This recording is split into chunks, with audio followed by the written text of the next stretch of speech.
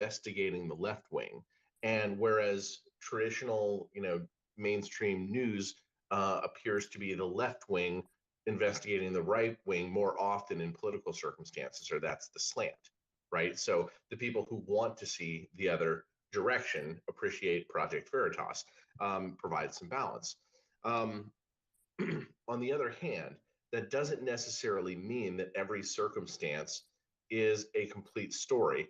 I'm sure you guys have seen the cartoon. I should have brought this up. I just thought of it now. You guys have probably seen that cartoon where you've got what looks like one person stabbing another in the shadow when it's exactly the reverse in reality, right?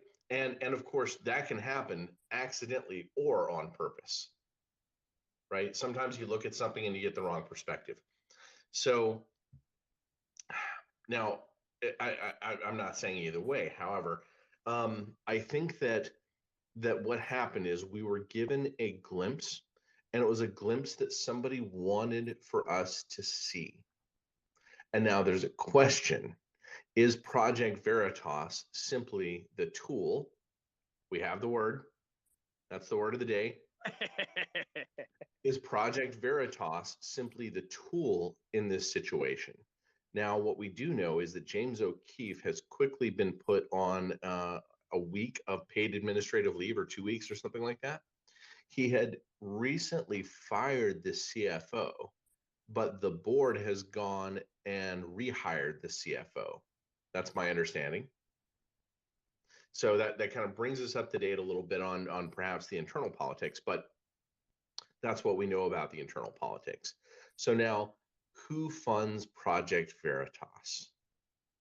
We may want to ask that question, because if there is any kind of a bias, or some sort of a bias or a plan, and James O'Keefe didn't even necessarily have to know of this plan if there was one, but who is it who has been funding Project Veritas? Now, I'm going to say this: I had not looked too closely into this previously, and I don't know if the answers that I'm about to give are perfectly correct, but they include like the Koch brothers, and I don't know if I'm saying that correctly. Sometimes KOCH is Coke.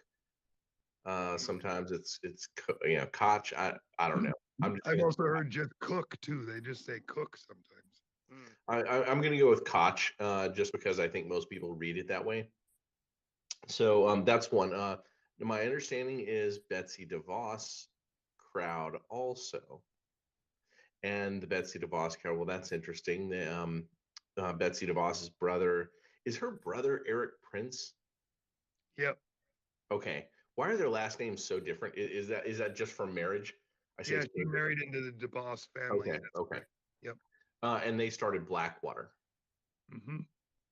Blackwater. Wow, I did Yes, not that's know correct. that. So I didn't know that Betsy DeVos's things or people or organizations were funding Project Veritas. Is that what you just said? That's what it sounded like to me. Now, I'm going to say this. Don't take this level of discussion at face at as 100%. This is something that I was exchanging emails with somebody quickly this morning. I see. Well, but it is important. I think you bring up a real important issue, is who does fund Project Veritas. And if you can't look into it and see with some reasonable transparency who those people are, then we should already be scratching our heads. Right. What we see is an image of something that happened, and that image may appear complex, but it may be that it's controlled complexity behind something else, and that's not an accusation. But Blackwater is interesting to me, because I was just having a conversation just a couple of weeks ago with John Cullen. We were talking about the Las Vegas shooting, and it felt to me like this was an event of significant global geopolitical proportions, and that we were unraveling it as we had the conversation. It appeared that there was something like an assassination attempt on MBS, and that MBS had dodged this assassination attempt. Right, that all of the people being shot originally, it appears that somebody had tried to shoot rounds at gas tanks over by the stage. I think that was the original plan, not to mow down people down at the stage. That was sort of a, well, if the first, if the first attempt at creating a ruckus fails, and to possibly assassinate MBS as he was being ushered um, down an extrication route, or exfiltration, and that exfiltration plan would have been known, right? And so all the guns in Stephen Paddock's room, right? When the police cams go in, you do not see shell casings all over the ground. Over 1,000 rounds fired, no shell casings, right? And it appears from the outside that the window was broken, was the room next door to his, not his. So what I think is that there was an assassination attempt on MBS, but that MBS knew about it ahead of time. Why would MBS know about it? Why would he not follow the exfiltration route out of the Four Seasons while all of this is going on, and then be able to round up his aggressors later at the Marriott and the murder of uh, Khashoggi? Is it Magal? I can't remember his first name. Magal Khashoggi or something like that. Why was he able to Houdini himself out of a situation where he was the target of a planned assassination during some sort of chaos event that would force an exfiltration scenario? Perhaps the assassins were set up themselves.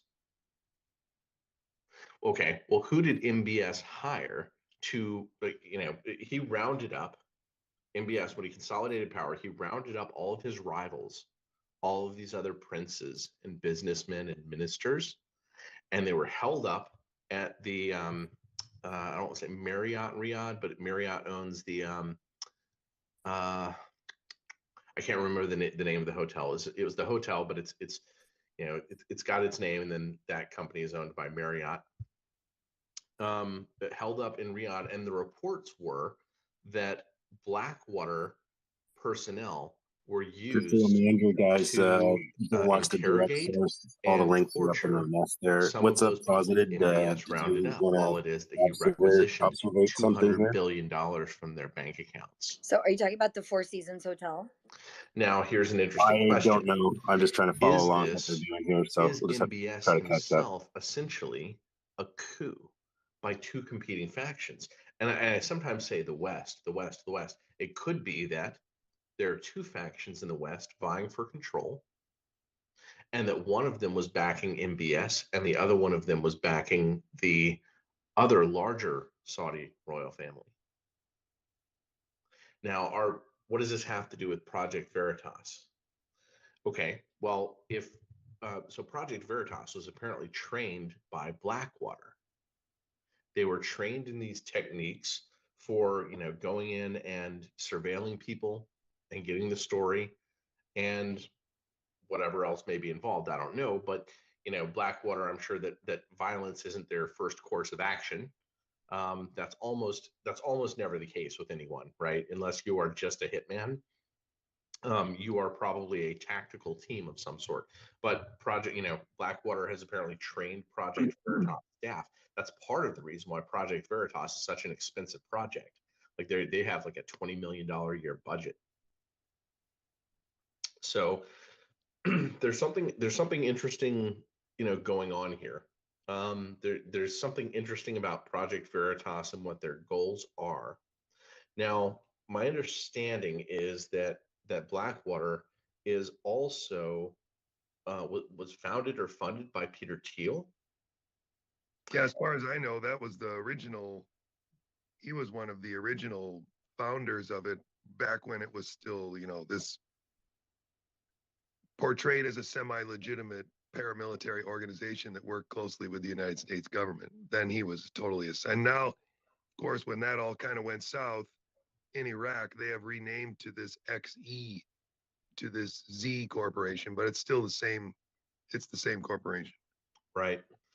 And then I have different pieces of information that come together and as a picture of Peter Thiel being behind the funding of Roundtable Media and the Global COVID Summit. And I'm not 100% on that. I don't have receipts as in literal. I don't have anything on the books. It was clear that people were trying not to tell me about that. An interesting and weird thing that went on is while I was there in Puerto Rico, is that there was discussion of quote unquote Russian money from a previous project from within that group. So I'm trying to sit back and relax and think, why would there be any kind of connection between, possibly Peter Thiel and Russian money, but that may have been something completely separate. So I'll say that. No assumption that it necessarily is part of the same thing. But having said that, having gone back, and it's not a complete big picture at all, but it's enough to make us ask, right? Is there an attempt to steer the medical freedom movement, for lack of a better term? I don't care if people want to tell me there's no movement, right? Of course, you can put boundaries or not boundaries on anything, right? It's a convenient term. That's all I'm going to use it as. Is there an attempt to steer the people who would be involved in the medical freedom movement to the benefit of people who have certain interests in this grand play, whatever that grand play may happen to be? And I'm being careful not to say good guys, bad guys, or anything like that, because all of this is clearly at complex enough a level that I don't think that those are the right terms. I think that what we have is, and I have felt this way on an intuitive level. I said 3 years ago that we are at the beginning of a world war, but it is a global civil war. That is always what I refer to it as, because I could see that it was going on in every major nation in a different way, and um, that it felt like everybody was struggling with something that was somewhat the same. So, that's my model of the situation.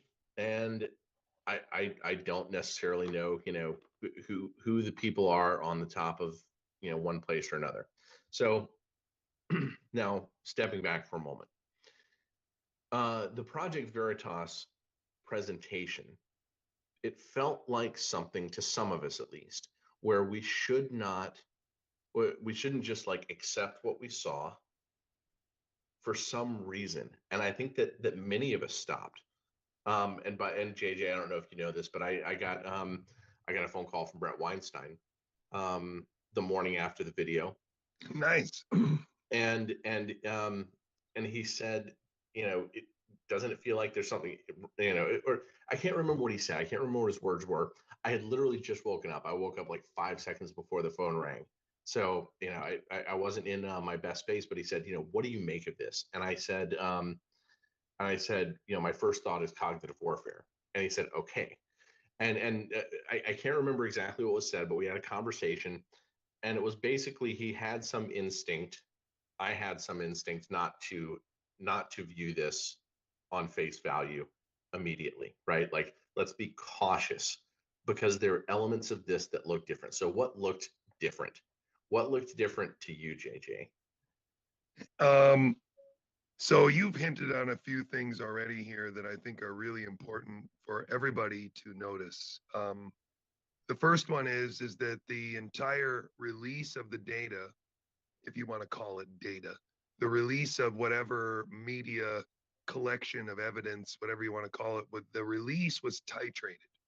So if you had earth-shattering evidence that Hunter Biden's laptop proves that Joe Biden is a six-legged arthropod underneath a skin suit, then you wouldn't release that evidence piecemeal over short videos to try and get maximum clicks, but you would develop the whole story and get somebody like the New York Times to do a full issue on it, or like it would be something that you would guard and release as controlled as possible. But instead, it really felt like purposeful, out of control rumors were generated and allowed to propagate. Here's one arthropod leg with a little sexy lingerie on it. Yeah, right, exactly.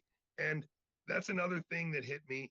And I hope that I can say this with enough tact and purpose so that people will not be able to misconstrue this as some kind of hillbilly bigotry or whatever you would like it to be.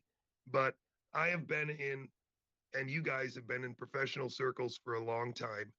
And unless something has drastically changed from when I was in a professional circle, it is very uncommon for anyone's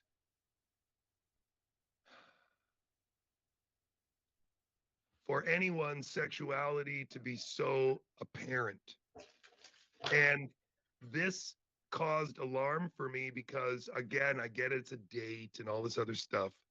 But in general, it is the inclusion of this in the titration of the message that triggers me because that is in our face as opposed to being something that they would try to minimize as a way to make sure not to confuse anybody about the message that they are trying to send, which is, this coordinated effort of various companies to bamboozle us about a shot. But Right. instead, none of these distractions are minimized, but they seem to be amplified almost on purpose. And now, somebody could argue this identity politics thing is being amplified by him, by the person who's sitting in by this Walker character. What's his first name again? you could argue it. Jordan Tristan Walker. Jordan, thank you. But that's again why I feel like the second part of the titration where we see the confrontation in the coffee shop is, it seems so ridiculous that somebody who is supposed to be sophisticated enough to be in a boardroom meeting worth hundreds of millions of dollars is not sophisticated enough to be in a coffee shop and just take his leave, because that's what I would have done. I certainly wouldn't have tried to fight back, but I would have tried to get out of there as cool as possible. And that wasn't on his radar at all, even though, again, he's supposed to be a guy who can give a presentation in front of CEOs and COOs and sit in that room and be at that professional level. Whereas, to go off the handle like that doesn't really match up for me. Now, on the other hand, I do just want to say the perspective I've come from in a tremendously liberal, very pro non-heterosexuality. Like my point is, I have met people who genuinely are that flamboyant. Now, that doesn't mean that in this instance it makes sense that he would have been so forwardly flamboyant, and then, as you're saying, have that almost be presented as an easy target to then easily defend. Mm-hmm. I wonder, it's almost a similar. There's this interesting argument about anti-Semitism, where there was a policy decision made or an announcement made by Merrick Garland, the Attorney General of the United States, that received a lot of criticism, and a public pushback from the institution was people are being anti-Semitic towards him because of his decision on this front. And most people that I saw pointed out, I didn't even know he was Jewish. What are we talking about? I just discovered that right now as you said it. Exactly. And so people, I think, like, these are very difficult things socially to try to navigate around, because I think most people aren't genuinely hateful or genuinely concerned overly about these individual quirks.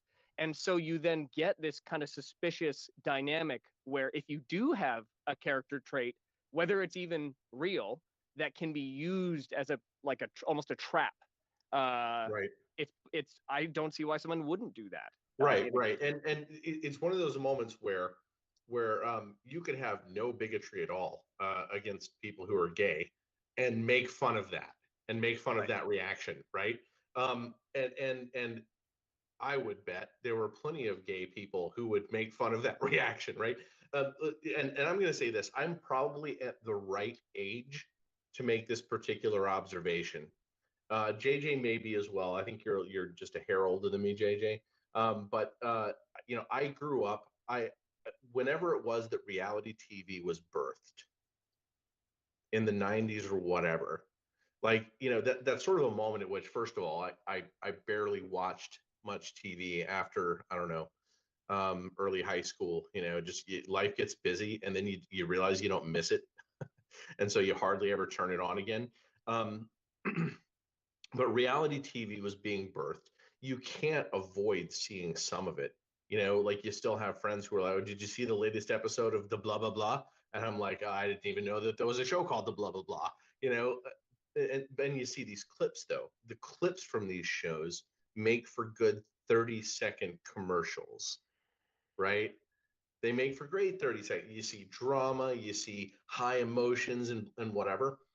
I think that people younger than my age, younger than 45, have grown up too much seeing these meltdowns on TV, right? You put people in situations that are weird enough and high stress enough that it forces somebody's going to have a meltdown. Different people are going to have meltdowns at different times. They're going to move the pressure around. That it probably is kind of like, um, uh, the Game Maker, right? What's the movie?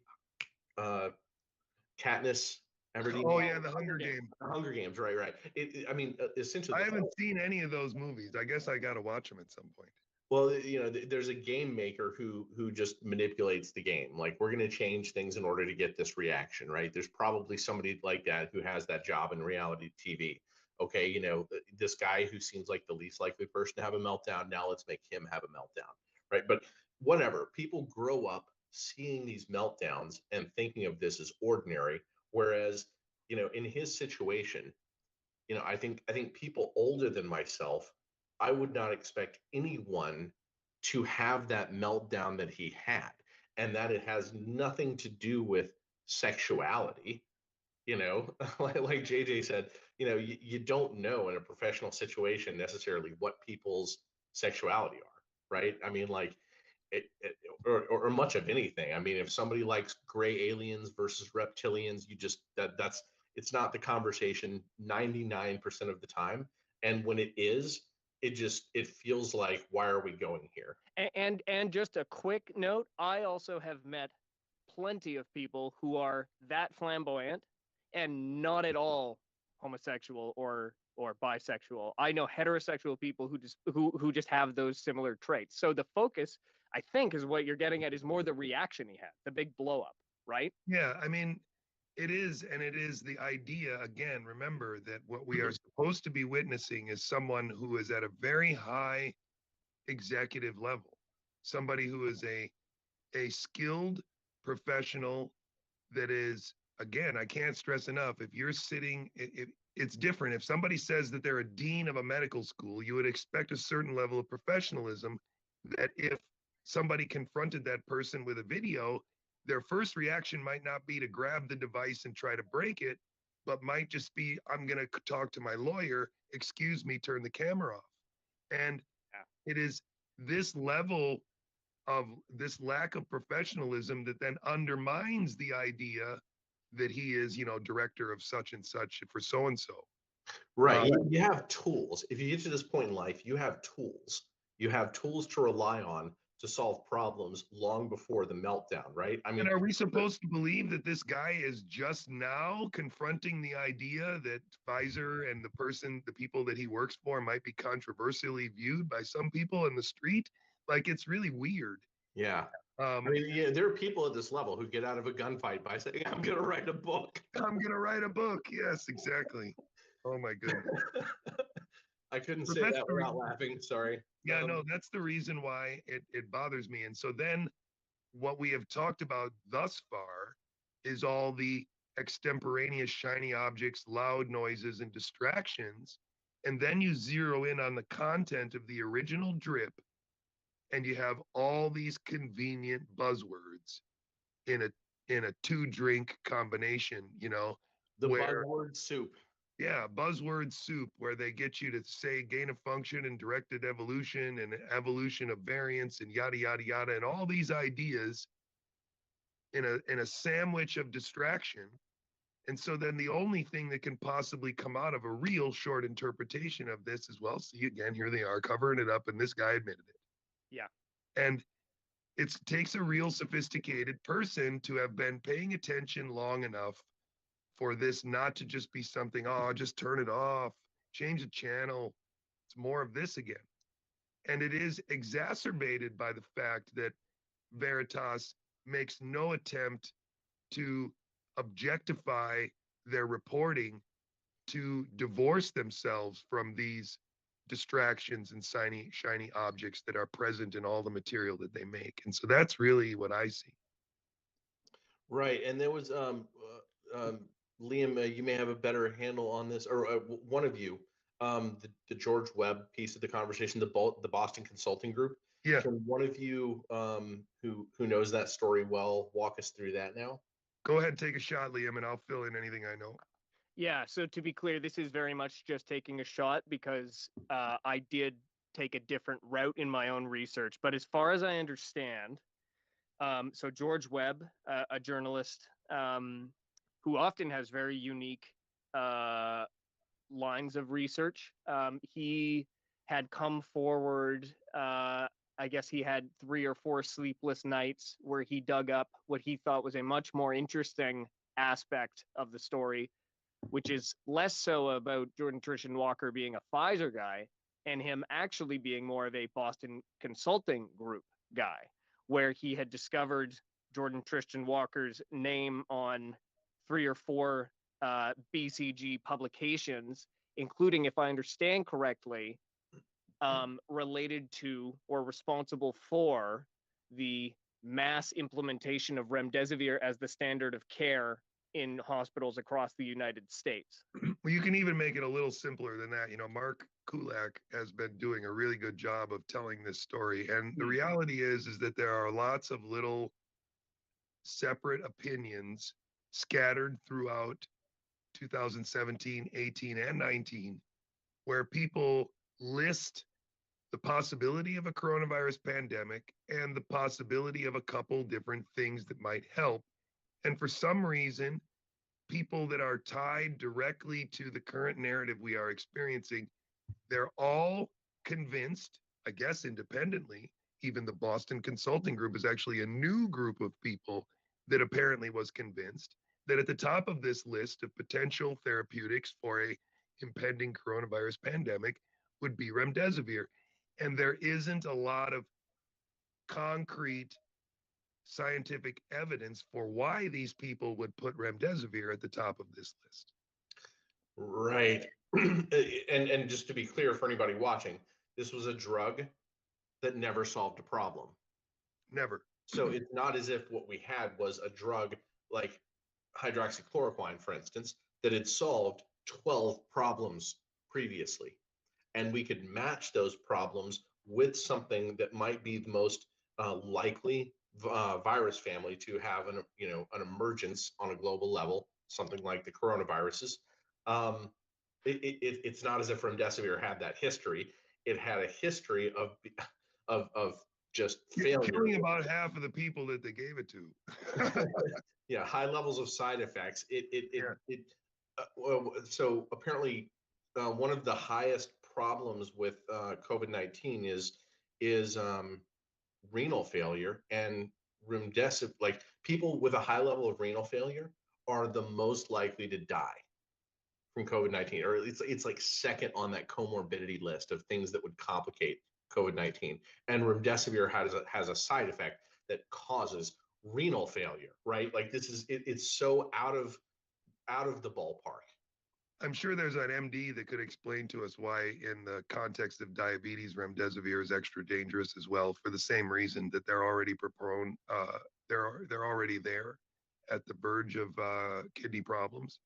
But yes, I think this is really key, and it's interesting that George Webb was the one who brought this up. And so the story goes, to finish Liam's start there, is that he sent these things to Veritas and tried to push them to push this story further, and they didn't really act on it, right? They might have, you said they published a post, but not a video or anything like that. And then right after that, O'Keefe is suspended. Not from Twitter, from Project Veritas, right? Right, from Yeah, Project yeah. Veritas. Yes, correct. So that's interesting. So what does that suggest about what is not intended to be discussed? Who may be trying to direct the conversation there at that point? Well, I would go so far as to say that people like Matthew and myself and everybody, that there's a lot of people who pushed back immediately, made it necessary. If we had all taken it hook, line, and sinker, maybe there would have been no reason to fire O'Keefe. Maybe there would have been no reason for the show to continue in that direction. That's me completely speculating here, but my guess is that it didn't land like they hoped it would land, and so they're still trying to generate this idea that maybe what was reported was real, and that we still haven't gotten to. But the biology that he reported, in my mind, is also a series of shell games that's being played with these terms so that the public doesn't adequately understand that directed evolution is an entirely different thing than gain of function. And Yeah, and I'm actually going to stop right there. So, what I'm going to say is, like, before we get into whether or not any one of these things, like gain of function, and like JJ, the conversation that you and I have about this is clearly misunderstood by almost everyone because of the way gain of function, like, I mean, maybe like gain of function compared to a viral swarm, and gain of function compared to a infectious clone that would be a short-term bioweapon type situation. It is a different thing, and because of that, it's a confusing conversation. I'm going to say this: none of these terms on their own are like false in the discussion, right? All of them belong there. What I think that we're actually facing here is the use of terms that can all be confusing a little bit, and that people aren't talking about well, so they are confusing, and that whatever else is wrong with this, it's more like a sin of omission and using the level of confusion that has already welled up against people who are trying to push back themselves, right? essentially, it is like the real truths intersect in such a way that as long as they are the falsehoods are maintained, then no one is actually right. We are right about certain things and wrong about other things, and then those people are right about certain things and wrong about other things, and it's until that incongruence is cleared up, or until we come upon a hypothesis that clears that incongruence up, that we start to escape. And I think that's where a lot of people are trapped, because they don't understand the biology that would tell them, no, that doesn't work, and these don't work. But JJ, didn't you hear Robert Malone say he has no problem at all with the biology as was presented? Yeah, right, exactly. No So problem. we must be wrong. Mhm. That's correct. Well, and again, he can have no problem with something, and it may be a piece of the larger picture, right? And let's be clear, there wasn't enough said to like find something wrong with it on a complex No, not topic, at all. right? No, because he said general things like, we drive cars at Pfizer and we also use pencils there. And so to throw down something like we use directed evolution, it could mean a million things. Yet And the I'm sure, Pfizer employees drive cars and cars kill people all the time. Therefore, Pfizer is killing people with cars. That may be a reasonable comparison. Okay. I'm going to introduce a new element to an instinctual observation that I've had. uh-oh. So, you know how the first time you have a conversation about a complicated topic, whether or not you're trying to impress the man or woman across from you at the dining table on a date, God, it's been so long since I've been on a first date that I'm trying, like, we're going back 25 years almost. The first time you have a conversation about something complex, you never sound as good as you do when you've had that conversation a dozen times before. The conversation that you pull out in that situation is not the one usually where you are ponderous about a topic. Now, okay, I Like this understand idea. his Keep going, keep position. going. His position at the company, I guess, maybe you could say he's supposed to know about these things, but you know what? Not really. He's a business guy. I mean, sure, he may have, pulled together pieces of information about what's going on with, the possibility of directed evolution, whatever's going on, however it is that maybe potential um, purified viral clone genomes are selected for weaponization to be able to toss out into the public one at a time. However that happens, maybe directed evolution is a piece of the process. Maybe it's being used in a way that isn't the way we're used to reading it in a scientific paper. I'm basically saying let's not get into the weeds on that conversation, right?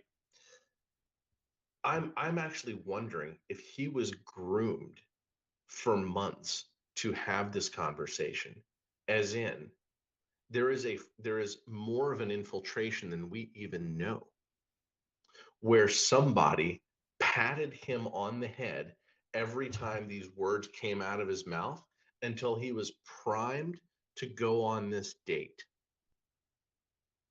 And as I say that, I know that it is fully speculative, and yet I would be lying if I didn't say I had some weird instinct about it that is so hard to put my finger on that I'll it's put it on. I'll put my finger on it. I've never thought he was an actor. exactly. I've Yeah, never thought he was an actor, and I've never said that. And I agree with you 100% that he thought he was talking the truth. right. I never Absolutely. saw a liar. I never saw an actor, and I've never He said thought he was talking the truth. At the same time, it's clear that he does not know enough to fully exactly, understand what he's talking about. exactly. We agree 100%. We agree 100%. Go ahead, keep going. I didn't mean to interrupt. I think that's it. And I'm so glad that you brought in that piece that you never thought he was an actor. I didn't either. What I thought was this is a person, this is their natural reactions to meltdown. This is somebody who grew up watching reality TV. This is a person who is in a boardroom who is not 160 IQ Yale graduate. This is that guy who was chosen to be the guy who makes calls on the phone and talks to people. That's Then more. that would mean that the Boston group is full of people who are operatives that did this on purpose to him. That's what he would see then. Well, that's sort of the role of the think tank, isn't it? Is Yeah. to sort of decide the movement of how their sector of the world works. So I don't even think that's I've too much said of a this a stretch. lot, though. I mean, if you got a secret meeting together, and the presenter and half of the people in the room were completely in on what they wanted to fool the other half in the room to believe, it would be impossible to escape. You could fool anybody of anything. If there were people that were planted in the audience that presented, alternative interpretations that got knocked down by the speaker and they came to an agreement with the speaker, you'd be stuck. You would be lost. You would never get out of that trap. And that's what they've done to us. I And think you know it's what? brilliant, dude. I'm so happy that you saw the same thing that I did. He was a victim. There's no question that he was a victim of an elaborate con. And it's incredible because it is his use of those words with there was obviously no understanding behind them, because he would not have used them so interchangeably if he understood the difference. You see? This is like that guy who works for Google, who is not capable enough to work on deep earth or something like that, but he's let into the to conversations once in a while with the inner circle, and all he does is know how to repeat, right? And unbeknownst to him, that's actually his job. Mm-hmm. The most important thing that he can do for the company is to be a person who parrots what they're told from the inner circle. And once the inner circle knows this, they know what to program him to say, whether or not it's true. I And love it, dude. I love this it. is this is the new Lysenkoism.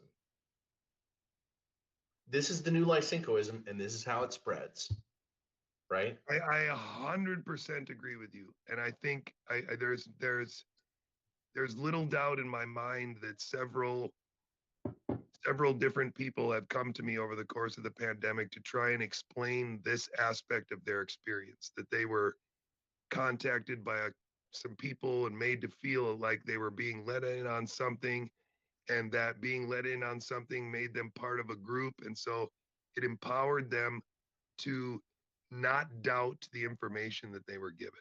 Bingo. Indeed. What is Yeah. what is Lysenkoism? Okay, there was a This is a nice story. You're going to have a lot of reading to do after this. That's funny. and you know, like and JJ, do you know this story well? Because I can talk about it. No, go ahead. I'll see, but I'm not very good at it either. It's complicated. Okay, now I can't remember if Lysenko was a Soviet scientist. Soviet And- geneticist of some kind, or studying heritability. Yeah. Yeah, studying. Yeah, and so he was within the realm of genetics. I think he may have been doing plant science specifically, Crop. and Yeah, he was working on crops. That's correct.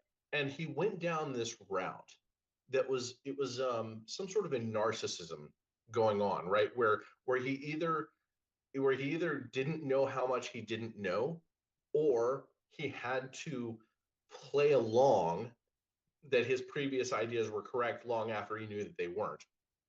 But he was high enough respected, he could talk the lingo, right? And he could talk the lingo to the politicians directly and fool them. And because of that, he had great respect and was given authority long after his experiments were failing. And so what you wound up with was a huge portion of really important Soviet science going down this path of sort of this complex narcissism because of the pressure of the communist society, right? The pressure, whatever those things were, it created this uniquely narcissistic anti-science science. And this would be the science. I think Lysenkoism is exactly what the science is. Yeah. And that's why it's so concerning, right? Like this cuts off human progress. And the Soviet Union, literally, this guy had to die before the Soviet Union got back on track in an entire fields of science. And so Lysenkoism is that it is one of the toughest traps for civilization to push its way out of. It is the kind of trap where, billions of dollars can be wasted, maybe trillions, where people can be, where people can die, where you can have non-solutions where solutions would have existed. It's all kinds of bad. I think that we have several new versions of Lysenkoism. I think that is being constructed by power players who don't realize, either they realize that they're stopping science or they don't realize it, and it's just all clumsy. It's really hard to know. But we were talking a moment ago about think tanks, right? The idea that science would be steered by think tanks, by people thinking in terms of political strategy. Already, you have the potential to push Lysenkoism, to instill versions of it into society, into the laboratories, into the academic institutions in a way that is just frightening. And I'm actually going to mention a person that I know that I've had conversations with online that has always sort of struck me as, is this what is going on? There's a guy named Will Wilkinson who used to write in libertarian circles. I don't know who that is. That's funny. You do or don't? I do not know who that is. No. Oh, okay. Well, I mean, there's a lot of people in the world, right? Yeah. More than two. This is a guy who he worked for a think tank called the Niskanen Center. I don't know if you've ever heard of that one. Nope. And there was a moment where he had some sort of dramatic rejection of bleeding heart libertarianism. There's a blog called Bleeding Heart Libertarianism, and he was like, there are no bleeding heart libertarians, blah blah blah. This is all just nonsense. I'm leaving by, and what happened was he left the Niskanen Center around that time, I think, and here's what he did when he left the Niskanen Center. He went to study science fiction writing. Now, weirdly, over the years, ever since, and that one stuck in my head because that's a weird step to go from. I understand this was a guy who majored in philosophy in college. He majored in philosophy, wound up writing, by the way, for The Economist, And I interacted with him online several times, and I would like he would say things, and I would just be like, "Wait, but this, and this," and all the people who understood economics would chime in. I was like, "Yeah, I think Matthew's right." Um, but this guy, he's a philosophy major, writing for The Economist, working for think tanks, and then he goes to study fiction writing. Right? Is this is this sort of like, okay, we are in an era in which the think tanks are actually thinking in terms of writing scripts for reality to try to push people in certain directions, or possibly they're narcissistic enough to think that they actually know what's going on, even though these are the people like the woman who's the head of The Economist right now. She's somebody who, like, when you hear her speak, like, she pats herself on the back for taking some economicsy classes, right? She's not somebody who had a PhD, right? And yet she goes and gives talks at Princeton. Mhm. No, Somebody yeah. less qualified than anyone teaching in the economics department, but this person's going to come and give a talk, right? Like, it's nonsense on its face. And yet these are the people who ultimately make up the World Economic Forum, think tank people who, studied something, philosophy or whatever, or science fiction writing. I feel like that's where we've gone, and that these things are connected, and they may have even been directed. It may Yeah. even be that there are several powerful people behind pushing people into this sort of machinery. And somehow this seems related to what we just watched with Project Veritas. Hmm. Or Project Veritas is a pretty exposed version of it. If you look at it the way that we're looking at it, I think you can see it very clearly for what it is.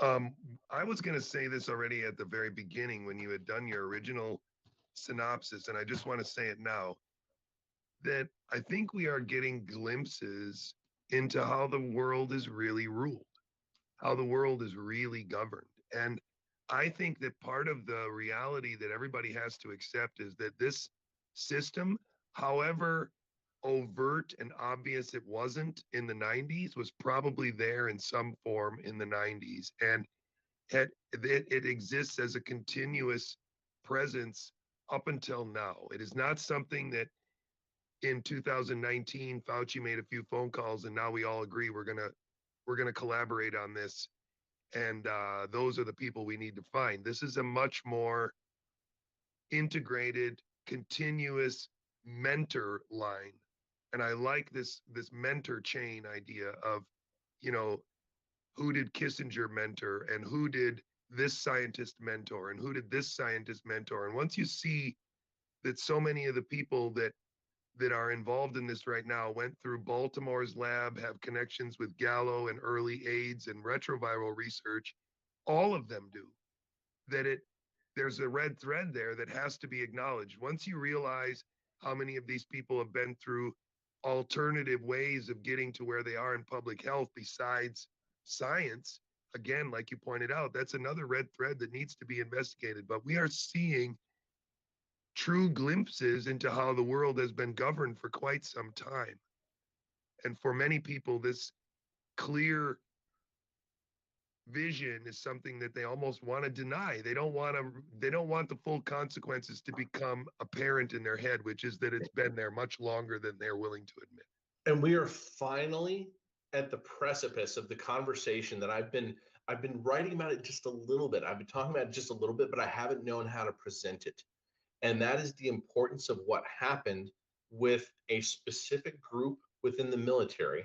There was a military think tank and a guy named Jim Channing in the 1970s who went to California and studied all of these New Age cults. And he came back with something that might be described as a governance philosophy, right? And I'll go ahead and mention I've been on a couple of these. Dotting, California, there are all of these people who, like, for whatever reason, you have some, you know, 52-year-old who has, like, 80 acres of land, and he has a bunch of, younger people living on the land with him, and he's like David Koresh to them, right? It's part of the reason why, like the whole David Koresh story was itself kind of loony, because it was like, okay, the government was like justifying this by like, this guy is sort of crazy. He runs this compound with all these families and these kids, and there's weird sexual practices on there. Yeah, well, you can find 1,000 of those in California. They're all over the place. But this guy Jim Channing, and yeah, Jim Channing, he was the subject of the oh god, the dude, what's his name, the actor, um, Jeff Bridges. Jim Channing is the character that Jeff Bridges plays, and that man was likely, he died in I think 2017. I think he was a clinical psychopath. He was a guy who he was brought into this think tank because he was studying like why it was that soldiers wouldn't shoot to kill. That literally only about 1% of soldiers would shoot to kill, and of course that's the psychopath. But who wouldn't understand why it is that most of the people who killed during wartime suffered trauma thereafter, right? The person who doesn't understand why is the psychopath. So he's the psychopath studying why it is there are non-psychopaths. Well, he winds up going to California and realizing this sort of like guru governance circles within New Age, right? And New Age provided this wonderful sort of like fluffy Lysenkoist-ish non-philosophy that could dance and weave no matter how it is you criticized it. And these gurus were phenomenal at this.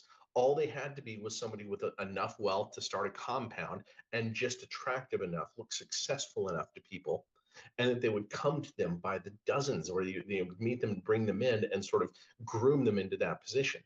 So he takes this information back to the government think tanks, and they bring in the research from the Stanford Research Institute people. And they realized that Stanford Research Institute, I mean, some of these experiments were clearly nonsense, right? They took a nightclub magician who would bend spoons, which was a well-known magic trick, and literally convinced millions of people that this was psychic, phenomena, right? And there's something going on where you have governance by guru nonsense. And we need a word for this. We need a word for this, because this right there, like literally from the 1970s onward, I believe that this was, and first of all, what you hear about the Stargate project, this project this new label, this recent label that's been applied to, I know, right? This new label that's been applied to like the remote viewing research and all of this stuff, where you look at the science, you look at the experiments, and they're clearly non-rigorous, right? To anybody who cares about what it means to conduct rigorous science. I think that ultimately what is going on there is they look like they're studying paranormal phenomena. What they are studying is governance by guru nonsense. And that is actually what we are seeing applied here. And by the way, that group has That's no different than gain of function virology then too. It's the same kind of, oh, I love you, man. I love you. This is perfect. We need a word for this. Wow. Wow, dude. Governance by aggressive nonsense. But it relates to guruism, right? You have to convince somebody that you have this guru, and suddenly the science is settled when they speak, right? That's Lysenko. You have to have 1,000 Lysenkos, one for every little nook and cranny of grant funding. And those people weave together the tapestry of the science. And and the public can't penetrate through that. Literally, it disarms people.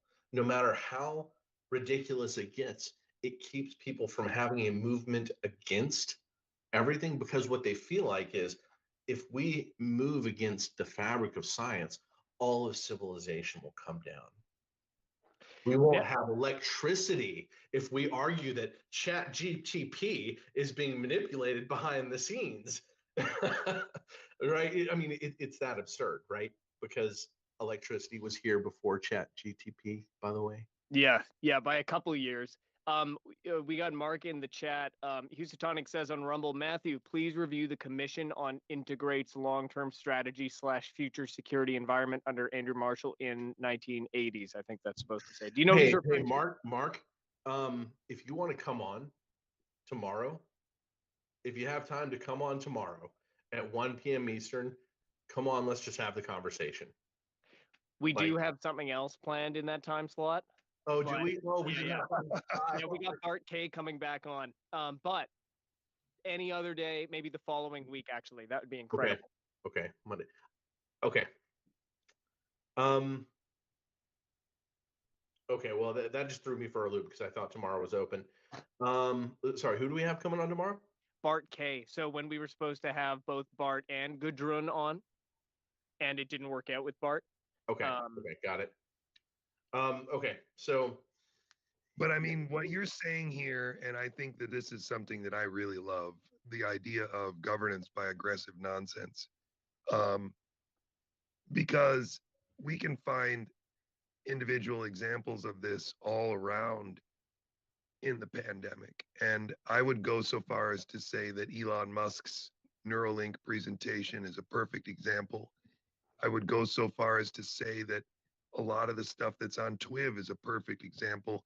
I think aggressive nonsense, an unreasonable level of certainty about things, even when you just changed your mind last week. Now you're certain that you're right. And right, exactly. This is how the news can get away with, being so wrong for 2 years and then going, well, okay, we were wrong, but still look like the authority, right? And that's who was the woman who gave that a non-apology? What's her, Emily Oster? Oh yes. yeah. The pandemic amnesty in Yeah, right. the Atlantic. No, that's it right there. That was the actual purpose of that Atlantic article. It was to express, but we're still the guru. And so no matter what it is that you think, what we say governs the commune or whatever, the compound, whatever it is. This is what's going on some level. I feel like this is a breakthrough in understanding the big picture. You know who would be interesting to have a conversation with about this, JJ? Brett Weinstein. I agree. I agree completely. You want me to see if I can get him to have this conversation with us in 8 days? Sure. I mean, I'm always up for it. You know that. Cool. Okay. Well, I will see because he has been around edges of this at different times. And when I said to him on the phone, it just came out of my mouth. I said, governance by aggressive nonsense. And that clearly, he liked that phrase, that clearly fit with things that he's been thinking about. So let me see if I can get him on. Okay. And going back to the men who stare with goats, since you brought up that image, and like this is such a hard conversation to have because it is so goofy. It's so weird, right?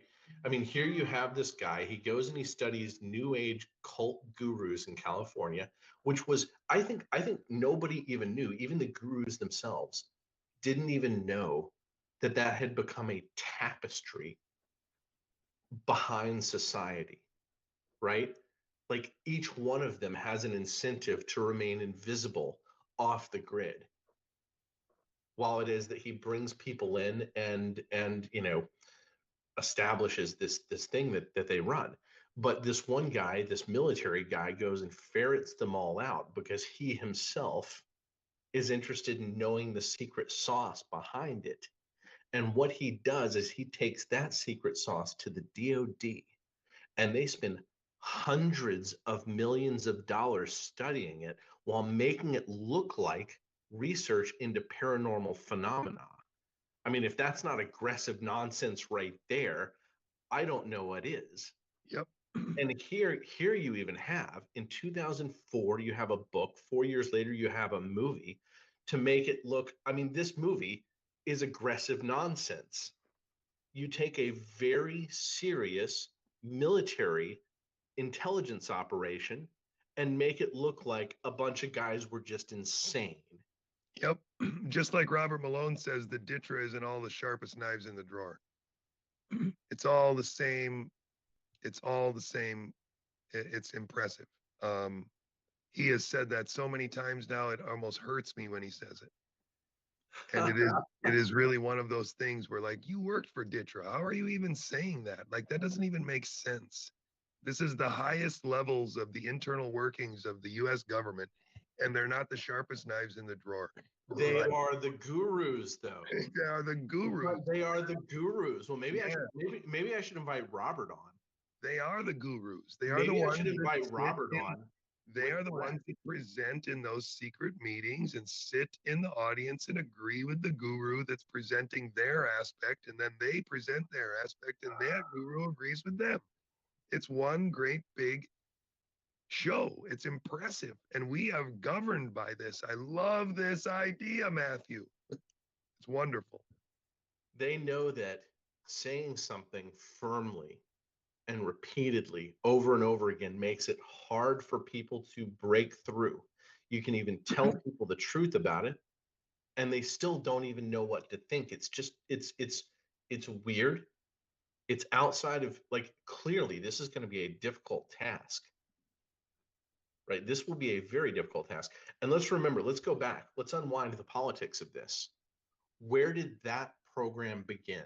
Like I said, Stanford Research Institute, that was going on in 1971. But the politics, Trilateral Commission was founded in 1973, right? You've got David Rockefeller and Zebnev. I don't know how to say his first name. Zbigniew Brzezinski, right? Zbigniew, thank you. Zbigniew, and they found the Trilateral Commission. There was a third, and I can't remember who the third was, sometimes referred to, but so that's 1973. Oh, sometimes Jimmy Carter is referred to as a co-founder. That's No, it right not a there. co-founder, but his entire administration, once he won, was No, hold on. He is listed in some documents as the co-founder. Oh, He is. interesting. Yeah. So 1976, they get him elected, and he brings in 12 members of the Trilateral Commission with him. Now, going forward, you have Trilateral Commission all over presidential cabinets going forward. Clearly, they worked well together with Reagan and then Bush. I think that really they worked well with George H.W. Bush, and that the George H.W. Bush Trilateral Commission dominated Ronald Reagan, and that Ronald Reagan might have even been their sort of actor, frontman in a sense. Guru rule by aggressive nonsense. That's it. Brzezinski, by the way, he was the mentor of Barack Obama. Yes, he was. And David Rockefeller was the mentor of Bill Clinton. Mhm. Oh, what? Yeah, all together in that one administration. What you have is literally 7 presidents later of mentoring in that one space. So 32 years from 1976 or 1977 through 2009, for 32 years, all in the same room. Mentor chains. Can you say again what you said before you said? No, through 2016, 40 years, 40 full years. Who was the one you just mentioned? I had something to say, Cam, but just go ahead and play this. Maybe it'll come back. Brzezinski or Obama? Okay, go ahead. They're the ones who should be arresting, not me. Why don't you say that before? Sorry. What we got here? Cam, this is William Klein. He was wrecking an office. I just wanted to meet them face to face. I wanted them to admit what they were doing. Who is they? He was in the office of the Trilateral Commission. Trilateral Commission. Yeah, the Trilateral Commission. All right, what is the Trilateral Commission? It's an organization founded in 1973 by David Rockefeller to bring together business and political leaders from the United States, Europe, Japan, so they could work together for better economic and political cooperation between their nations. And that's what they'd like us to believe.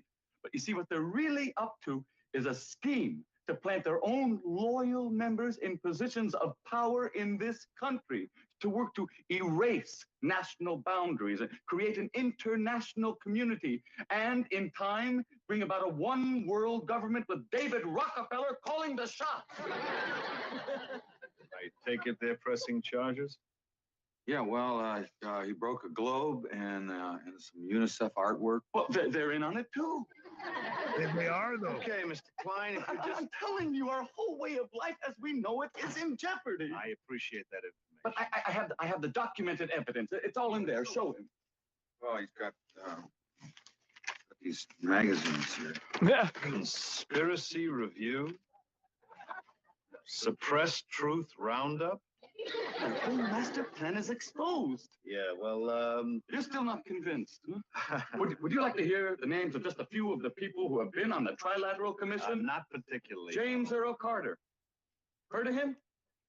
Look, Mr. Klein. Henry Kissinger. You heard of him? Walter Mondale. Who?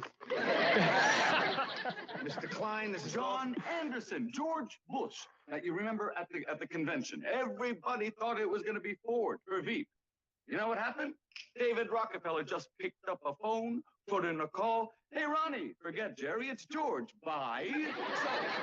So, no matter who won in November, they had their man in the White House.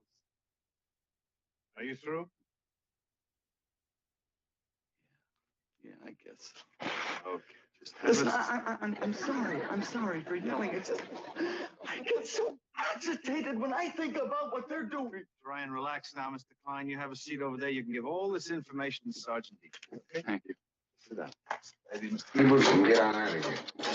Thank you. Okay, go ahead and Here you go. That was real footage of me talking to my dad, by the way. That was At the end of this clip here, he says, it's something I believe you about the Trilateral Commission. Oh my gosh, why? And he says, because I'm a member. Oh, And then he lets him out. It's pretty funny. Anyway. this is fantastic. I mean, like, this is, ultimately you have these laugh track jokes, but you have this conversation where there's actually there's no actual intellectual interaction about the conversation. There is simply a cartoon. Exactly. That's it, with laugh tracks. Mm-hmm. And there's no reason why this cartoon would necessarily be part of this particular show, right? There are literally, like, there's a billion, there are infinitely many permutations.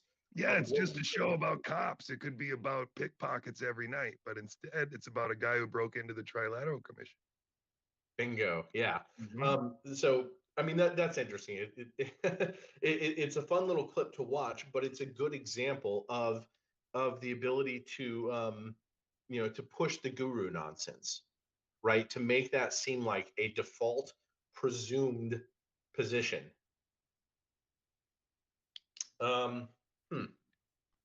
Yeah, it's a really interesting time that we're in, because as people start to question one thing, it is always the attractor state that they inevitably are going to get sucked into is one that is completely different than where they are now. That's the reason why everybody resists so many different threads all the time, even if it's not the virus or the shot or the wokeness or the Epstein files or whatever. People resist all of these things because they end up funneling them into the same alternate attractor state, which is the world is governed in a way that I'm not willing to accept. Right. So I don't even want to consider it. I don't want to consider the possibility that these are goofy, screwed up gurus who are not the sharpest knives in the drawer. They're Just simply the most aggressive and the most psychopathic and the most rich, right? That's it. You have this marriage between the rich and the aggressive psychopaths. There may be some overlap, but one way or another, they each know how to choose each other. Yep. Oh, I can't stress enough how I think your insight into this is, this has really been a great show because of that. I really think thinking of this as a general concept. So when you say, governs by gurus, it doesn't matter what the guru is pushing as long as it's not related to reality. Mm. And so if you get people lost in Christianity in terms of what is it called, the prosperity doctrine, and believing that if they tithe to their church and they pray for their friends that God will make them rich, and they focus their life on that idea, that's just as effective governance as to get somebody to not believe in God and instead fear the viruses and take the vaccines. It's the same level of complete dominance and control based on mythology. I think it's beautiful, because I'm not saying, don't get me wrong, I'm not saying that Jesus is a mythology, but I'm saying that Christianity in its many forms in America, a lot of it is guruism. It's people that aren't ultimately fostering a relationship between you and Christ, but between you and them and your pocketbook and them. And any Christian who really is a Christian will be able to see through those people, but there's lots of people who haven't. And that's a great insight. A lot of people are worried that churches have been corrupted. And when you think about it, Of course they have. guru rule by aggressive nonsense should always be viewed as a temptation for any church leader, right? You can't possibly stand up in a pulpit and not know your ability to immediately turn on guru status. It's a temptation that, quite frankly, if you or I were to get more popular and where we would like to be, that is a danger that will face all of us as we find ourselves talking into a camera to more and more people and seeing that create the waves that it does. Well, It's and absolutely true. potentially on a stage to the same number of people, where you're getting the actual real-time human feedback. I think that is a But very I'm powerful personally not worried about it. I think I have some sort of a quality attribute where I'm anti-popular, where it's almost impossible for me to like be popular in the sense that a guru can. There is something about that, like You're already a guru, Matt. You just don't know it. You're just also a Oh, curmudgeon. I'm just kidding. what's that? I just said you're just also a curmudgeon, but I was joking.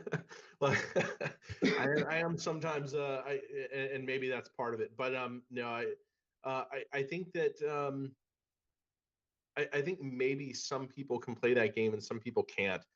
You have to be able to turn on a certain kind of charm, right? You have to be able to mesmerize an audience. Yeah. I'm Well, I not think sure. I'm there's not sure that also, everybody's capable of that. I think there's also this aspect of mesmerization is correct, but legitimate information sharing can also be mesmerizing, and that's the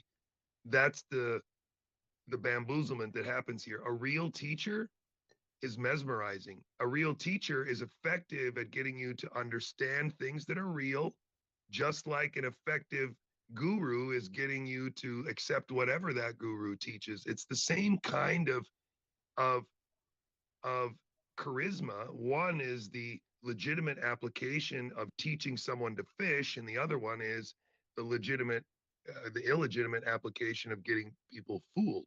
But it's the same skill in a lot of ways. Now you bring that up, and since we've been talking about Dr. Malone, and we've been talking about sort of this weird, like, this misunderstanding of biology, this guru of fake science. I was working on something that I just finished yesterday, to do with the lipid nanoparticle patents, and this notion that the Canadian government is profiting from the shots. It's a whole long thing. And one of the things I was trying to address is this notion that Justin Trudeau owns 40% of Acuitas. And one of the threads that I had to pull on was Malone's contribution to that narrative. And I want to show you guys this clip and get your thoughts on it through the lens of what you just said, Jay, about the teacher being both charismatic and teaching the man to fish. Let's take a look. There is in Canada quite a bit of speculation that Justin Trudeau and his family's foundation holds 40% of Acuitas. Acuitas is the manufacturer of the cationic lipids that are used by Pfizer and the formulation technology. It's privately held. So there appears that there may be a major financial conflict of interest on the part of Mr. Trudeau. You got to be kidding me. How long have you known this, Robert? I've known that there was speculation that this might be the case. Remember, I know Peter Cullis, the academic at the University of British Columbia that gave rise to Acuitas, and I've spoken to him over time, including over the last couple of years, a couple of times. I've known him professionally for decades. There is But he doesn't actually provide proof. He's just talking around it as a speculative thing. And then I know this guy, so that's supposed to make you feel like, whoa, but time out. This was all over social media in 2020. yeah. This was all over social media 2.5 years ago. Well, 2021, I think, because it was as the shots were being rolled out. This is in my first set of notes. This is in my first set of notes. When I had 300 pages of notes, long before I had 20,000 pages of notes, this has been known. What part? Been known, or it's been speculated for that long? That the Trudeau family had a substantial investment in the nanoparticle company. But and what's your understanding of the substantiation for that? I guess I don't know. What I mean by that is that I have articles in my notes file on this. So let's pull that thread later because maybe there is something you've seen that I haven't. But my point is I've looked and I've pulled as many of those threads as possible and found nothing, except in this case, this came out after whatever you're referring to. But everyone I talk to and everyone that brings this, up in conversation basically refers to Malone here. But the point that Jay just made, he answers nothing. He provides nothing other than appealing to his character of being the founder or the inventor of the base technology that then was added onto by people like Peter Cullis. But you notice another thing that's interesting. Pierre Corey, he almost seems a little annoyed at Robert, doesn't he? He almost seems like, hold on, how long have you known this? Like, why is this only coming out now? And maybe then he repeats that I've known that there's been speculation for a while. Okay.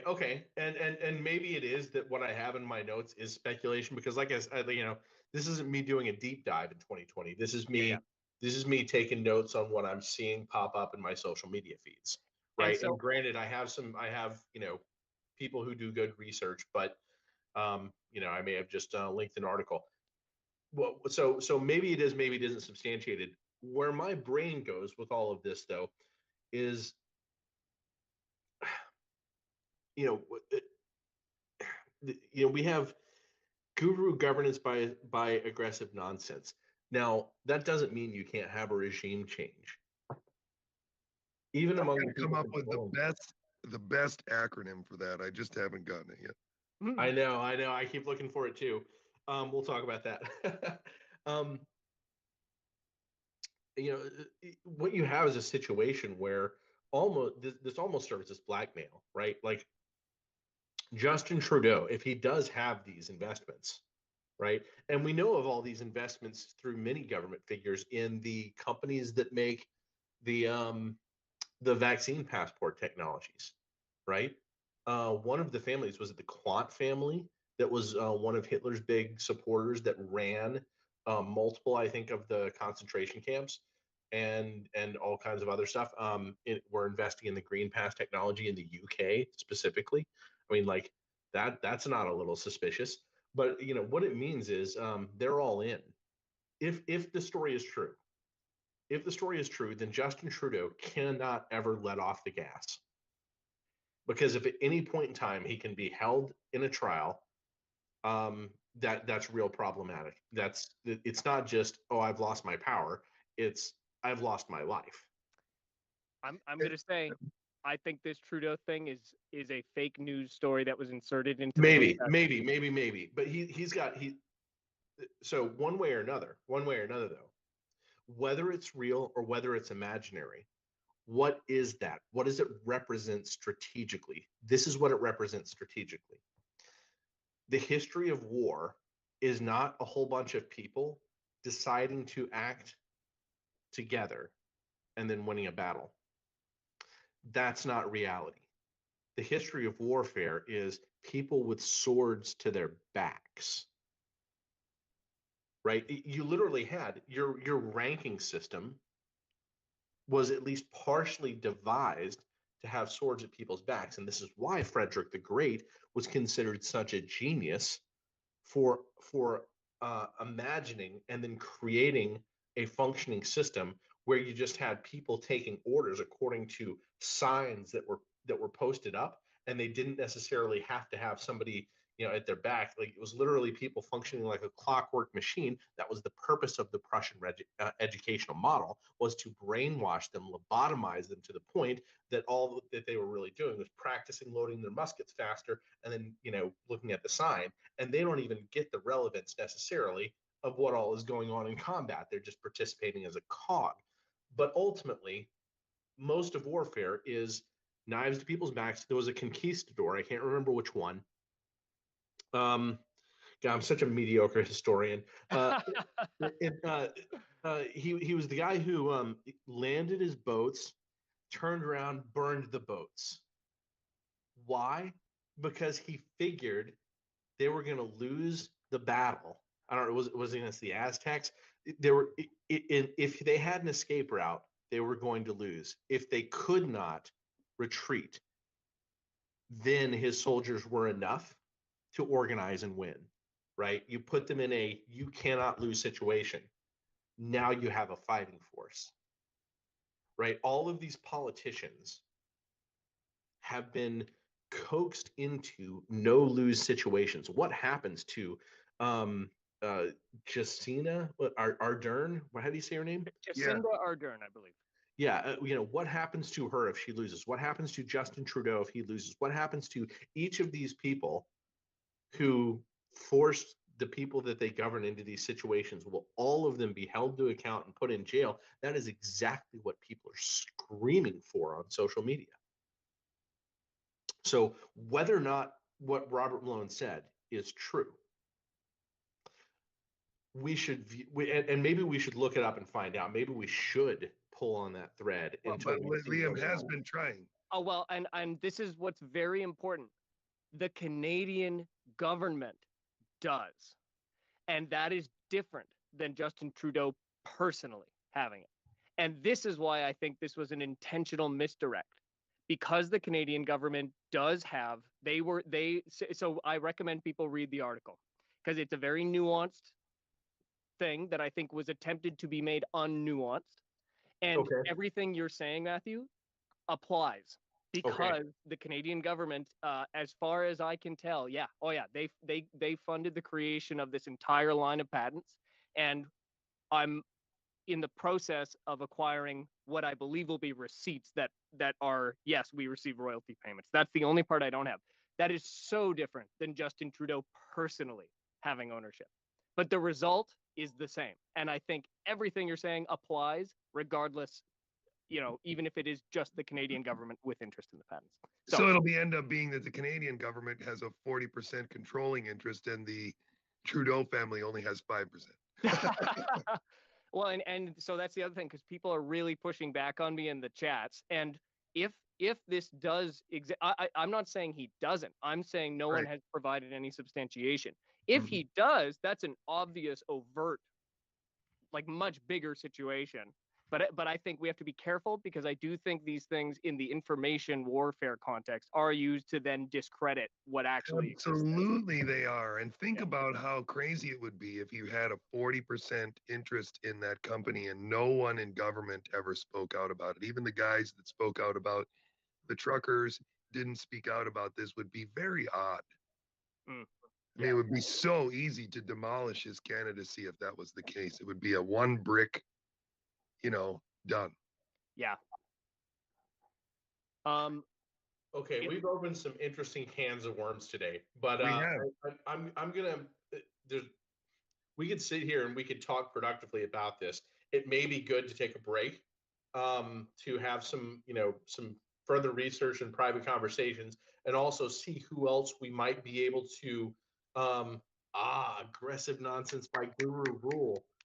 Oh, whoever Jack Saru is, you may have hit the nail on the head. Okay. Jacksaroo. So let's convene and but I mean we're on to we're on to a lot of things collectively. This almost needs to be a club. Bi-weekly. Let's get together every Monday or Tuesday. But no, I'll contact you guys and we'll see if we can get one or two more people involved in this conversation and see what it is that we can continue to put together about all of this. Um, I have a person or two that I want to reach out to now that may have interesting information or perspectives. And anyhow, we'll see. Hey, We'll see. I hate to interrupt. We got one more suggestion by my friend Futch on Locals, and I'm gonna pull it up here. There you go. Oh yeah, gang is also nice. That's not too bad. We got Anger and Gang. Well, that's fantastic. I think gang might be it because they do function like a mafia. Oh, okay.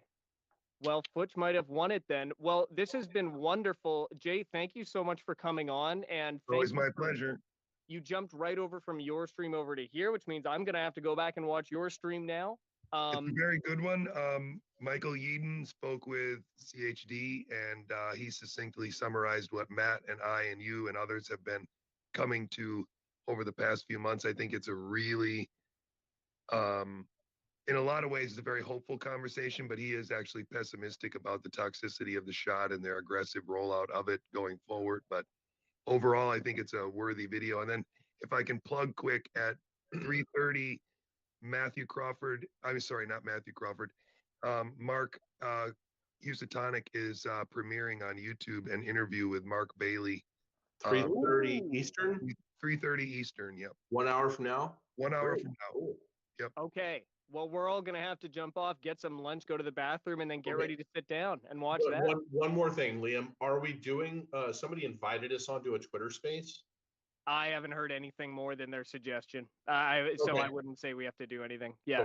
Okay. That's probably better for today. I've got a whole lot to do. I took 3 days off, a long weekend. So today's going to be a massive, it's going to be one of those 16-hour catch-up days. So it's probably good that I don't go in there.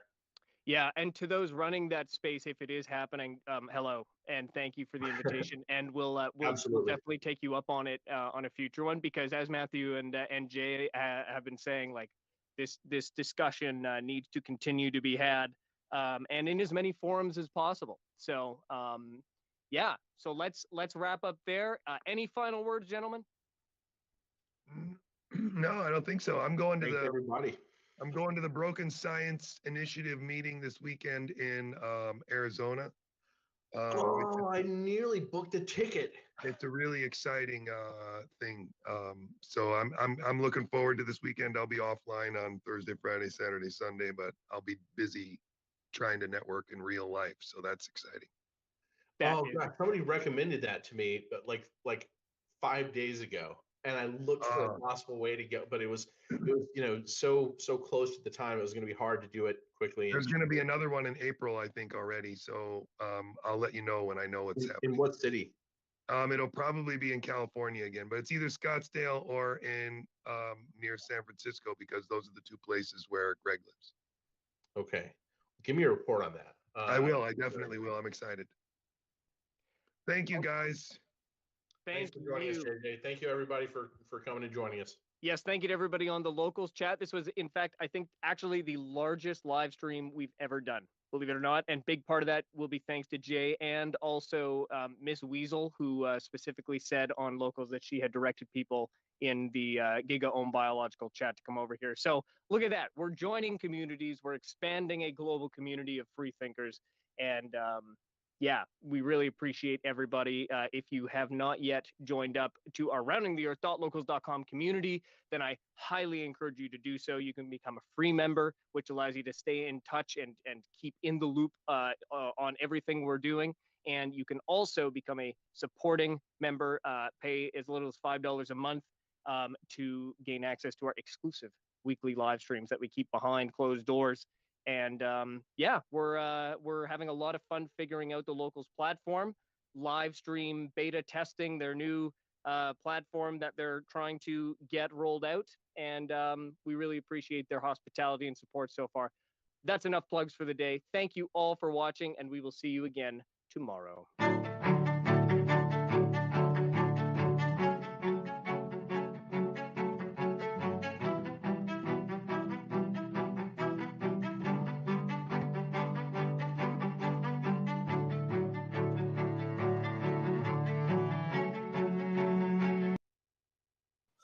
All right. Well, there you go, guys. There was the mega live stream.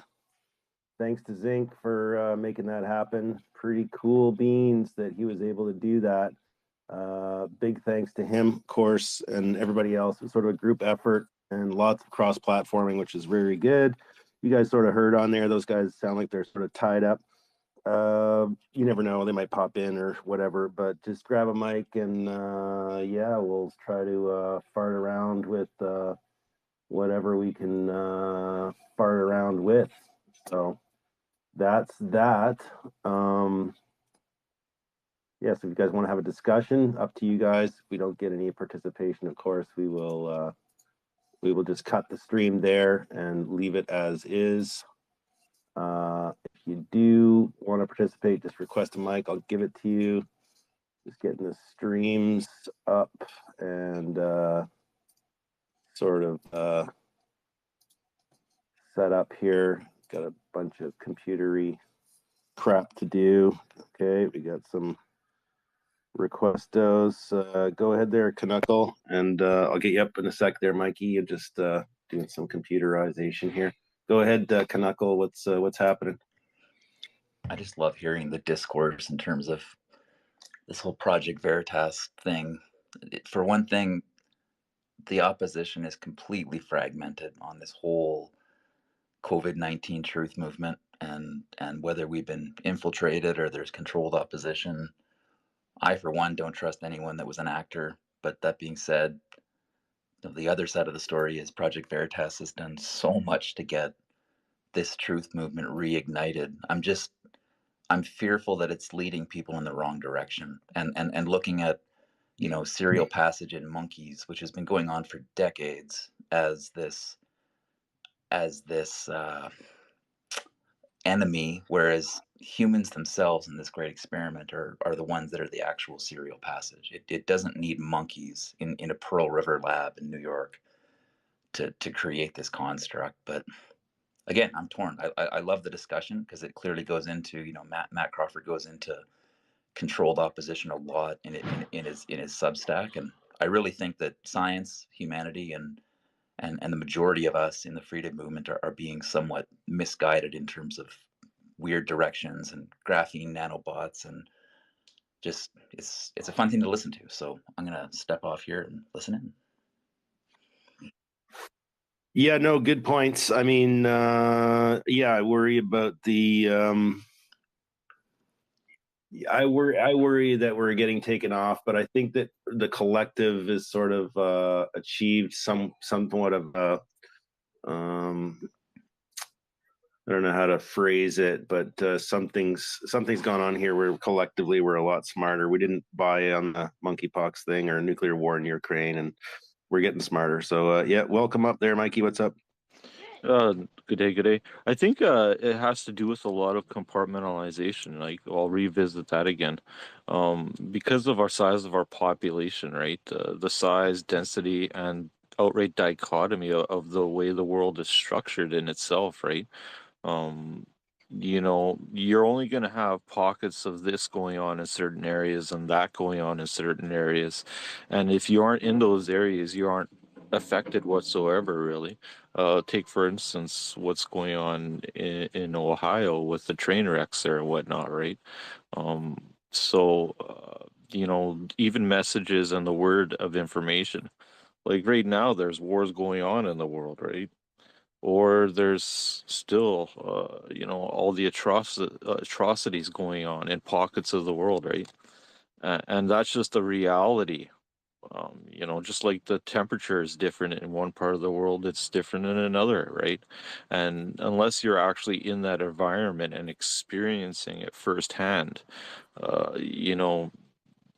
what you don't see, and what, like, when we're away on spaces, something, it's still going on. Stuff is still going on, right, in the background, and that's just kind of a part of the reality we have to put into perspective as well. If you could kind of gauge my understanding from my description there.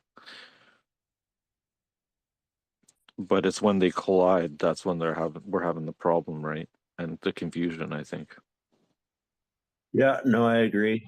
I mean, I think that we're in a collectivization moment. Okay, humanity's coming together.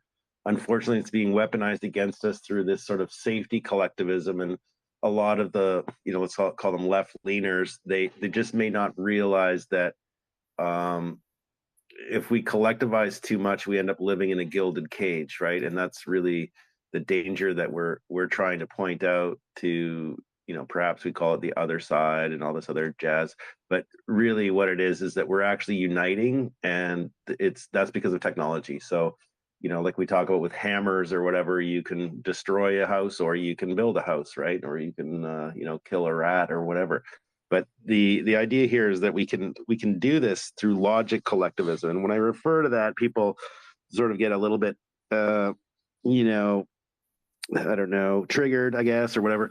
But really, what I'm talking about there is it's a yin yang, right? So logic is the man, collectivism is the woman, and then we can't forget about the two little dots that mean that us as men, we have to be gentlemen, understand what it is to be a woman, and the weaker physically or whatever, and us as men have to not just be lone wolves all the time and realize there is a collective role, but we have to apply logic to that, and that's a superior place to be, right? If we're in logic collectivism, we're going to be able to move through this. If we're not, then we're going to be in the same mess that the left has found themselves, which is, jettisoning anybody who's back injured, for example, or whatever. They're all coming over here to our side. So I think we're pretty much on the path. We just have to realize that we're on the path there. I really want to hear from Giganto Rabbit Ears. I love your picture so much. My kid had a great guffaw the other day when I showed him your profile picture. So anyways, I threw you a mic. Anybody else who wants a mic, come on up. Otherwise, me and Knuckle and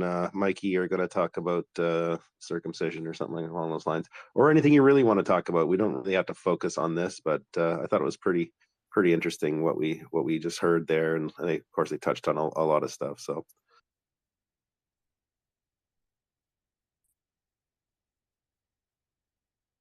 Yeah, it's really well, that if you take here in Canada, what they've done is, initially we had what we thought was a governance, right? And then Harper came in and he started ignoring Canadians. And then the Liberals came in and they took it and went at full throttle with it, right? And here we are now to a point to where a governance has actually segregated a large portion of society, of Canadian society, in fact. Citizens, and continually, right? The program's still in place because every federal government job out there or whatever, it's not. Some of them even mandate the mask wearing, and so a lot of people are still in the program, right? And the program's still enacted because they're still injecting people. So that being said, more and more people are still getting segregated to this day, because as soon as you get injured or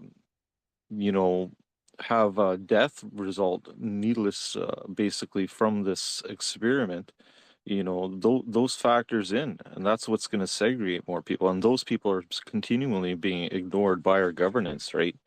So it's really puzzling to me, because we know as long as the program is in place, more and more people are still getting segregated by our governance, right? But more people are getting replacing the roles, I guess, of those lost positions and whatnot. Because if people are sick and ill or dying, how good of a worker are you, right? So it's really one heck of a dichotomy, I think, that we're in. And the longer we wait for the grit to drop, more and more people are being divided and segregated, right? So if we could go on to segregated alone factor here in Canada, it should be a no-brainer win on how we could get it. But it's that vacuum, that void, of power and control that we're really highlighting. You have mentioned many times, Walk, that we really have to be cautious about, right? The knights in shining armor, that might not be, and that's what the continuation of voting any of the current federal representatives here in our governance is exactly what it is, right? Pierre Poilievre, he's knight in shining armor. He's going to save the world because they have all the money, they have all the finances, they have all the connections, right, at a higher level in governance, and not only in governance but geopolitically around the world to the bigger players in the game, right? And when you're starting at the grassroots level, you don't necessarily get those connections until you have someone come down from the top to actually take part. But who knows how this is going to work in the end, right? My thoughts. Yeah, well, I just counterpoint a little bit of what you were saying there. I think that the dropping of segregation is a bigger problem than what the prior segregation was, because we have people returning back to normal, where it's like, oh, well, you know, I can go to the pool now, or I can go to the restaurant, or whatever the nonsense was that was going on through the pandemic. I think that the illusion that we've returned back to normal, which what I think that the normal general population isn't realizing that this is not normal. Okay, we just went through like to your point, we went through a segregation. What my danger is that the general plebite that was segregated against is kind of like, oh, I guess the thing's over, so then doodly doo, we're just all back to normal here. When those of us that are watching what goes on realize that those levers were pulled and these cogs of a machine are now engaged, and we're watching our rights being dissolved in real time. And like you said, also to feed to your point, because I'm agreeing with you for most of it, what I'm saying is that the danger point is different than what, you know, and then I would, you know, try to extend this worldwide a little bit further than the borders of Canada. But we were sort of the depths of the psyop here. Well, the bigger psyop here is the word normal in itself. This whole reality, this whole world of way we exist, and the rich and the elite thrive, and the poor struggle. This is not normal at all. That's the bigger picture here, and we've been existing it for over 100 years now, right? So But that's the real, not normal. But what is normal, right? Well, that's what I'm saying is that we've returned to normal. The problem is they took away 10 points and they gave us 9 back. So they gained 1 more point, right? There still is segregation in certain fields or whatever. And what I'm saying about the danger here is the quote unquote return to normal of the non-segregation, when segregation still is now, in fact, entrenched in our society through status quo and not standing up to it by compliance. And that we actually think that we've gone back to where, let's say we lost 10 points, right? We haven't gone back to gaining back our 10 points. We've gone back to 9. So they're gaining by advancing and retreating. Go ahead, Knuckle. I want to hear what you got to say on this. My point exactly. I mean, it's 2 steps forward, 1 step back, and you've seen it since, you know, 9/11, obviously the post lockdown, and, you know, taking shoes off at the airport, and, you know, any other thing that they take all these rights away. And then, you know, the seals, everyone claps like seals when we're able to walk into a mall without a mask on. Or to me, it's been going on for decades, and they know it. I mean, that is the whole premise of fear and control, and knowing that I think 70 or 80% of people, and that's probably by virtue, you can look at psychology experiments. The Ash experiment is a good example of this, where 60 to 70% of humans will just clap like seals and go along with the narrative, regardless of how silly it sounds. And we're seeing that play out in real time. And it's not just COVID. It's not just masks. It's not just, you know, whatever fear factor they throw on us. They've been doing this for decades worldwide. Yeah, correct. Right, correct. And it's a war of those little tiny incrementals, right? And it's like, oh, well, we guess that's okay if they, you know, the slow creep. The slow creep, yeah. So it's a long game. But this time with technology, more people are being aware of those entities, and hopefully, you know, eventually we'll actually be able to resolve it once we get that maximum level, that point of no return, right? Let's just say. Well, but in the positive aspects of things, right? If you can keep technology open and free. And I think, you know, we're obviously seeing an element of that with Twitter Spaces, and, You know, Yeah, but whether here's Twitter will the so go it's a back to the double-edged. CIA control that Well, no, that but it's a double-edged sword here, okay? Because yes, they're going to keep it free. The problem is they're going to bury, they're going to load up the internet with lots of disinformation, and I can illustrate that later on. But let's go to Gnostic. He's got a few minutes here for us, so always good to hear from him. Welcome, Gnostic. What's up? Oh, I don't know how well I'm going to get along with this one. Wog, we chatted. I everything you say, yep, and yep. But what got me to come into the space was when Mike basically went, "Oh, the elitists and the well-to-do and the rich, are all, against us and everything else." That's an example of falling for all of the propaganda that's out there and sitting down and using terms that are alienating and putting people off and saying, here are the bad people over there. And instead of looking where the bad people are, now you point to anybody that's got money and say, that's an elitist, that's a money guy. That's Point of order exactly the here, track they're setting Gnostic. up. The level of elitism, I mean, are the super elitism, not the people that have 10 million. Yeah, I mean the I super, understand, Mike. I the understand. people that have so much money that Yeah, that could Mike, actually solve problems of the world and have the ability to do it, but don't do it. I understand what you're saying, but that's not the view that all people have when they hear this, because it's a subjective opinion. And that subjective opinion puts it into other people's interpretation when they hear it. So instead of sitting down and saying, the massively wealthy that could fix this but don't, you shorten that to elitist, which allows the individual, when he hears it, to sit down and say, I don't like my landlord. I don't like this person because he has money. I don't like this person because he has more money than I do. I don't like this person because he's my boss, and I assume my boss has lots of money. So it falls into the other category, and it's literally what they're trying to do with the propaganda, is sit down and have people use a general term that's subject to interpretation upon hearing by everybody else, and they then say, okay, here's the bad person here. I can identify that bad person because it's a subjective notion. And in there, with no quantitative element attached to it, everybody sits down and hates whoever they want to. It creates the very dissension that you're complaining about. And my issue here is what WOG is basically, saying is the internet, when it's open, everybody can sit down and communicate. Well, the very nature of using the term elitist and allowing it to subjective interpretation means that we're being polluted. We're being led down a path that sits down and says, look over there, look at those people, look at those people, look at those people. So, well, Mike, you might mean it one particular way. By leaving it to subjective interpretation instead of a specific, you're falling into the same trap that a general open internet does when people start putting out FUD and confusion. Fear, uncertainty, doubt, and confusion into the whole situation, and adding to that confusion.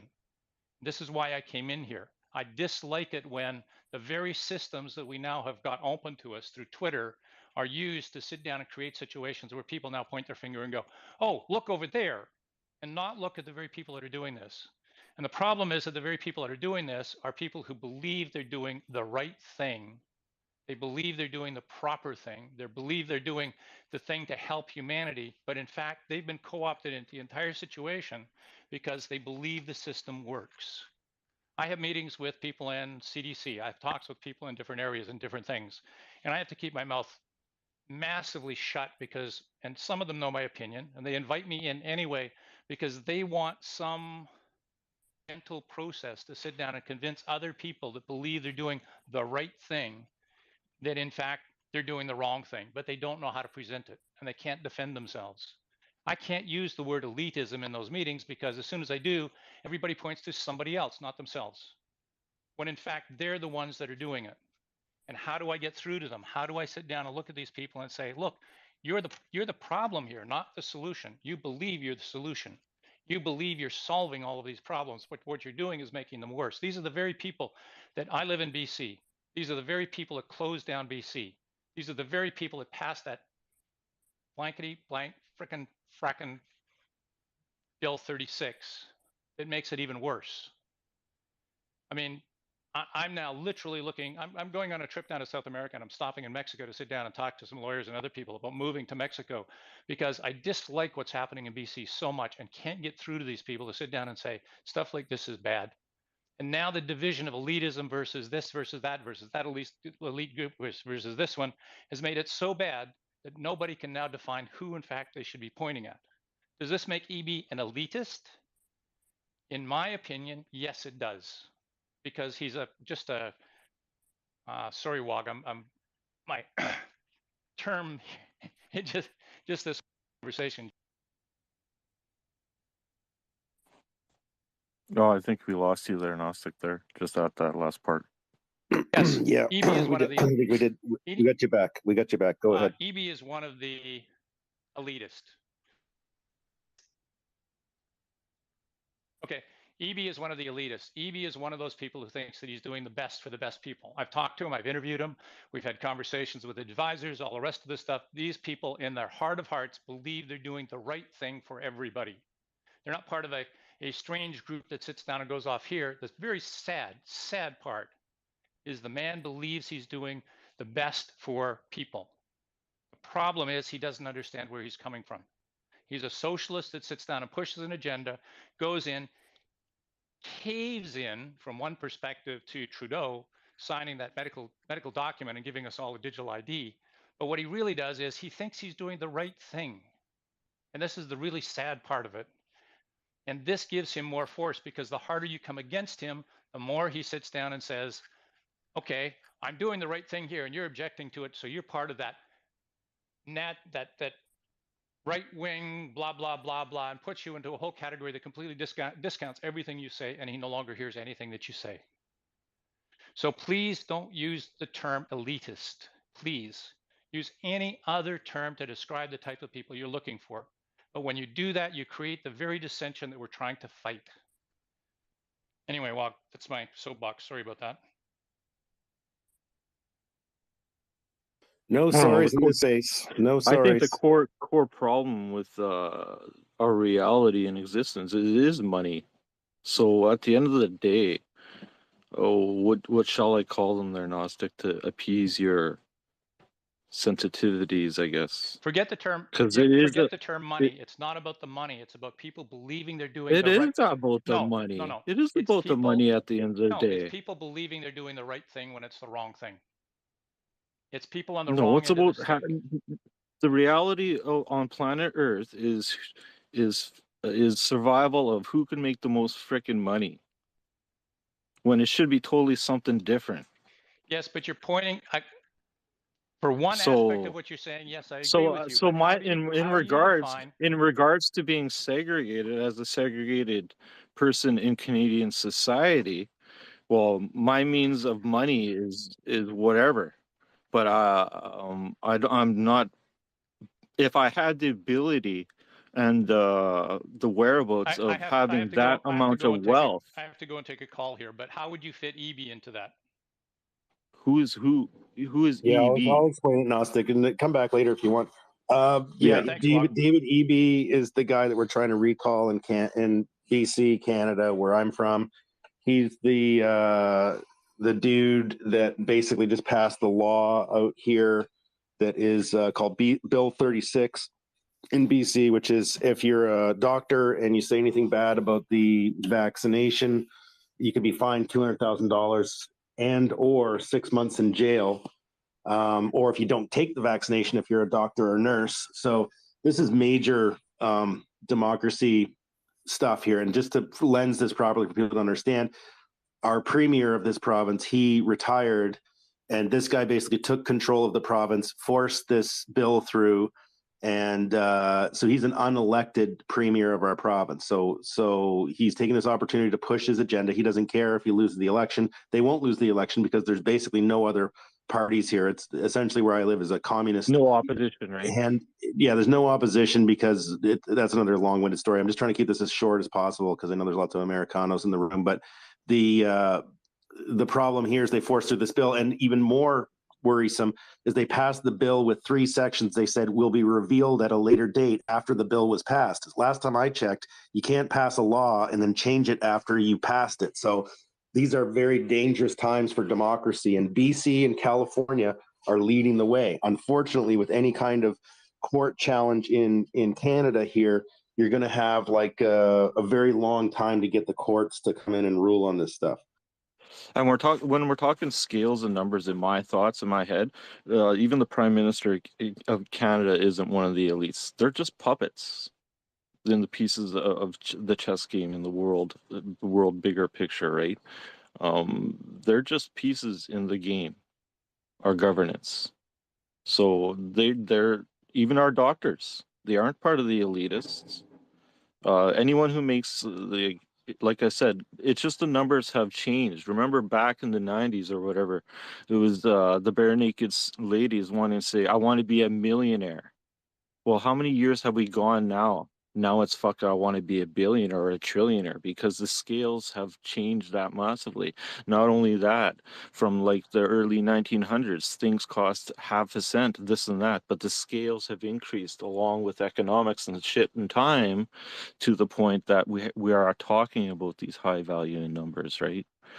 So that's the confusion factor of it all as well, folks. When I'm talking about elite, most powerful sons of bitches, we don't even know the names of these people that are actually pushing the buttons, right? Well, They're it doesn't above matter the Elon because Musk's where we're empire. going, Like, where we're going with this, it's the guys. illusion, right? It's the We're illusion. going into class warfare. Okay, so if you listen to the CIA analyst, spoken out, retired guys, great interview by his daughter a few years ago, and the daughter starting a YouTube channel. Just it's a very unknown YouTube channel. I'm not going to refer anybody to it, but basically, she asked her dad, who'd worked for the CIA for many years, retired, and said, "Dad, what's the number one, danger here for society?" And he just flat out said immediately, it didn't take him any time whatsoever. He's like, class warfare. So what's going to happen is that people are going to get into trouble, and then they're just going to point at anybody with money or a boat or this or that, when they're having to do OnlyFans. Single mom working at the friggin' dollar store having to go do OnlyFans on the weekend, trying to make enough money to feed her kids and this and that. That's where we're going here. The decrepitude of society, right? So let's go to Rabbit here. I want to get some other perspectives, but let's go Rabbit and then Dakini. Oh, thank you so much, Wogpog. Appreciate it. Yeah, as far as the definitions, I think words are powerful. I think it is quite important to differentiate between wealthy and jackasses. Some of the wealthy folks that come to my mind would be a dude whose first name is Pascal. He comes from many generations of old money. He is the one spearheading the pursuit, going after the Swiss for the jab mandates. Likewise, Steve Kirsch also made his millions in the tech business. He's going after the bad actors here. So I think it comes down to, you've got people with money that are evil, and you have people with money that are not evil, and vice versa. You've got people with no money who are evil, and people with no money who aren't evil.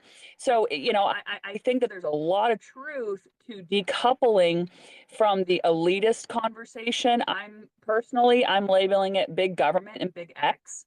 Big X being your big pharma, your mainstream media, your military complex, and big tech. So looking at the marriage out of hell between big government and big X, that's where we have people who have both money and evil intentions that are perfectly happy to suppress us. And I would also, just, if I may, before I bow out, draw attention to something that's happened in the last 2-3 years that's never happened in the history of the planet. And that would be a majority of nations agreeing on something. If that doesn't scare us, it should. That shouldn't, I'm sorry, but that doesn't happen. It doesn't happen unless there's a reason. And I think we're all seeing now that the reason was nefarious in nature. So thanks for letting me speak, Wogpog, and I hope everyone has a great Monday. Keep your eye on the prize, man. Yeah, thanks a lot. And is that a selfie, that picture of that rabbit there? Is that you? Absolutely.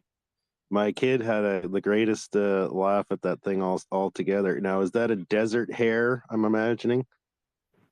Yes, it is. I'm in Arizona, so I'm pretty fond of, yeah. You lucky duck. And that is your own picture, or did you get it off the internet? Internet. I can't lay Uh, claim. I wish.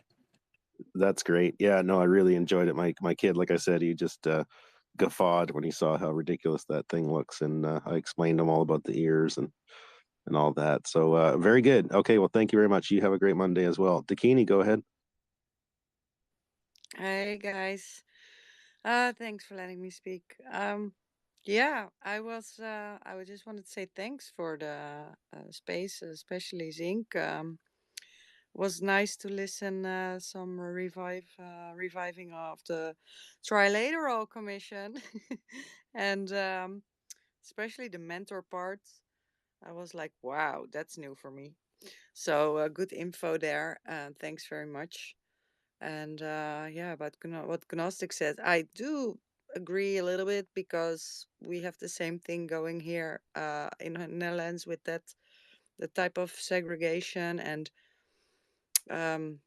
so yeah, we call them puppets or the puppet masters or whatever is maybe better. And yeah, I don't have much news. Yeah, in Amsterdam from May on, it's forbidden to smoke weed in the street. Hey, that's news, right? I mean, I don't know how they're gonna pull that off. And the there's a big protest coming up on the 11th of March.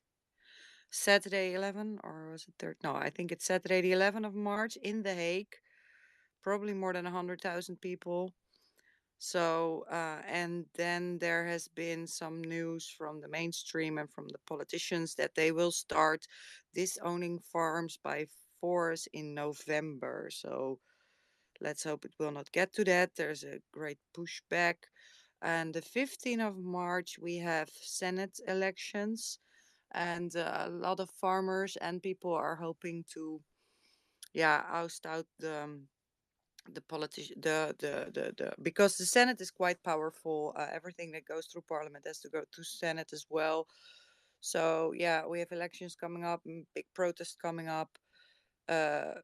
No more weed in Amsterdam, and yeah, that's my news. Thank you. Yeah, I'm glad to hear that update from over there. I did invite a couple farmers in the room up to speak if they want to. Very That's pretty strange. wild though. I remember back in the day, Amsterdam used to be the place to go, because it was outlawed so everywhere else. But now, look at all Canada. We're all open market now, and it's kind of reverse rolling now. I think we're living in Yeah. opposite day. Yeah, they've been trying to push back on the coffee shops for many years now, for 15 years. Through small rules and new regulations that they already closed down a lot of shops in the country, right? But for Amsterdam and also some parts in The Hague, some bars in The Hague, they just have to let it slide, because otherwise it would be too much unrest or whatever. But now they're not going to close down the coffee shops. They're just going to say, hey, you're not allowed to smoke a joint anymore inside Amsterdam city, outside. So you have to do it either in the coffee shop or so yeah, it's gonna be sucky for the drug tourists, and especially all the hippies in the park that like to smoke up. No, but they can make a law, but they can't change behavior. I mean, plus, first of all, second of all, the funnest part for all those potheads out there back in the day was running around and finding a cool place to smoke weed. That was half the fun for all those kids for all those guys running around. So when they legalize it out here, it's like everyone just sits on a park bench and whatever. But I mean, those guys grew up back in the day, finding cool stairwells or neat little spots in the city that were these neat little spots. I mean, that all went away. And then plus, just to remind people, when they legalized it out here in West Coast Canada, all these guys were all, supposed freedom fighters and legalized weed and all this other stuff. As soon as they legalized it, everybody bought their weed from the government. So all the little mom and pop pod growers all went tits up. So as far as I'm concerned, the pod smoker crowd is useless baggage, and is almost as bad as the Bitcoiners with Bitcoin miners with not helping with the decentralized web. So, I mean, come on, you're a counterculture. Are you really counterculture if you're buying all your weed off the government? So it's been a complete joke out here. And just to lens this properly, the west coast of Canada was pretty much the premier weed growing area in North America, even outdoing California. Our GDP was bigger GDP growing illegal weed than it was the actual above board economy. And that's why you're going to feel the impacts the strongest there, Wogpug, because before with time, BC was the place to go for weed, but the whole market has been opened up across Canada now, right? Let alone in many other areas, and that's why BC's been hit the hardest in those regards to those operations, right?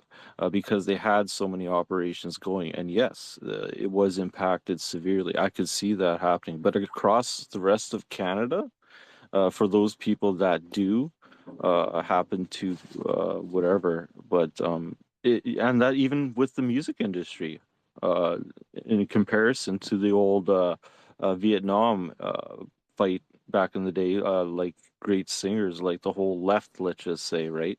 What they initially fought for was peace and all the stuff like the Neil Youngs, all of them, right? But now they're hypnotized by their own medicine basically, and they're become the dictators themselves, right?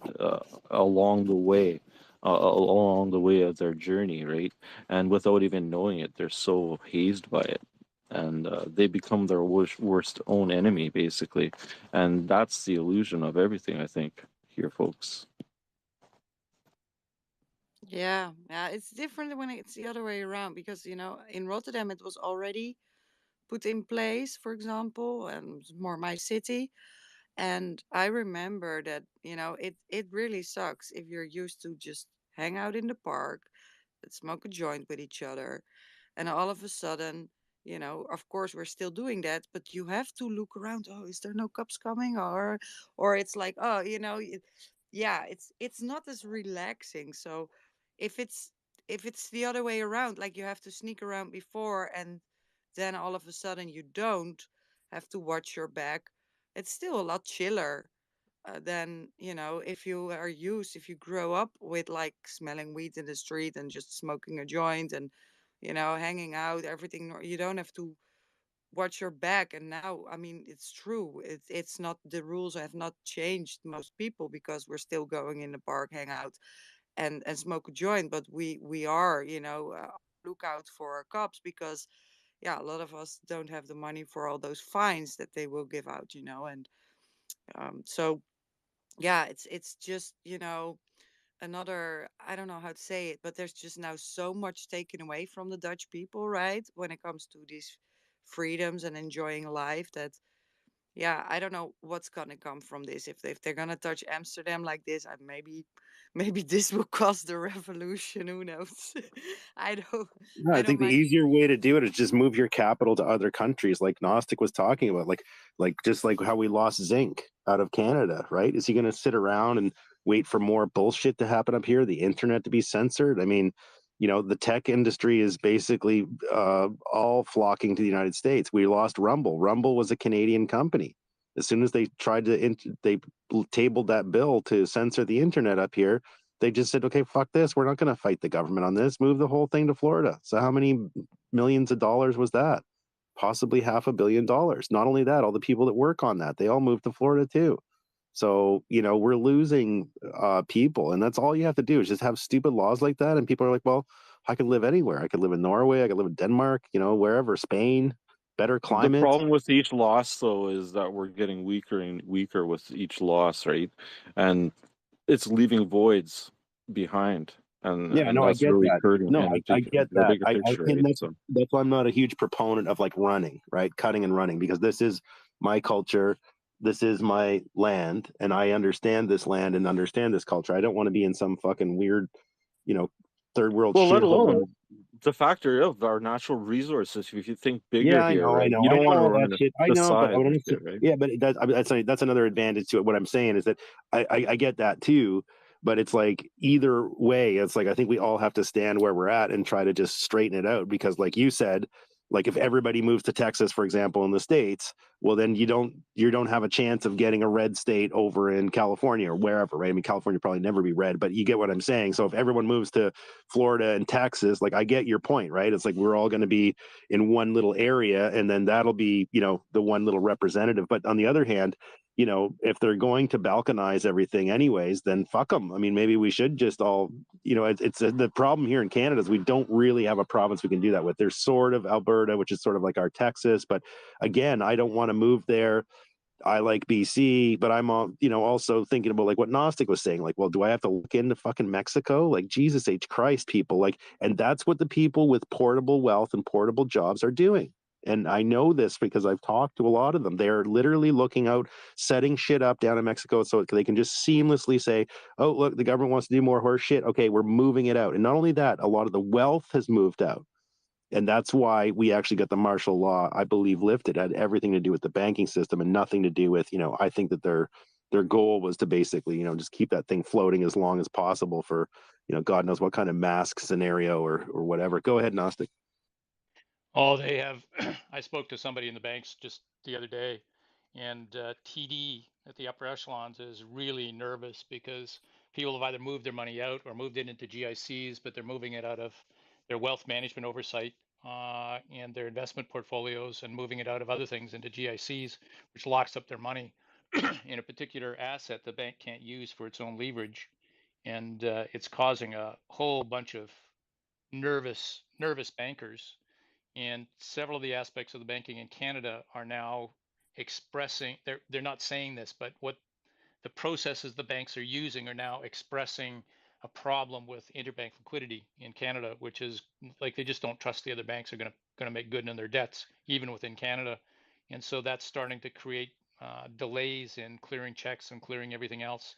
There's now a mandate to literally hold any check over $5,000 unless the person has made banking arrangements which allow the bank to make money off it, off loaning the money for the 5-day time period before it clears. So they're all stretching everything more and more. And I mean, WOG's, for anybody that doesn't believe WOG, I'm one of those people. I'm going down to Mexico. Literally, the phone call I had was a lawyer in Mexico that's helping me look for different places to sit down and have a property that I can literally have on standby if stuff gets just too ridiculous up here. I agree entirely with WOG. Running around, abandoning the area that you live in to sit down and go someplace else is the ultimate failure in your ability to sit down and make changes to the society you live in. And while I disagree with it, the degree of my disagreement has to be balanced by my ability to sit down and maintain my money and maintain my family and my heritage over time. And if I feel that that starts to get challenged and I see it coming, then it's a problem. And in the banking system, when they passed the bill against the truckers, um, TD overdid it. They froze thousands of bank accounts instead of the 97 that they were given. They started looking at where you'd spent your money, and if you donated to the truckers, your account got frozen. My corporation, I can't. I give my employees latitude to sit down and donate to things in the name of the company because they think it's a good thing. We've now taken that away. But in the meantime, because they froze accounts that this stuff came from, but that would have meant my entire corporation would have been frozen. 3 of them would have been frozen, and I would have been out of business. I would have been bankrupt, and I can't afford that. So what the government did was threaten me by freezing bank accounts ad hoc just because they donated to somebody. If one of my employees had donated to the trucker convoy, and we were very careful about it, telling them we believe in the trucker convoy, we want to support it. We did a whole bunch of stuff to support it, but I have a concern with the Canadian government doing things. Please don't donate. But if one of them had been angry enough that they donated, my companies might have been bankrupt. I cannot afford to have that happen.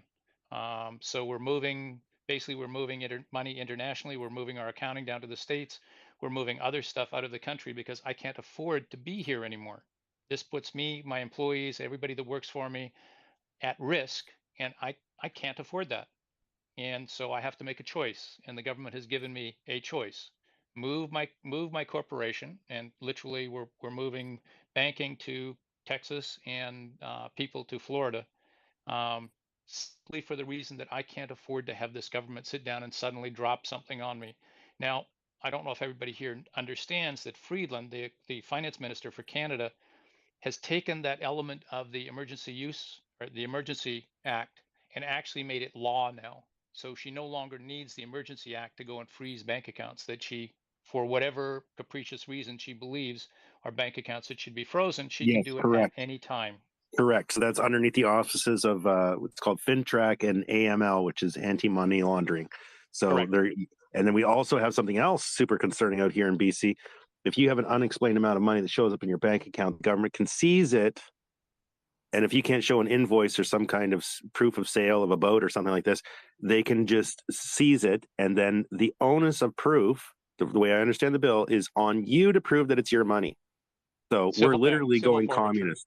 Yeah, we're Civil literally forfeiture. going you know, I hate to hasten to say this stuff because I don't want to feed this side of the equation, but I mean, the left coast is the leader on this. California and BC will be the lead pushes on this because there's so many leftists out here, and it doesn't matter what I do in rural BC because the fucking cities are just, they outnumber us. You know, there's 4 million people down there. There's 2 million in the rest of BC. So it's like we're all fucked up here, you know, but most of the people up here are based and they won't deal with any of this critical race theory or the other gender crap up here in rural. But those people down in the city, I mean, they've got a nightmare on their hands down there. And I don't know why they don't get it, but I guess they just live in little boxes watching little boxes. So I guess that's it. I don't know. Well, they don't have to deal with life in the regular aspects of it that people that don't live in the city because they're buffered from it. And the degree, even my daughter's friends, other people, just they just don't understand how life actually works because they've been employees and protected from it all their life. And the number of government employees, city employees, the city just expanded its employment base even under the new mayor here, and the province has expanded their base tremendously. And the number of union workers that sit down and say the union will protect me is huge down here. And you just scratch your head and go, I can't believe it. You know, in I the think city, Canada's big enough though, and there's different parts of Canada that you could actually move to probably your businesses and maybe even prosper. You know, some of the more nope, struggling provinces in those, no? already looked at them. New Brunswick, PEI, Nova Scotia, just Well, they need so I'm just much. thinking outside of the box here in those Oh, regards, I as a understand, but nation, as country, right? yeah, but I understand, Mike, but understand, I understand I'm at that Canadian. level of wealth Yeah, too, and your responsibility for others too. That's a lot of pressure for your company to thrive as well too, right? yeah, You're not understand. just doing We it don't like just you may have a we good don't. business, right? Yeah, hold on, Mike. But We don't just willy-nilly make a decision. We've looked at Nova Scotia, we've looked at PEI, we've looked at New Brunswick, we've looked at all of it and the governments that are there. We've looked at Quebec. No, I can't handle Bill 101 or Bill 102, whatever this the idiot bill is. Ontario, 416, 905 area codes are way left wing, and I don't think they're going to go right wing in time. Manitoba is an interesting province, but they kowtowed to the federal government. Saskatchewan and Alberta are the closest we have to Texas and Florida, where the provincial governments are at least standing up to something, but those winters, people just don't want to go through. So we've looked right across the country at someplace else to go because I am Canadian. I want to stay in Canada, but not under this federal government and not under the guys that we have. What we see in the cities now is we see the central area, like literally in Canada, well, you say a whole bunch of people and everything else, literally the vote to control the federal government lands in 416, which is Toronto, 905, which is the Toronto surrounding area, and 514, which is the Montreal, Quebec area, and Ottawa.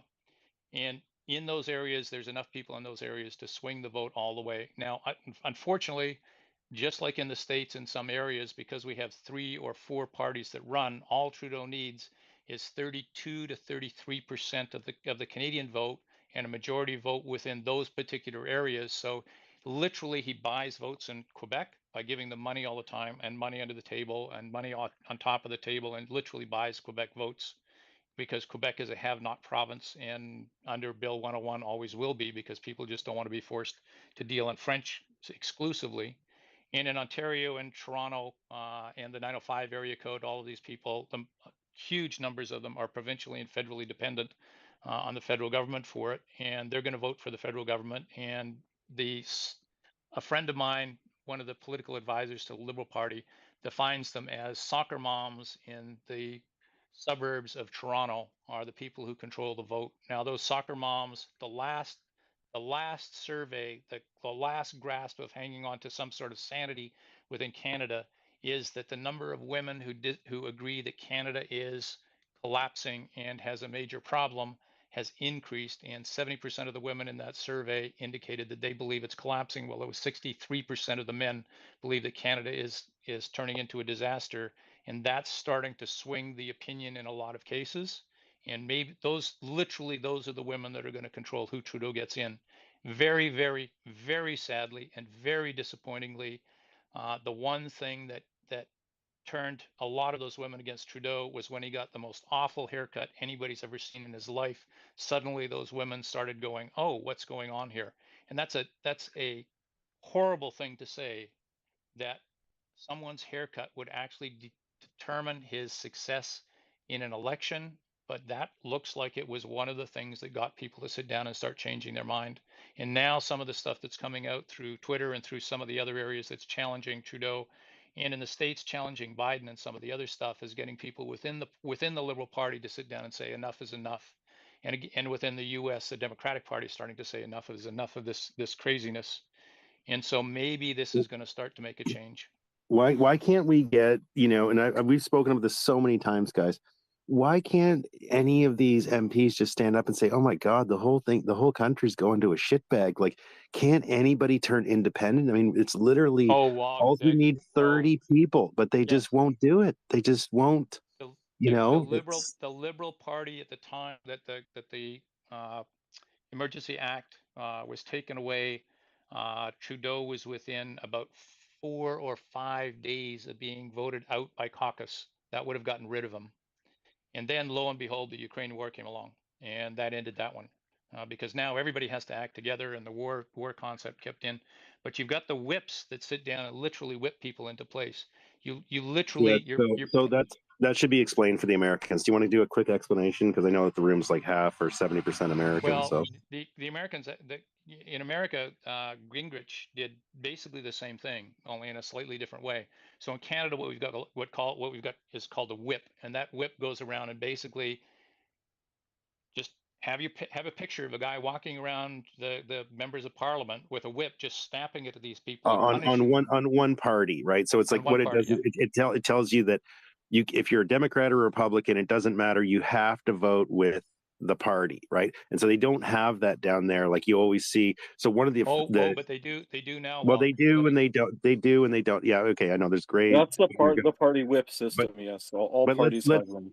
But let's lens this in terms of exactly what just happened with the railway strike, right? So the part of the railway strike, that thing that happened down in Ohio, what they were saying is they wanted more guys working and they wanted less cars and they wanted more safety checks on the cars. Okay. Congress voted to force them back to work. Well, guess what? When you looked at that, there were 79 Republicans that voted for breaking that strike. So that's major. I mean, that's major. That was enough to swing that vote against that strike. Like, so when the guy that put it up there, Malcolm Flex, he's a pretty cool follow there. I retweet him all the time. If you guys ever catch my tweets there.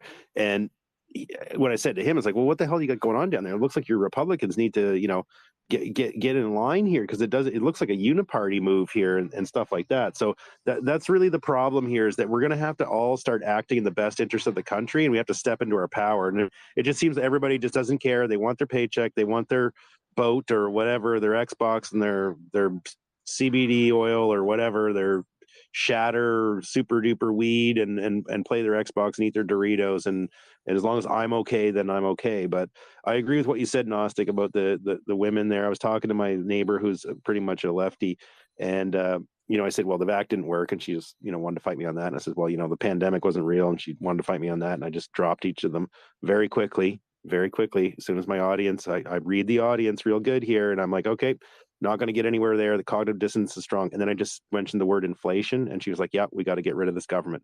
So if my goal is to get rid of this government, I'm going to focus on the tractionable items, not the divisive items, but the tractionable items. And so now we're fully on the same page, me and her. Let's get this government out of here as soon as possible. And that's why I said, people were like, oh, they're going to call an election in the spring. I'm like, there's no goddamn way.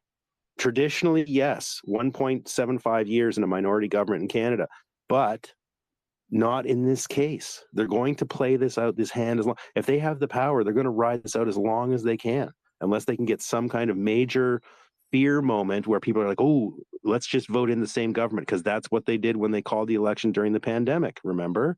And people recreate the exact, when people are scared, they recreate the exact government. Same thing happened here in BC. People are like, why are you holding a voting thing during a pandemic? That's why, because they know people are paralyzed with fear, because we've heard this thing, fight or flight, so many times. There's another component to fight or flight.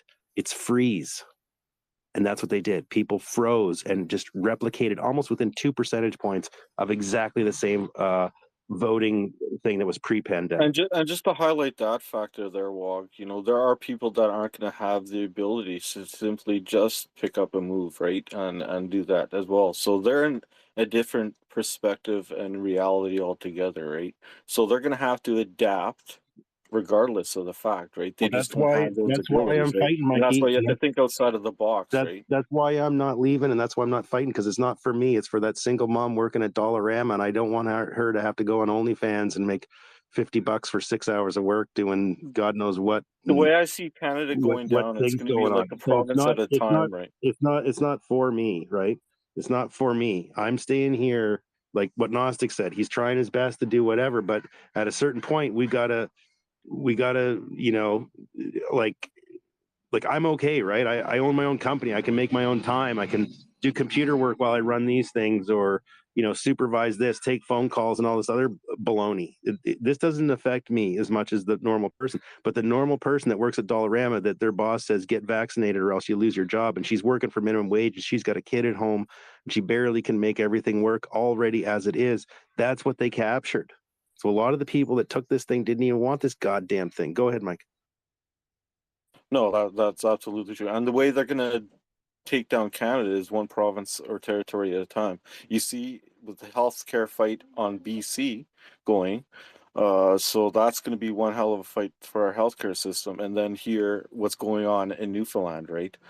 We have to highlight that as well too. So here's what's gonna happen with that. The bigger 10,000, 40,000 view, right? Yeah, no, here's what's going to happen with that. So they just passed Bill 36 in BC. Well, those doctors, I've already talked to them. They're looking at other countries, like moving to the Caribbean and shit like this. But more so, they're thinking about moving at least out of this province and hoping that another province doesn't, do it. And if that happens again, we're in even more of a healthcare crisis.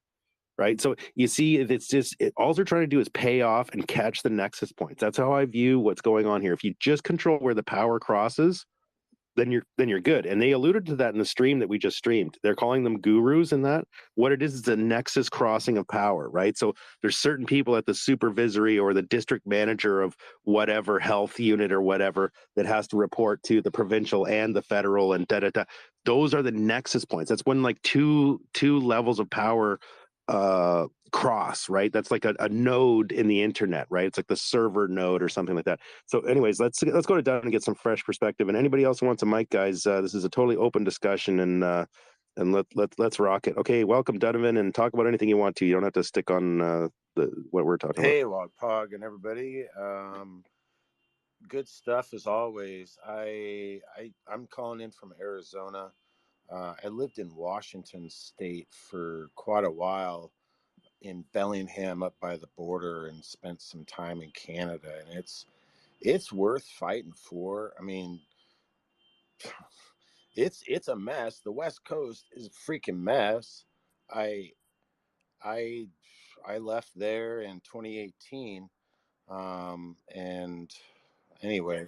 Why? Well, so in 2016, I'd already researched enough to know that that Hillary ought to have been arrested or something, and James Comey and all the, and so then the election comes up, and I was connected with a pretty tight small group of people, and when I said that I was voting for Jill Stein because I didn't know enough about Trump and told them what I thought about her, they proceeded to call me a turncoat and just a bunch of shit, right? And these were literally educated liberals. Like, she went to McGill, and he was an educated school teacher from Idaho. So it was I mean, it was so classic. Like I'm it was these kind of educated liberals, man. And here's a little bit of my background is like, the first time I got to vote for president was for Ross Perot. My parents, I'm 50 now. I was born in San Francisco to hippie parents, lived in a little area outside of there, and then about 19 Berkeley, Redwood City, actually. Redwood City. Yeah. Oh my And I God. thought I was going to grow up Oh as my like God. a skating, surfing kid, right? And then, boom, life happens. We ended up in central Washington in the desert. I knew what dirt was, but I didn't really want anything to do with it. And anyway, these and I love these people, but it just kind of turned me off. And anyway, so then so I'm still researching, and that election goes the way it goes, and I'm pretty stoked. And I, like, his first EO is about human trafficking and taking down all of that. And I show these people that, and they just kind of like smirk. I'm like, fuck you then. And so I started to extract myself, and I found through Facebook a group of people in Arizona that were helping uh, veterans and at-risk civilians in Tucson. They're asking for volunteers that could stay a week. So I did that. I sold everything and kept what I wanted and traveled down and stayed like 3 months and helped out that way. And so that's how I got to Arizona. But I just want to touch on Idaho and Eastern Oregon have a movement, because there's a lot of people in Oregon, like Portland. Oh my God, like Vancouver and Portland. What the is going on? You can legally own what, 1.5 grams of fentanyl now in Vancouver. Is that correct? Oh, I don't know what the actual quantity of fentanyl is because it's so concentrated, but yeah, I think it's 2.5 grams of whatever, heroin, coke, and then fentanyl is a reduced amount. I don't know the actual specifics. It doesn't really apply to me. I prefer to hold pounds of these things. So, no, I'm just joking. I don't do any of that stuff. I don't do any of that stuff, please. No, that's cool. For God's sake. Yeah, But the NSA but is no, listening to you, by the way. But no, I don't care about that. But I'm just saying no, I mean, yeah, I mean, it's an experiment, right? I mean, Portugal went through this. I've done sort of deep dives on this, guys, and I think it's like, look, the end of the day is you can't legislate behavior, right? This is what I was talking about with Dakini earlier. She's saying like Amsterdam is banning smoking weed outside in Holland. Well, it might have just been a problem where people were like, smoking gigantic doobs in front of, some lady living upstairs with 3 toddlers or something. The smoke was wafting in all the time. I mean, we don't know exactly. And there's, like we see here in Vancouver, like they can say that now they're quote unquote legalizing it. I can tell you from being in Vancouver myself that the cops down there don't give a shit about, less than a dealer quantity of any of these drugs, and they haven't cared about that for fucking years. So it really is nothing except for unclogging. I mean, I imagine you could have 2.5 grams in little tiny baggies and still get busted for it as a distribution. There's a caveat in there. Let's see what happens with it. Portugal was on the right path, and then they went back to legislating, trying to control behavior through legislation. So that seemed like a success. I've looked at all the graphs and the data and stuff, and I'm not going to focus on that, right? And I'm not going to focus on the gender thing either. And I'll tell you why I'm not going to focus on the gender thing, because to me it doesn't matter, because it's a self-solving problem. In 100 years, someone's got their mic open. In 100 years, it's not going to matter about people that aren't having kids, whether they're gender or pronouns or not. It won't matter, right? You're just going to not see them. It's just going to be a self-evolving solution to it. But I'm not so concerned about that. I'm concerned about the young people that I see, the 35-year-olds that have been married for 5 years, and they're deciding whether they want a Pomeranian or a Dachshund. Okay, that's going to be their kid. And I know people like this. I've had employees like this. I'm like, dude, just pump out a kid and just do it. It's like, if you're not playing that game, that is the actual game that we're in, regardless of all this money and possessions and materialism.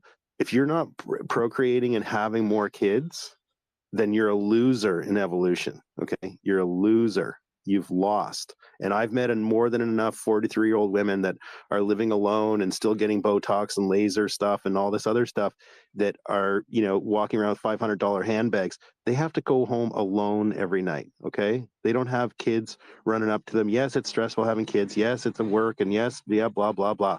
But the end result is that you're procreating and you're giving something else. And the biggest joy that I've ever had in my life is becoming a parent and made me a better man, a better person, more understanding, more patient, not trying to mold him in my image, but giving him similar experiences to how I grew up, so that he can, hopefully come from that. And when he was a kid, I didn't expose him to any of the new woke shit, no Teletubbies and none of this shit. It was all 1970s or whatever, 1980s, I don't know, whatever year, the Sesame Street back before Elmo was getting vaccinations on the fucking Elmo thing, COVID-19 vaccinations and all this other shit.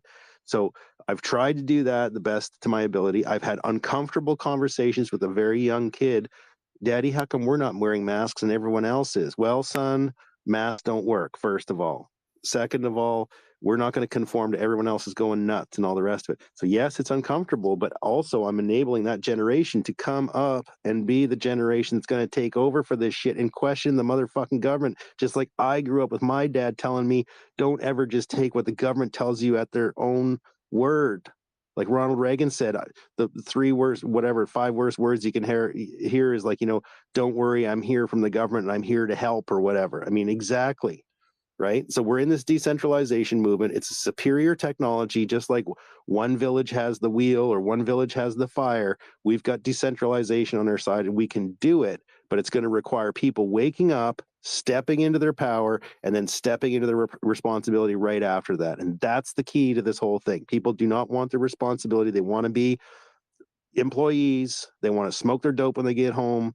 They want to eat their Doritos and play fucking Xbox and not have kids. Okay, we've shit on having kids for so long. We've created this original sin recreation of religion.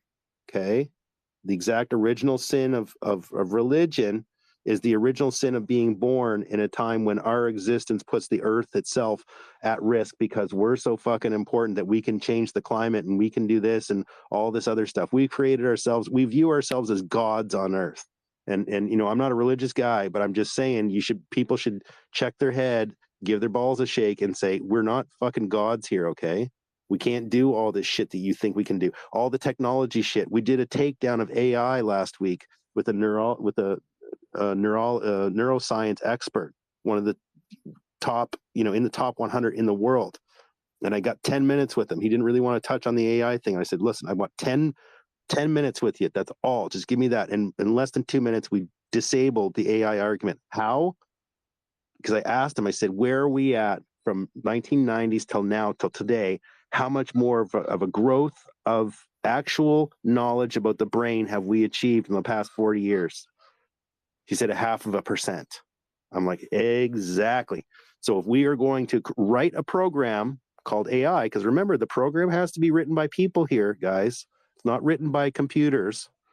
It has to be written by, so you have to understand what system you're trying to replicate, and then you can write the program. If we don't understand the brain any more than we did in the 90s, which was very little, 3% or something like this, They can't say like, oh, you have a thought about, screwing a hot chick or something, and oh, it goes from this neuron over here. But they don't know. It's just something blitz, and there's no, even with DARPA and the deep dark budgets, and you can't do it. It's impossible. It's literally impossible. You'd have to slice a brain in a million pieces and have all these all these sensors and stuff, but then it would die immediately as soon as you exposed it. Like, it's just such a retarded idea. But if you don't have the base understanding of the system you're trying to recreate in the computer, you cannot create that in the computer.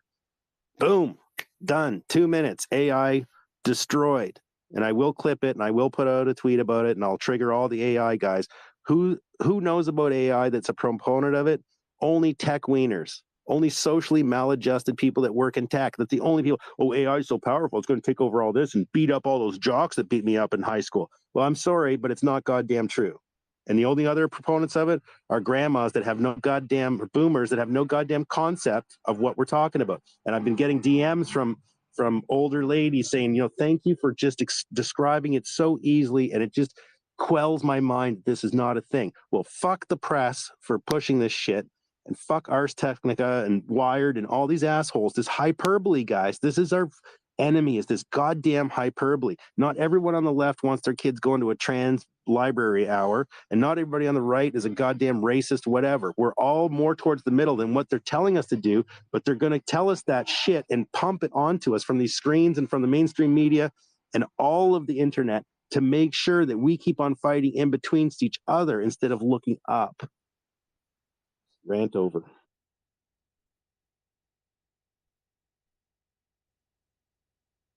Just go ahead, Donovan. I'm done my diatribing. I was laughing. Thank you. But I totally agree with all of that, Walkbog. It's so mental. I posted the Greater Idaho movement, which is what I was getting to when I brought up the Portland and the fentanyl and that whole thing. Yeah, I mean, I was just bringing up the fentanyl because of the toxicity, but yeah, you nailed it there. But the Greater Idaho movement is it's got traction, I believe, and I wonder, and I don't know much about the Canadian politics side,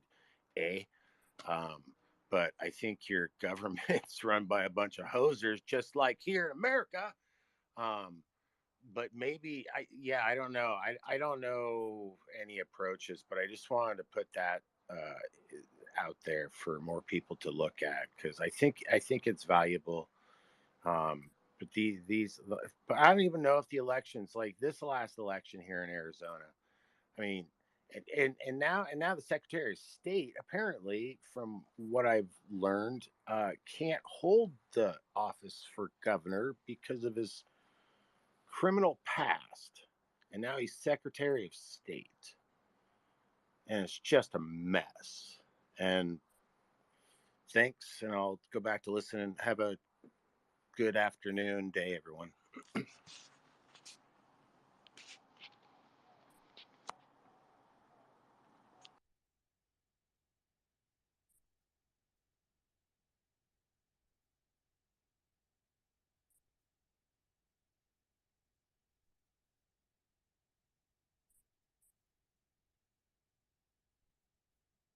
Go ahead, Oliver, Pablo. He had his hand up first, so I can wait. I don't mind, Olive, but I won't be long anyway. I won't bore you. It's hard to follow someone like Wogpog who speaks so well and makes such perfect sense. I like what you were saying about your child, about the mask and all that. I'd like to pick up on that, if that's okay. In the same way that you can destroy the AI argument, you can destroy virology as well. The whole COVID thing has been a hoax. There has not been any respiratory plague, none at all. They haven't even had a virus. They've hoaxed a whole lot. They've just rebranded pre-existing conditions, respiratory conditions like flu. Flu vanished in 2020. But of all these viruses, none of them have been proven to actually exist. And I know that sounds counterintuitive, but I can demonstrate it. And I think that we're heading into an era now where it's total science fiction, whether it's gender, UFOs up in the sky, or viral contagion. We are getting into the era. They've made so much money out of COVID and amassed so much power. I mean, in a lot of countries, the emergency powers have remained. They got that in pretty sharp, and it must have been the easiest flu detail of all time.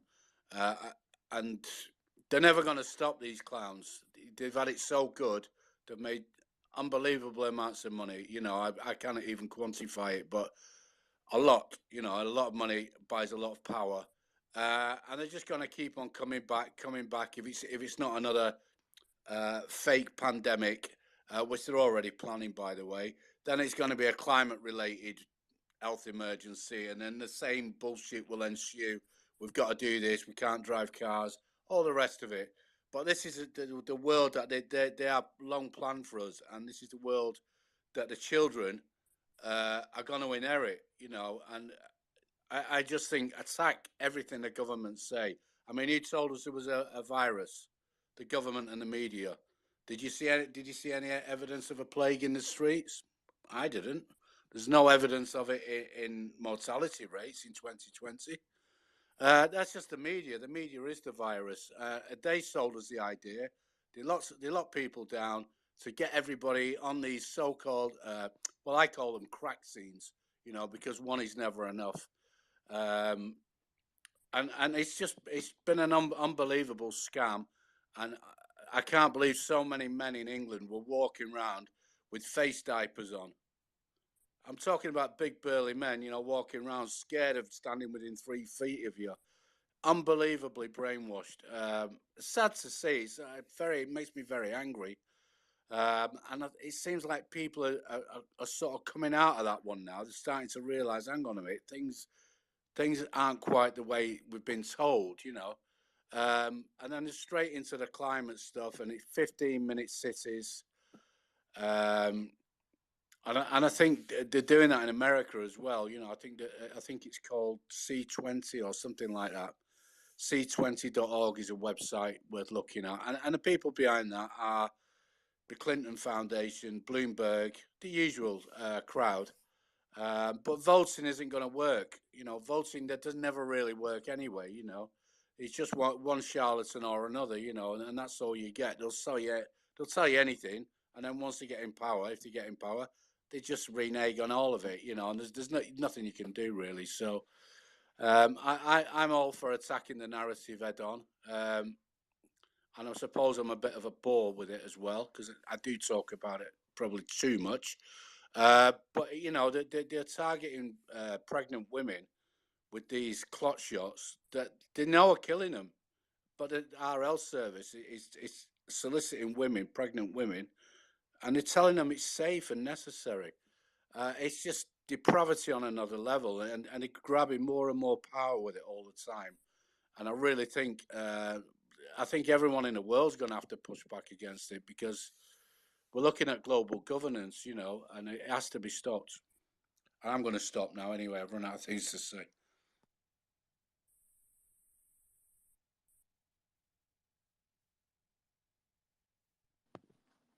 Are you there, Wog?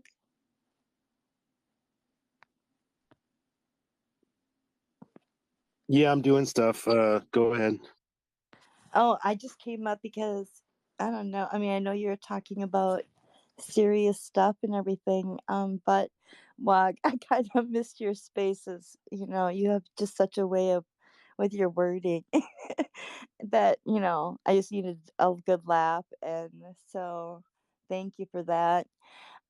Hey, Zinc and Lisa, are you able to come up and kind of shoot the shit a little bit? Tell us about lobster or something? Zinc's at work, but yeah, Lisa could come up. Actually, anybody can come up. We basically it's just me and yeah. So Zinc's at work. He was able to set up the stream sort of remotely there for the other thing that we were doing earlier.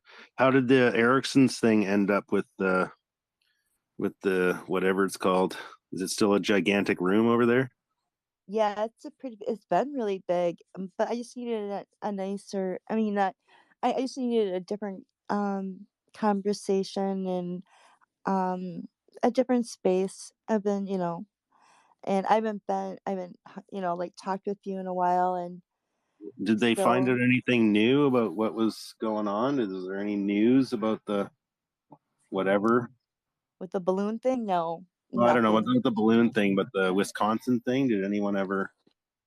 Because because we did have those chicks coming in reporting from us from the Canadian side saying they didn't see any fucking planes or any of this shit. So, did anybody from Michigan or anybody on the other side of the lake? Did anyone else pipe Well, in? Or? was it yesterday? Let me just see it because I posted it on Facebook. Well, I posted it on my other timeline too, but I post less on Facebook. So yesterday, the U.S. F-16 fighter jets have been reported airborne from an National Guard base near Madison, Wisconsin. That was the last I heard about any of that. But people are looking for. I don't know what they're looking for in the skies, to be honest with you. But I you know, I don't even know what to say because I know that, people think that this is a psyop, and I believe it's a psyop in a psyop. I believe that, there's things in the sky, and I believe that that is, those drones and everything that I'm seeing is from our government, and so it's something unfamiliar, so people are, you know, maybe looking now for this big balloon, and they're not looking at their night sky or, look up in the sky because any average Joe, if you're walking down the street and you're not really paying attention, you'd be like, oh, it's a starry night and go on with your life. But you have to look closer, and then you'll see how they are not stars. And um, that's all I can say, I mean, once you see it, you cannot unsee it. And so I know I'm not answering your question, Wog, and I'm trying to um So the answer was D cup and size 7 feet. Was that it? yep. Pretty Okay, much, very good. Very good. Just making sure. Yeah, I don't even know what you were talking about. I'm doing so much crap in the background. So, yeah, no, I mean, I heard the scrambling thing. That was pretty strong because we had two of our tweeter buddies live actually on that island right adjacent to that. She went to the airport and asked the guy, "Was there any closed airspace?" And his answer was no. Was there anything weird going on in the skies? And he just sort of looked at her like she was nuts. And there was no weird aircraft, so it's unclear at this moment whether anything was really shot down over Lake Huron. I don't really want to make this room about that.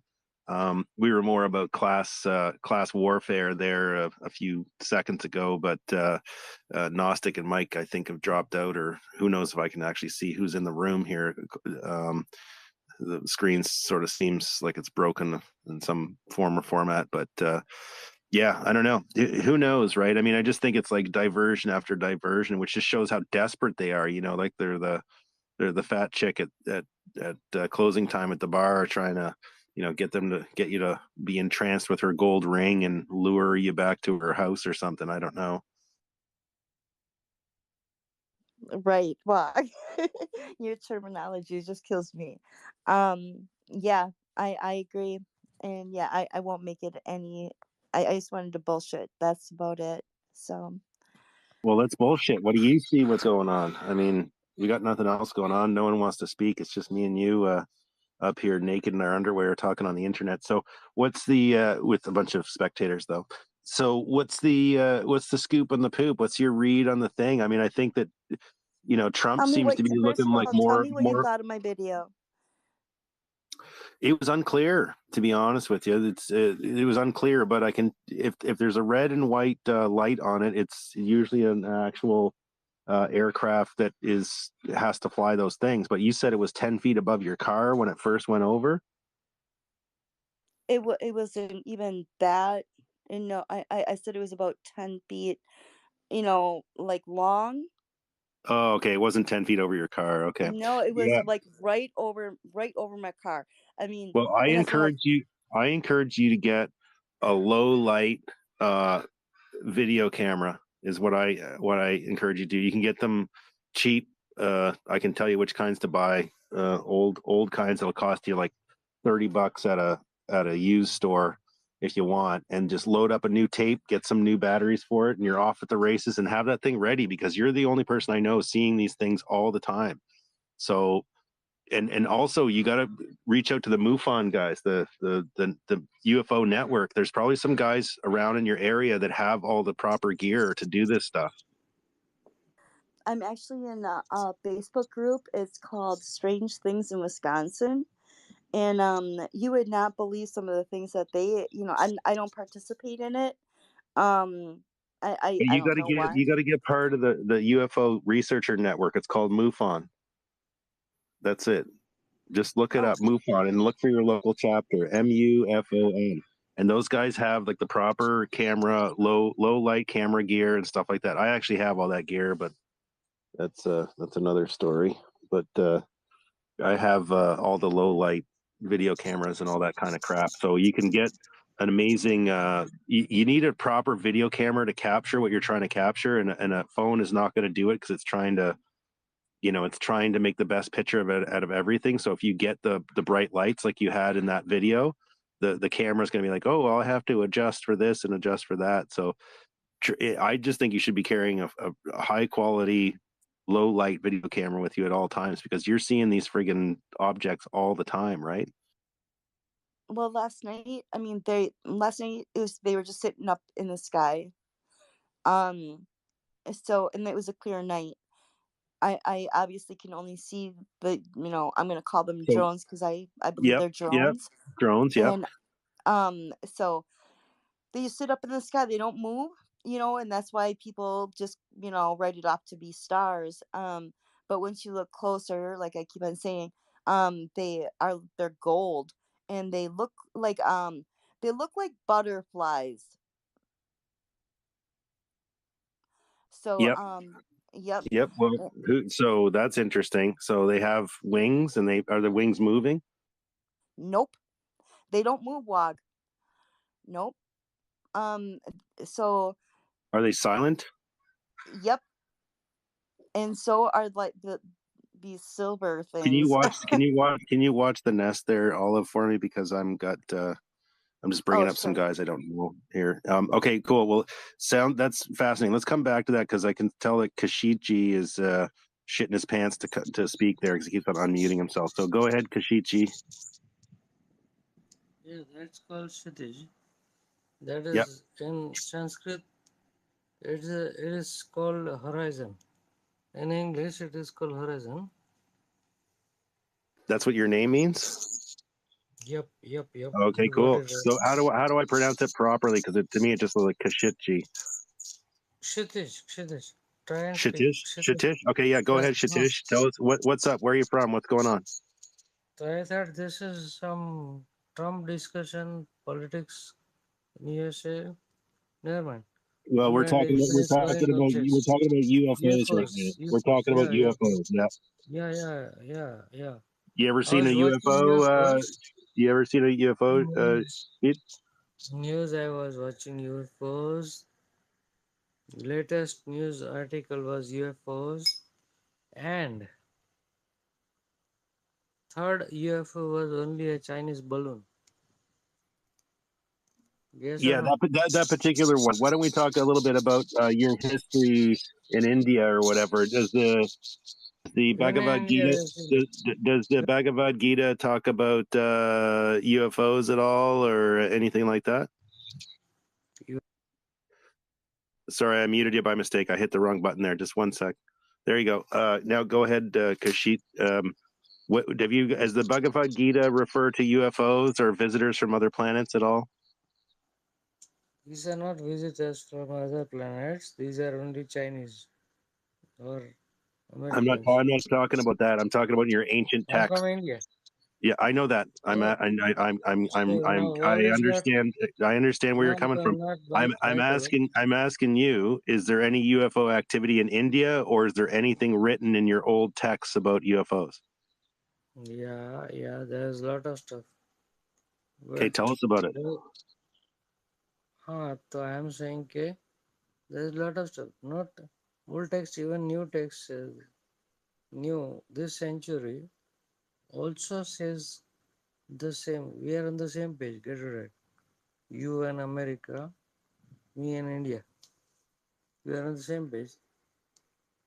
Chinese are flying balloons, and we are doing a flop show. Yes or no? We think they are UFOs. They are only balloons by the Chinese. It's like COVID. They I stopped don't the know. world for Yeah, 2 years. the air balloons or No, whatever. Yeah. exact. I'll give you exact fact. Chinese COVID virus stopped the world for 2 years. Yes or no? I think Rich might have an answer for you. He's got his hand up. Go ahead, Rich. Hey, how's it going? Yeah, I don't have an answer. I thought since we're talking about UFOs, I thought I'd share my story. I saw a couple UFOs in Texas while working on the desert on the oil rigs. 2 separate times and 2 separate locations. They Did were. you get anally probed, Rich? And Olive, I don't- I'll do all the approvals for speakers. Olive, just concentrate on the nest. I got you. No anal probing or any abduction value, missing time. No, none of that. No, but both times it was in the middle of the day. Clear blue skies. I went outside the office shack I was working in, and I saw something shiny up in the sky that caught my eye. And I looked up, and it was a disc-shaped UFO. And I kind of side on the side a side view of it, and it was kind of like it was just sitting there dead still in the sky. And at first, I thought it was a balloon or something, and anyway, it started to move, and it was like chrome shiny. It caught the sun and like a flash of the sun, and then kind of wobbled, and then it looked like I don't know. It was weird because it looked like it was kind of like you're looking at it through water or something. It started to get kind of hard to see, and then it started moving up on an angle, and then it disappeared. Like it just vanished. Like it turned its cloaking device on. Now, did you have some kind of an erection while this was going on? No, but yeah, just I a don't know, half, man. It was, just the normal working with other sweaty dudes, half chub. yeah. No drugs. You know, this is in the middle of the day. I was there's no drinking going on, no drugs, nothing. And then the second time, me and another guy saw it, the exact in a different location that we moved to. Same kind of area down by south of Midland, Texas.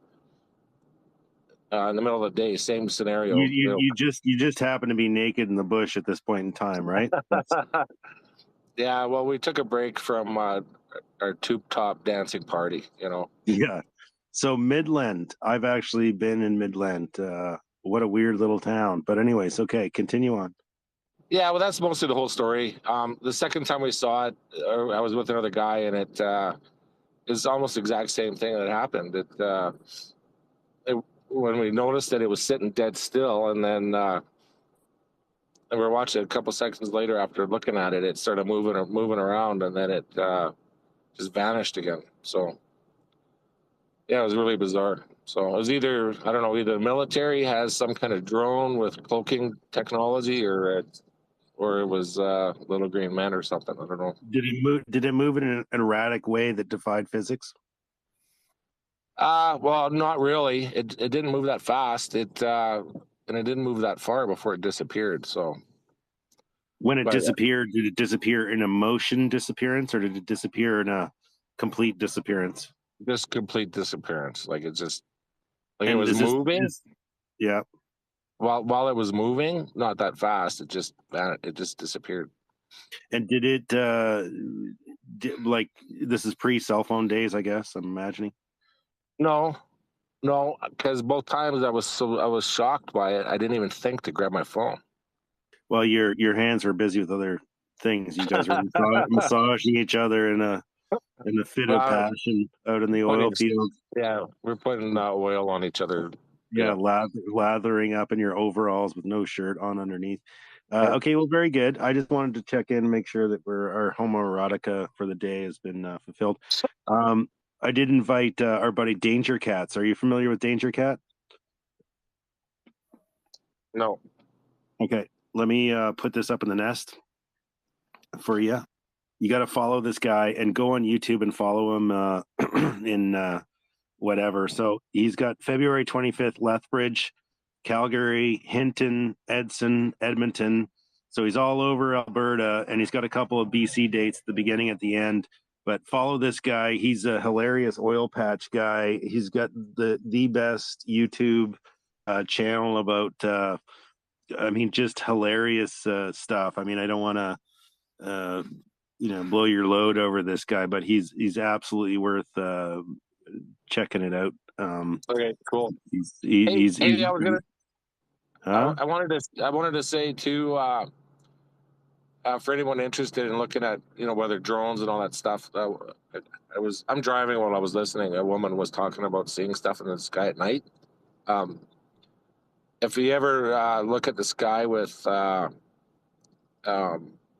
night vision, like real night vision, it's I've looked at the sky at night through military grade night vision, and it's freaking amazing. Like you will not believe the stuff you'll see.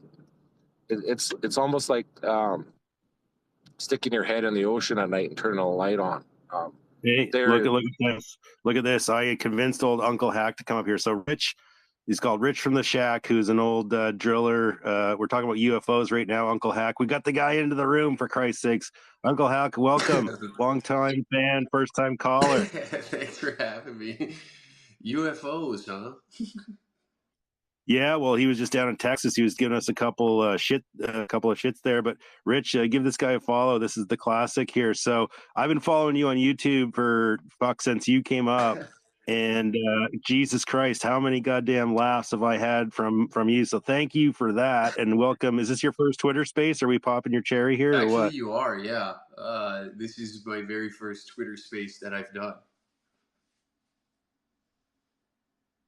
Am I there? Well, yeah, you found the right one. So you got me right in a spicy mood too. So why don't you give us the quick rundown of just where you're at? So most of these people have zero clue of where. Well, I imagine everybody here doesn't know who you are. So do you want to give us a quick rundown, and then I'll interview you for fun? Hell yeah, dude. Hell yeah. No, I grew up in southern Alberta. I'm from originally from Taber, but I live in Edmonton now. And then I've been doing online content for I think 5 years now. I don't know how long, if I'm being honest. And transitioned to doing too long because it got stale. But anyways, go ahead. And then I transitioned, like everybody does these days, to stand-up comedy. So what's your pronouns then? Get. Oh, there you go. That's original. See, listen to this guy. So he's doing stand-up comedy. He's got a tour here in the West Coast. Well, it's a couple dates in BC, which I'm surprised he even included us, for fuck's sakes. But you basically, most of them are in Alberta, so that's fantastic. So lots of oil patch humor, basically. I think there was one there where you guys were, what was it, like how to lay pipe or something like that. There's another guy that does sort of similar shit to you, which is quite funny. Do you know what I'm talking about there? Possibly. Is it? Well, maybe it was you. It was like you had the pipe laying in the ground. It's one of your first videos, and you were like, it was like the apprentice arrives in the pipeline or some shit like that. Was that you? You know, I've made so many of these stupid things that I can't. Some people have like came up and said things that I've said to me, and I'm like looking at them like, what the fuck are you talking? Are you retarded? What are you saying? And then they're like, you said that. They're like, oh, okay, checks out. Classic. Yeah, no, there was one that was quite hilarious. It was like the new guy on the line, getting blinker fluid basically was the sort of theme of the thing. Like, go get the whatever wrench or something like that. Go get the keys to the V doors. Yeah. Yeah, there you go. See, so yeah, Rich is an old hand here. You're right side by side my screen with one of the old. Rich is one of the OGs there. He's one of the cooler dudes. So you're just new to Twitter. Is that what's going on? I did have an account a while ago, and then it got booted back in the day, and then I've just kind of been fucking around more on it lately. Well, you can do the fucking Twitter videos, like the 2-minute 20s. Yeah.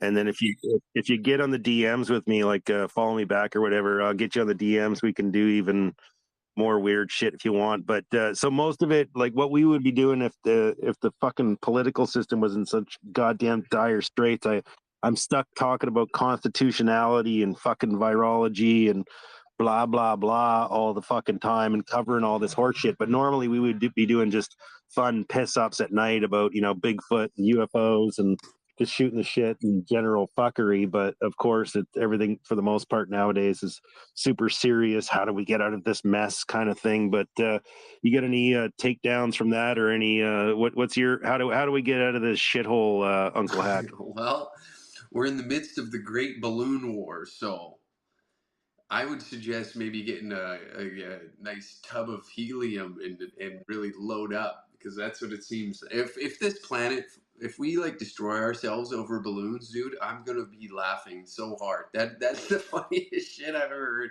We're losing our noodles over fucking balloons.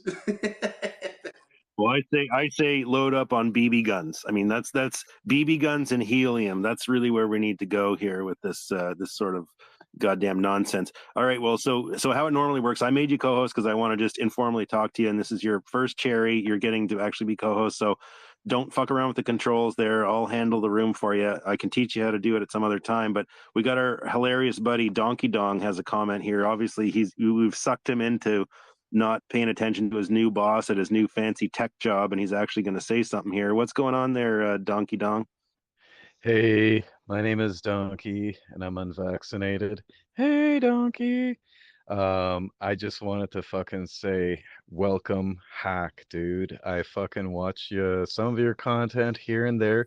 It gives me a good fucking belly laugh, something that is seriously missing these days. So I just wanted to say, hey, man, and tip my hat to you and tip my dick and tip whatever I can tip to you, whatever you accept. Just the tip, though. Dry fit. Just a tip. Well, hey, I appreciate that, and fucking yeah, nice. I don't know, donkey dick. All right. So here's what we do, Uncle Hack, because we're going to try to get your followers in here, so it's not just my followers. And this was actually a semi-serious room at one point, but at this point, I don't give a shit. So if you go down to that little bubble thing, see that little pill purpley thing down in the corner there? Okay, yeah, where it's like, yeah, 22. Tap that, and then you see it says, and then it'll bring you into this thing that says class winner UFO Tits McGee. Give that a heart, and then give that a retweet. That little 2 circle things going on. There you go. Yeah, and then once you do that, then that'll send that out to your followers, and we'll see if we can actually get any of your shit stains in here, and you can actually talk live to your fans. So thanks for coming in and your consternation of dealing with our retardedness. Now let's go. We're going to go to our hand here because we got Glad for his hand, and Glad, we're just going to get a little quick comment out of you there. We're trying to make a little bit more hilarity here than serious, but go ahead, Glad. Welcome. Where are you from and what's up? Yeah, from Toronto. Now I'm in Calgary now. It was a little more serious when I joined the conversation maybe about 25 minutes ago. And I was just kind of going to give my 2 takeaways on the balloons. I can't see how it's not a distraction. It doesn't have something to do with probably taking us to Taiwan once they've, finished up in Ukraine. but the two stories I wanted to talk about last week were the Nord Stream story, the Seymour Hersh story was unbelievable. Although not totally surprising either. Like if you've been kind of following things from the outset. And the other story is more of a local Toronto story, but I don't know, maybe some of you guys have heard about it. I kind of broke it on Twitter late Friday night. Somebody I know's got some good connections told me that the mayor stepped down, and they had this story out about how it was this 31-year-old staffer, but turns out it wasn't this 31-year-old staffer. It was in fact the Toronto medical officer of health, right? So they're concealing the fact that he had this affair with this Eileen Davila chick. And meanwhile, they run this bullshit story that it was this 31-year-old staffer. Like, and I kind of find that interesting that they say they don't name the staffer, but they say it was a 31-year-old staffer, in order to distract everybody and, get them thinking, oh, there's so much of an age gap, brother, even though the story is completely BS. And that he was slipping the pink with the old chief medical officer helping. For those of you who don't know, Toronto had some of the worst, most draconian sort of lockdown shit. So I'm hoping that story unfolds a little bit more. I got to think my tweet was pretty censored. Some of my tweets get a lot more views. So what you can do is you put that tweet together, and then you tell us, and then we will pump it. And what we do is we go into these spaces, and then we pick a tweet and we pump the shit out of it. So I just continue. I hold the whole room hostage. No one can talk. And I just boringly sit there and say, okay, we got one more tweet. Okay, we're going to need two more. Okay. And I just keep on doing that. And we'll try to move above the algorithm. And then we also have some heavy hitter guys with lots of followers that we can then force them by extortion as well to tweet it out on their own thing. So if you craft a really good tweet about that, you can actually, because you're a speaker in this space or a co-host or a host, you get a special power when you're speaking in a space. You can share that tweet that you've got about that up to the nest. Okay, so you just go to the tweet that you'd normally go, hit your share button, and then because you're a speaker in a space, you're allowed to put it up in the nest. And once you do that, then we can hold the whole goddamn place hostage until they fucking straighten up and follow directions as needed. Yeah. So do that. So thank you for breaking that story. Glad I just followed you. Make sure you're following me so we get the DMs open. And if we fuck up and don't pump it properly, then I'll just hold me to account the DMs there. So, all right. Well, that's pretty good. Any comment about that, Uncle Hack? Any smart ass rebukes, or do we go to the next hand? That is wonderful that you're out here keeping politicians on their heels with your tweets. I appreciate that. I fucking cannot stand a single one of them. And it is funny that whenever those stories break, once it hits like a mainstream like CTV or a CBC, there's always like an added layer to it. It's like, oh, a 31-year-old staffer, and they leave out like that fine detail. And it's great that it's like these retards don't realize that we have the same that we can take to the internet the same that they do, and our words as people, as common folk, are taken more seriously than when a mainstream narrative starts being pushed. So it's great. I fucking love it. Yep, no, exactly, right. And we can do real-time bullshit stuff in here. So I'm stoked that you're in here. So thanks for that observation. Yep, they're all fucking retards. We know that. And then we're trying to cover it up with the titillating fact it was a 31-year-old staffer, when in fact it was a 46-year-old fat chick that works in public health, and she likes to, tie him up and fucking whip his ass, because that's what all these weird bureaucrats are into. You can look into all the old British things prior to the COVID thing. There was that big expose written by that dominatrix over there in the UK, where she had all these fucking politicians wrapped up in duct tape and all kinds of other horse shit, and would whip them, and she wouldn't even fuck them. She'd just make them just deny them, step on their nuts with a fucking stiletto. I mean, this is the kind of horse shit that we're dealing with these fucktards that get into control, right? So what you're saying is I'm a bureaucrat now. I've identified you as a possible bureaucrat. Exactly. Well, the thing I didn't say about you though is that it's not a woman wearing the stilettos, because I thought that was going to be the turn of the story for Glad. I thought I was going to say it wasn't a 31-year-old female staffer. It was a 48-year-old fat public health chick telling us how we have to get in shape. And well, actually, they never told us that. They never told us anything about vitamin D. Let's be clear here. It was all about wear a mask and get your finger put up your ass to detect prostate cancer, which, by the way, guys, for all you guys who have had your prostate exam, it turns out that you might as well read tea leaves to figure that out, because it's the same amount of accuracy with that. They do have a chemical test now, so any doctor that says he has to stick his finger up your ass is just a goddamn clear-ass pervert. So with that, let's go to Wall Street. Yeah, I'm like glad to be back. I came in the serious part of the conversation, but I'm glad it shifted because the seriousness that surrounds us is pretty depressing. So the levity is much needed. I have not followed Uncle Hack before, so I'm interested to soak up about 9 hours of my time later today checking out his content. Appreciate that, Wog. Just started tuning into you yesterday, and I live in New Hampshire. So not a Canuck. But I wanted to follow up on what Rich was talking about, because it kind of fed into where I was going to go. I was going to talk more about the class warfare stuff, but it's interesting that he popped in here and has experience in the oil fields in Texas. So if he's still in the room, which I'm terrible at scrolling through this thing, so I don't know if I see him still, but No, I if he's think still he had to fuck off. His boss showed up or something, so he's got to pretend to do some levering of some kind of drill thing. But yeah, no, just go ahead anyway. We can touch on serious shit and just bounce back and forth. It's better that way probably than just to stick on one or the other. No, I was going back. I'm over the serious shit, bro. This shit's fucking drowning you.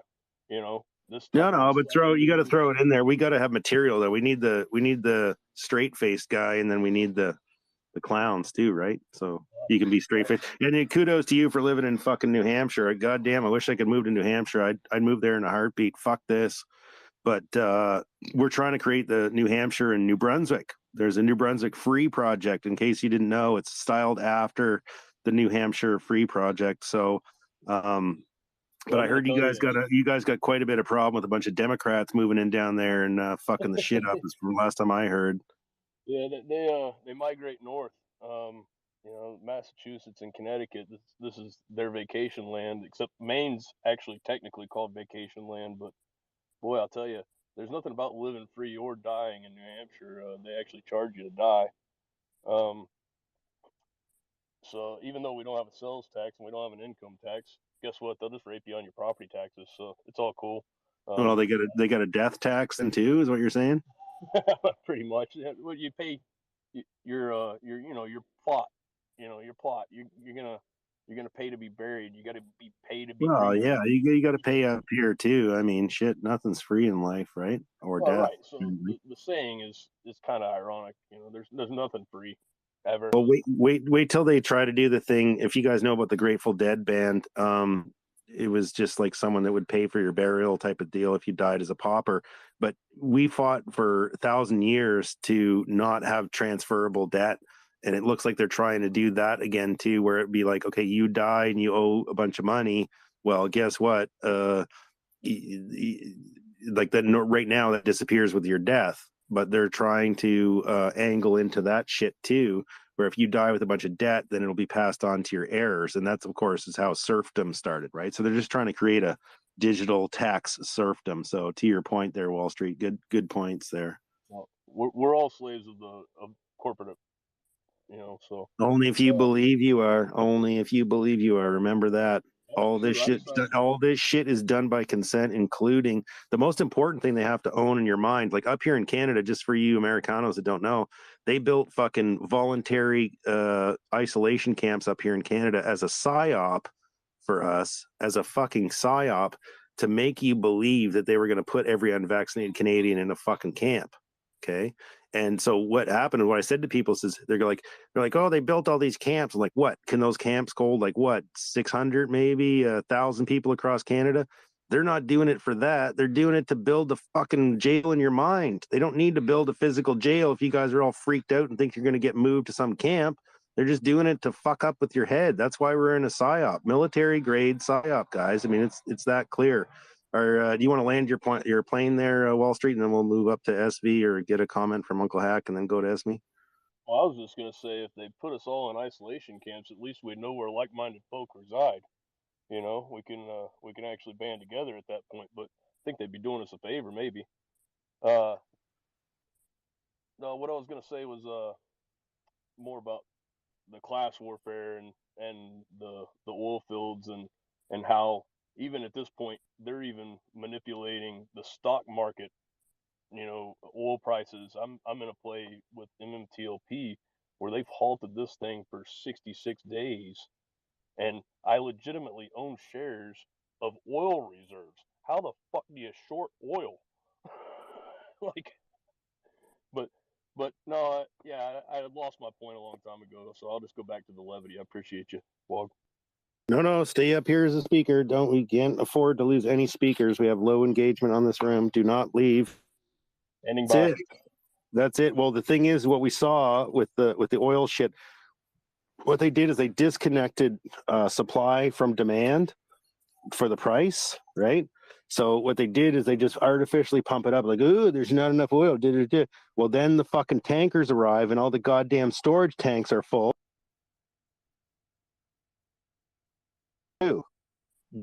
That's what went on with that. It's just pure horse shit. The whole fucking, it's just, this is my view of the pandemic itself was that the stock market was in the shitter, and they did some way to get this thing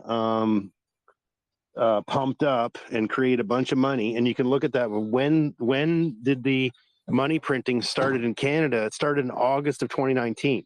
I know that the graphs don't show that now because the graphs have all been changed apparently because something happened. But we were monitoring that, and I was like, why the fuck could this be? I said to my buddy, I said, look, it's either I think it's three things, and I probably can't remember the third thing, but I'll tell you this: it was either the aliens have landed and all the government people are shitting their pants, or the stock market was shitting itself and they decided that they were gonna try to pump in money that way. And the third one I can't remember anymore because it's been probably some other stupid idea. But as we see, they're gonna pull every fucking stop out to try to mind fuck you. Now they got aliens going on. I mean, how more retarded of a lifespan can we live in? You know, it's such a joke.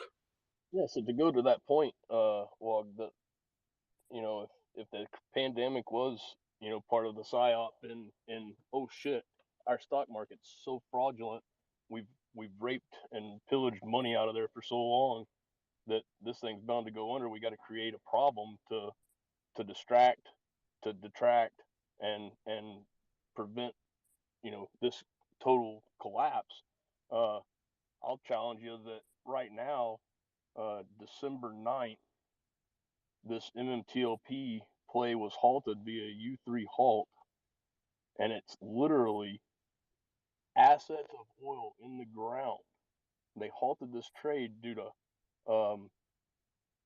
settlement issues, which means there's synthetic shares, counterfeit shares that were created, sold to the market, then spun off into a private company where shorts cannot exist. So they had to clean up this mess. Well, they just decided to halt it, and now we got a balloon issue. But I'm a conspiracy theorist, you know. When dots align, there's a line. You know, you just got to connect them. You know, I hate to be that way, but at the same time, you almost have to be. So I agree with you 100% on that. Well, if you're not a conspiracy theorist at this point, you're a fool. I mean, what is a conspiracy theorist? A fucking realist at this point? All right, let's go to Uncle Hack. Any observations on what our buddy Wall Street just downloaded? Yeah, that's, you know, I think it's great. We need massively poor people. We need a giant wealth divide between us and the wealth. None of us deserve caviar. Let's be honest. Why are we over here worrying about, like our overlords deserve these nice things like private jets. We as humans deserve to be in 15-minute cities arguing and fighting with one another, about race, about, like, why is Dan over there? Why did Dan get a Tesla and I'm driving a fucking Fiat? Like, that's what we need to be arguing about. We can't be sitting here worried about the stock market. We're too poor. Why doesn't the government just give us more money? Why don't they just hand us out more money? We'll all live in like these poorly built townhouses by, the newly found industry of robotics, and we'll just sit and argue with one another about why the neighbor's a whore. Yeah, no, that's correct. Right, that's correct. We're being taught to, and that's why I say class warfare. That's why the name of the. I'm not actually hitting on it directly because I don't really want the guys that think about that. But there's, class winner is sort of the deal there, and that's touching a little bit on the education Yeah, system and too. Go ahead, Hal. I'm sorry to cut you off, but I find you extremely greedy for thinking that you deserve to be middle class. I find that extremely offensive. Well, I find that offensive that you think I'm middle class. How do you think I can run these fucking spaces for so long? And so I'm theoretically working because I'm a white class worker, right? I own a company, so I theoretically I'm the corporation is my own corporation is paying me to be part of the resistance here. But let's go to Esme and see what kind of smart ass shit she's got to throw into the ring here. Go ahead, Esme. Hello, Smarty Pants. Just want to say, eat the bugs, live in the pod. Eat the bugs, live in the pod. Eat the bugs, live in the pod. Eat the bugs, live in the pod. You got that? That's what we got to do. That's what the overlords told us we got to do because we got to save the planet. You sound like my wife.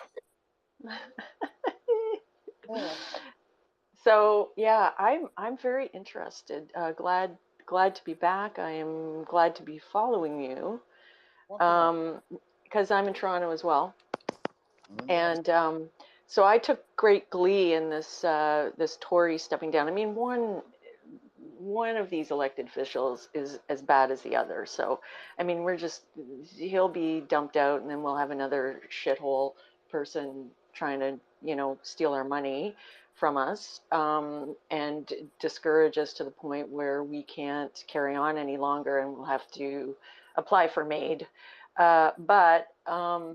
So this whole thing about Eileen de Villa, I hadn't heard, and let me tell you that my friend Sue-Ann Levy is going to be on the Richard Syrett show this afternoon talking, because Sue-Ann is the arch enemy of John Tory. While she was on the city beat at the Sun for 30 years, for his tenure, she has been dogging that guy, exposing all of his horribleness.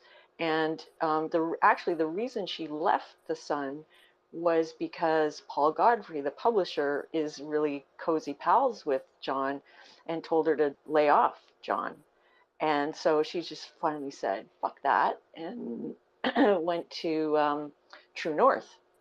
So she is tweeting quite a little bit about John Tory, but I just checked her Twitter, and she's got nothing. She's working under the assumption that story about the 31-year-old assistant is true.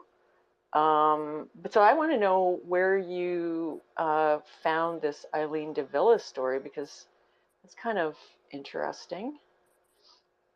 That's his ex-girlfriend. I'll answer for him. Wall Street, did you have a response back to Esme there? Wall Street shit the bed and fucked off. Sorry, it was me who brought up the story. So apparently, glad to be. Sorry, glad to be. You go ahead. Glad to be. I just didn't know. I didn't think your name was that gay, but go ahead. Yeah.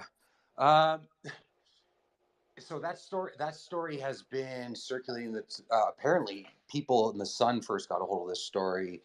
I guess it would have been early last week. And once you start to look into it, and where I got the story from, the guy was a private investigator who I work with, who divulged this to me, and very reputable PI too. This isn't somebody who's just started doing this. This guy's been doing this for, former police officers, been doing this for 20 years now, and would know. Yeah, and it's fascinating, right? Because I mean, you got to assume this affair would have started when these guys are telling us all to stay home and keep your That's what they said. contacts, right? That's So, what his official pronouncement was, that it happened during COVID when I was spending time away from my wife. Well, yeah, okay. That's right, supposed to get you that's supposed to get you any kind of pass in any Right. way. Oh, I was so lonely. And then why would they have divulged that? It was this 31-year-old Right now. staff who's now left.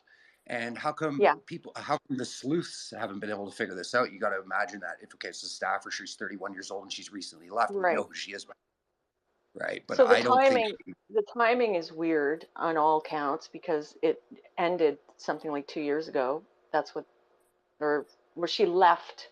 No, it didn't end. She left the city 2 years ago or something like that. Also, like any good bad news, it was dumped Friday night, right? But also from what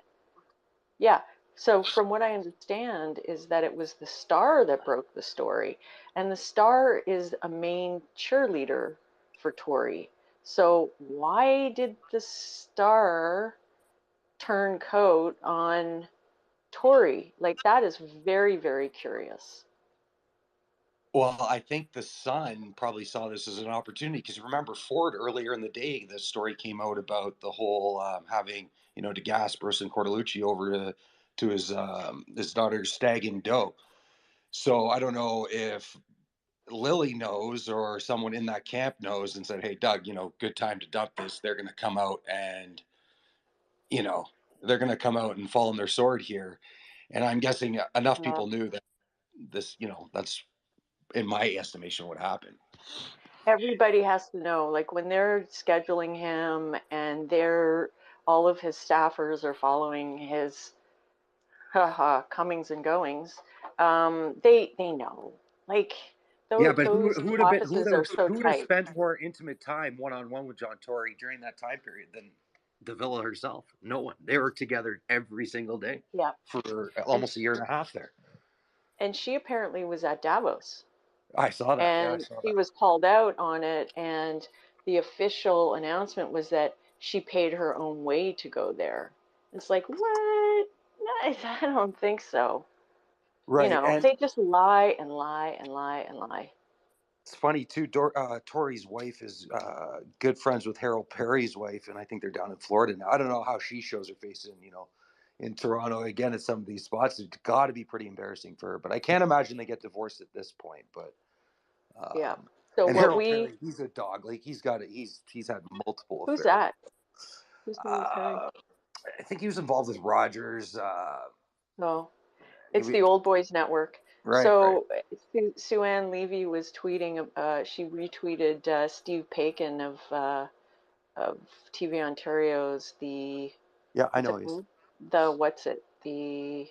forget the name of the show. The Agenda. But the Agenda, right? And that is like a very held in highly esteem Paikin. Everybody likes Paikin because he's so measured and balanced and everything. And so he was tweeting support of John Tory and a couple other old boys were too. And Sue Ann's calling them out like, this is the way the old boys work. And also that apparently that staffer who Sue Ann names, Emily somebody, I think she's the only one to name her. She ended up at MLSE. That's the Maple Leafs, right? Oh, she did in fact name her. So there is a person, a 30-year-old one. There, that story does hold water. Oh, interesting. Okay. Yeah, didn't know. yeah. Sue Ann names her, but this is the way it works, right? So she fucked the mayor, and then she got a plum job at the Maple Leafs, Sure. basically, Yeah. right? That's the way it Anything works. less would be disappointing. I'm sure. Yeah, I mean, I'm sorry to say this is the way it works. What is I'm just scanning her Twitter here. It's like Emily, and somebody was saying, calling out Sue Ann. Why are you naming her? Yeah, here we go. Emily Hillstrom. The secret trip, here's what Sue Ann writes. The secret trip to London story that got me mocked on radio by John Tory. It seems his advisor, Emily Hillstrom, joined him. She accompanied him on a mission to Europe months earlier. And she says Emily is now happily ensconced in a well-paying job at MLSE, and that is how the Old Boys Network works. Huh. Yes, indeed. I mean, but Tory, I loathe, so I'm happy to see him go.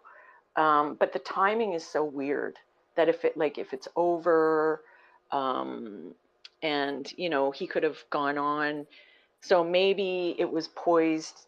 Well, but the Star broke it, so I never did see that Star story because I won't pay to get behind the paywall. Won't give them a cent. But anyway, Toronto gossip, whatever. But it's all connected because these people are globalists. You should hear the story. Do you know that guy Ari Goldkind? I know the name, but I can't place it. He was debating a run for mayor. This is probably, I don't know, probably 4 or 5 years ago. So he had this PI do some work on him to find out what he could have dug up on him, and you should see what he's into, which is pretty gross. Yeah, like paying women to defecate on him, paying married women no less to defecate him on it, and all kinds of weird stuff. Exactly what Wog was saying. They're all depraved. They're all completely twisted and depraved. They're megalomaniacal, soulless, greedy little shits. Basically, Well, I that's think the a lot level of. of it has to do with like you can't get to these positions unless you can be blackmailed, because you're controllable, right? So if you have integrity, it's going to be hard to fundraise for you. Sorry, because I can't control you, right? So just the way our system works is like unless you have something that can be held over your head, you can't rise to these positions because you can't be controlled. It's like the Epstein Island. Where do they go? Precisely.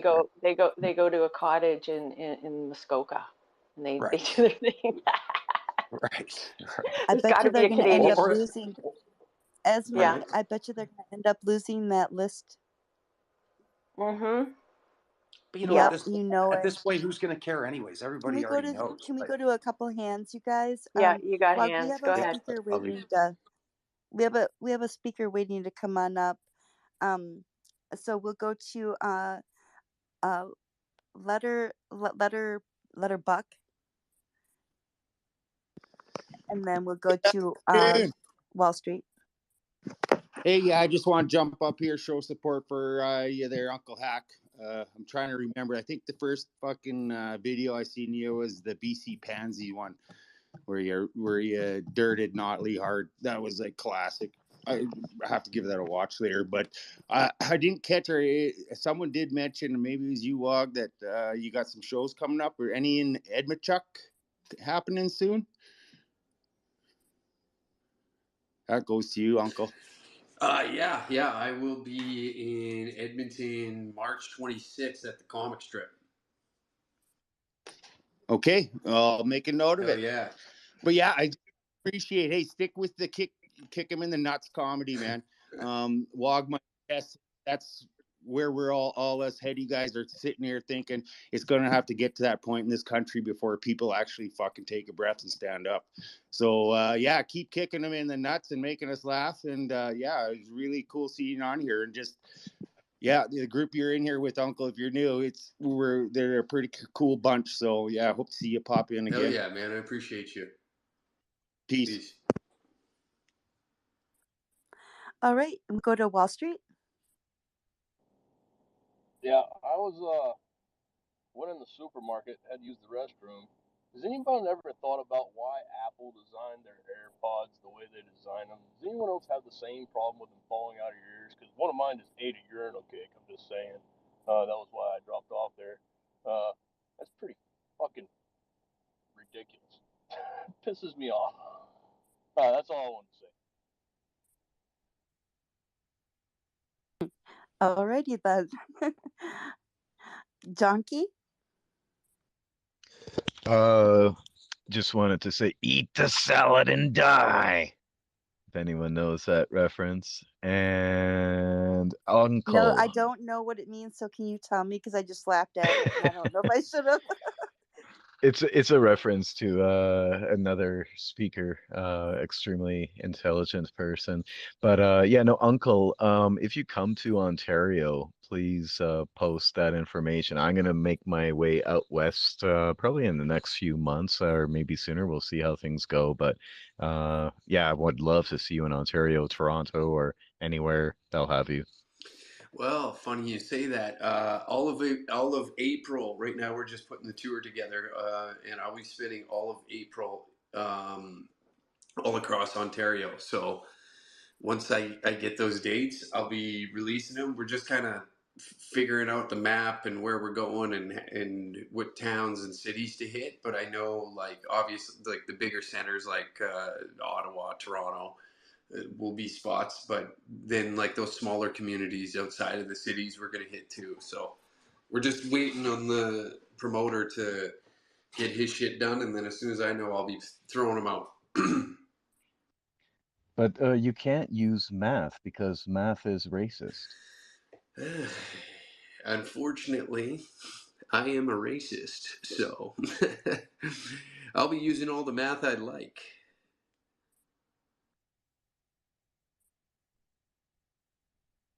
So you do stand up? Is that what you do? Yeah, I'm a stand-up comedian. Well, now, anyways. Cool. I'm from America, so I'm not familiar with you. So it's nice to meet You you. as well. All right, we'll go to Donovan and then Arthur. Hey, thanks. Yeah, I'm not familiar with you, Uncle Hack, but this might be a racist joke that you could use. Did you hear about the corduroy pillows? Do tell. They're making headlines. Anyway, so somebody talked about the chain of events that are happening right now, and I've seen that there's like 2 more train derailments here in the U.S. And you know, the global economy before the corona lockdown madness and all of that, it was crashing. It's like the same play from 2001. The day before 9/11, Rumsfeld was in front of the Pentagon saying that they had lost $2.3 trillion. And there's a lot more evidence that there were. I mean, it's a giant Ponzi scheme that they just keep like creating new. It's like the derivatives market, and I heard what you were saying, stock about, or Wall Street, about the FINRA halt and all of that business. I mean, it's all just fraud, and it's just. But this is the same thing. They got to cover their tracks and move the shells around. And I think that there was a plan to get a lot of people injured so they could increase their plantation of the welfare state, and then maybe, you know, I mean, maybe create this global crisis and debt where they just crash the system and maybe move it into the next thing that they're going to be participating in, because they're these top controlled, corrupted individuals that have their puppet strings being pulled by who knows, I don't know, but it's just maddening. And I just wanted to vent for a sec. And hey, did you hear about the circus fire? It was intense, and I'll pass with that. Well, that was quite a lot of subjects there. Arthur? Hey, don't forget to tip your waiter. Yeah, I'll weigh in on Donovan, a couple of the things that he said, but I wanted to just touch on the Tory situation. And excuse me if this has already been said. I, my take on this is that I think that Tory knows, like many of these ghouls, that he will never live a normal life in Toronto ever again. And I don't know very much about the affair. I don't read. I can't look. I have enough time keeping my head on straight, dealing with federal and provincial politics in this place. I mean, Toronto politics is a whole other level of socialism, communism, depravity, etc.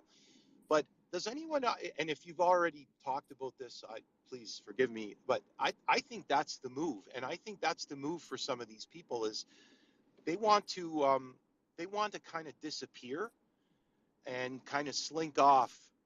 And in Tory's case, he's got his lovely place in Florida, so he can spend at least 6 months of the year there, out of sight, out of mind.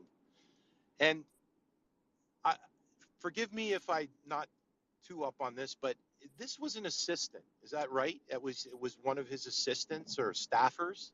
Nope. The Gladby has the inside scoop, or if he's still up here. Oh, I'm sorry. Who was it then? Some fat old public health official that he was blanking, and they're trying to cover it up because of the link between Toronto City. Oh, okay. All right. And Not whatever. necessarily, no. We're not Because sure they yet. had the I'm conjecturing. Everyone knows that I'm conjecturing, but it's because of course they had like the world's longest consistent lockdown, right? Yeah, I mean, remember when he was giving us cooking tips in front of his commercial grade stove? Via blowjob. Now we know how all these guys work. It's all the wokists sucking each other off, which we already knew that was happening, but apparently now it's been proven. With that fucking hairdo and the bony ass of his. I mean, No, the hairnet, buddy, because he's so OCD. He can't have any hair, so everything has to be shaved like a fucking 12-year-old, and then none of this. I hate these. I detest these ghouls. So that's my take on him. I think he and many of these other players are looking for a way out. I think they want a way out because they know when this shit blows up and the masses clue into this and the injuries add up and the mental illness adds up, these folks are never going to lead a normal life in their communities. No, it's more than that, Arthur. What it is they've already gotten their payoffs. They want a way out by scandal or by hook by crook. They want out because now they want their $20 million in that Swiss bank account so they can move to Epstein Island and fuck goats. Well, okay, maybe you're one step. Find me a better life. I dare you. As for some of Donovan's points, you're right, Donovan. I mean, I believe all of this will blow up whenever it is they want to roll out, and whenever they're ready to roll out the CBDCs en masse. But in the meantime, they're going to continue to feather their nest. If you look at the amount of wealth that transferred to the 1% during COVID, it's like no other 2-year period we've ever seen. And that's to me, you mean? Because do you make over 120 a year, Arthur? Do I? Yeah. Yeah, I do. Okay, so then you're part of the 1% globally. You know that, right? When I say, I get it. When I say the 1%, I'm talking about like the 0.1%. I mean, let's be precise with our language here, right? But yes, definitely, it's the 0.1. The 1%. People like me in the 1% have to pay their taxes, right? I have to pay my taxes, and you know, they rattle my cage every Do now you and then. do you though? Do I you? do, yeah. I No, mean, I no. Wait a absolutely second. do. Wait a second. That's just a. Of course, I'm just asking a figurative, metaphorical question here. But at this point, if your government is not representing you and downing your country and swirling it down the hole, do you? It's just a question, rhetorical. You don't have to answer that. Keep on going, Arthur. Yeah, okay.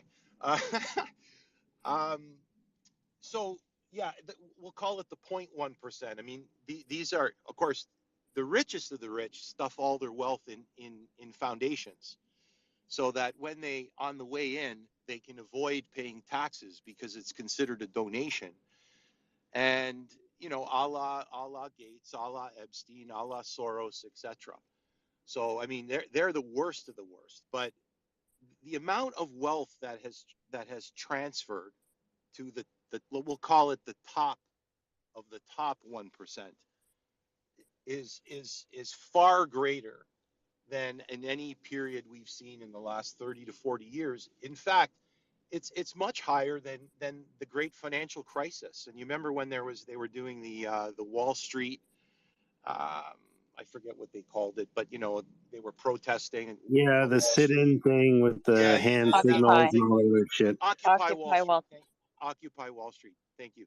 So that's you're bang on, Donovan, and it's you know, the stuff that I'm seeing right now in a market that is clearly being manipulated.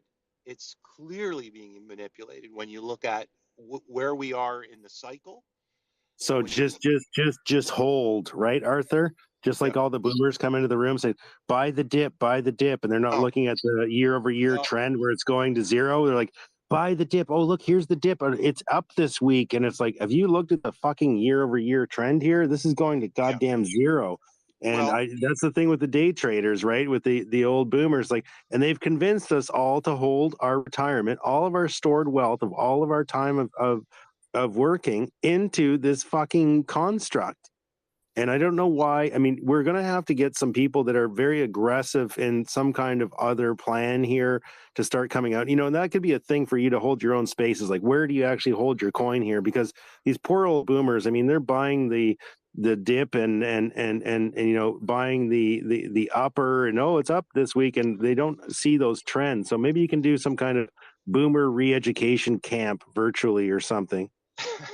Well, here's the deal. When in No, no, no, January, no, no, no, I no, just want no. to get No, in no, on no. this for a second. Quickly, quickly. Let me quickly get in on this because you talk about the retirement funds and all that kind of stuff, right? So when this all the bullshit started coming out in January and February of 2020, when a friend of mine and I were examining it, the data coming out of China and seeing that it was the people who were dying were over 80 with multiple comorbidities, and we were just like, oh, it's the flu. So why the fuck are they doing this? And she says to me, and she's a retired lawyer. She goes, they're coming for our pensions, right? And at that time, I was just like, she's a wise woman. I'm not quite sure what she means. But then in the fullness of time, what that meant was they're doing a cull, right? So the numbers didn't work out for the retirement funds. So they had to move a bunch of people off the books, literally.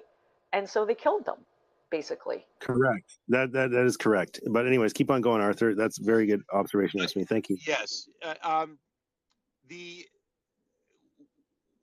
all of this is a result of pricing money too cheaply for far too long, right? So coming out of 2008,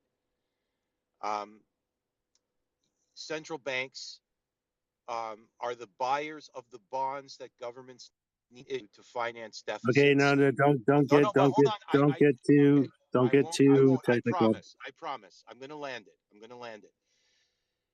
We had a situation for the last decade that I I don't think we'll ever see in our lifetime. What it has done is it has promoted um, misallocation of capital, um, crazy harebrained renewable energy schemes. And you can go on and on and on. And we're now entering another era, right? And that is, we're not going to have 1 or 2% inflation anytime soon after the United States and other countries blew trillions of dollars into the economies which were supply constrained at the time. Wog, I know you have some theories on this, but there's no question coming out of COVID that everything was supply constrained, and federal governments around the world, including our friends in Ottawa, sent money directly to people, and I'm all for people who need it, okay? But why does Loblaws need $20 million for their freezers? Okay, the Westons are if not the richest family in Canada, they're certainly top 2 or 3, maybe one of the richest families in North America. So what this has caused is just an incredible uptick in spending, a reduction in savings, continued mispriced assets, and we're not going to see the last 10 years. And I'll close by saying that what you said, Wog, is very true, and it's because in an environment where the markets just go up and up and up, they go down and then they just keep going up. People have been told, and this is across pension plans, group RSPs, just buy an index of the market, put your money in, and forget about it. And this is the reason why BlackRock and Vanguard own huge positions. They're always the number 1 or 2 owners of the shares of these big corporations because they own the exchange traded fund market, the passive market. And so when the indexes get clobbered, okay, everybody will have the same experience as the index on the way down. And nobody is thinking about, hey, how do I protect myself? How do I, what are some signs that I should look at to try and take some money off the table? The next 10 to 15 years will look nothing like the last 10 years. And we're not going back to 2% inflation anytime soon. So is this a landing, Arthur, or is this a hovering? That's it. I'm done. Thank you very much. So no, because I appreciate your thing. Can you do a room with me where we can delve into this subject, just me and you going back and forth for most of it, and maybe some other smarty pantses, and just try to deconfabulate this thing? Do you want to do that with me? Yeah, I have to be careful because I can't make. I know. Okay, whatever. Yeah, blah blah blah. NSA, I get the whole thing. And just please spare me, for fuck's sakes. I'm getting DMs from. I don't care about that. I want to talk about the big picture. I'm not talking about like invest in whatever, right? Big picture, macro. Yeah, I'd be happy to. Well, then let's do it. I mean, like, come on, like let's get our. You send me a DM. We're already friends. Let's just do that.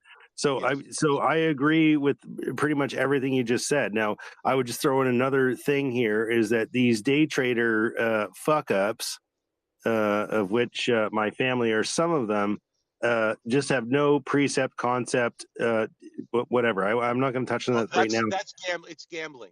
I know exactly what it is, but I know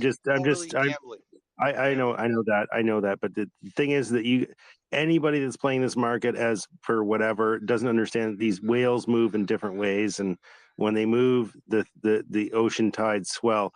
But thank you for that, Arthur. Any final landing points there? No, that's it. And I'm sorry if I got a little too technical. No, you're not. No sorries, no sorry. You know my rules, buddy. No sorries, no intentional puns, and then that will be enough of that. So thank you, Arthur, and then please stay up as a speaker because we might need you. And you know what? Listen, I'm going to get my wife a Valentine's gift right now, but I will be available in about 15 minutes. Okay. Well, we're going to need an update after you get that thing to find out exactly what you got her. But Yeah. No. Yeah. What No, we need an update about and pictures. my chaps? Oh, you're going to Victoria's Secret. Okay. And actually the lingerie isn't for her, it's for you. I get it. Okay. It's okay. Okay, I'll see All you. good in the hood. So I'll defer back to my other buddy that knows quite a bit about the stock market. Uncle Hack, any observations about Arthur's observations or anybody else's? Put all your money into Dogecoin and let it ride, baby. If you're talking, I can't hear you. I said, why is it not working? Can anybody Can you else hear me? hear Uncle Hack talking? I can hear Uncle Hack. I see. You were Okay. having connection issues, Wog, for Okay. momentarily there. Yeah. I'll reboot. Uncle Hack, just keep on talking and then go back to the hands. All of you run it for after Uncle Hack gets whatever. So, And then Wog, can I at least approve the people that I know are safe? yes, yeah, go So, ahead. Yeah. Go. all right. You start going for that, and then I'm gonna reboot, guys. So the room may shit itself. So if you're not following me or the co-hosts or whatever, just follow blah blah blah all the regular shit, and then I'm gonna reboot and try to catch what Uncle Hack is saying. And I'm pretty fucking pissed that I can't hear what he's saying, but. Anyways, just keep on Well, going. we'll just wait till you get back. No, Probably... don't wait. Uncle Hack, keep on going. Okay, I'm gonna reboot. See you guys. How Bye. nice of him to just give me his space for this time. I'm more curious to know on what this guy's going to be buying his wife, and I'd like to go back to let's talk about the Toronto mayor cheating. I think it's incredibly unfair that they locked us indoors for 2 years and I wasn't able to go cheat on my girlfriend. I find that extremely disrespectful. These people are assholes. You think? That's highly discriminatory. Yes, it is. So because I'm not from Canada, you guys. Okay, so this woman, up above in the nest here, she's one of the mayors, and she had an affair with a 31-year-old.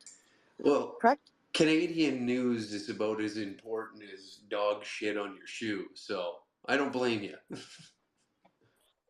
No, all of it. His name is John Tory, and he's a notorious globalist. He is a former lawyer, or I guess he's still a lawyer, and he is in the Old Boys Network. He is like right tapped into all of the 0.1% in Canada, in all of Canada, and he's held some very, very high level positions in industry and regulatory bodies and everything. Okay, yeah. Yeah. So I missed that, Esme. What was your takedown of Uncle Hack here? I think I missed some kind of an observation there. Can you refresh me? I was only out of here for 30 seconds, so. No, because Olive was just asking who the mayor of Toronto is and what was going on. Yeah. It's just that's it. another dink. All right. Well, Uncle Hack, It's continue just on with another that. dink. Oh yeah, no. Okay, Uncle Hack, continue diatribing. I want to hear more. I want to hear more vitriol here. Oh, let's go. I was just expressing my complete. I was just expressing like how upsetting it is, that the mayor of Toronto was able to go out and cheat on his wife, but meanwhile we were all locked indoors for 2 years, and I wasn't able to go do that. So I find that extremely unfair. I would love to get some side pussy from time to time, but unfortunately, all that was open was the grocery stores for a little while, and nobody was really just. No. It was open to you, Uncle Hack. Please don't be hyperbolic, okay?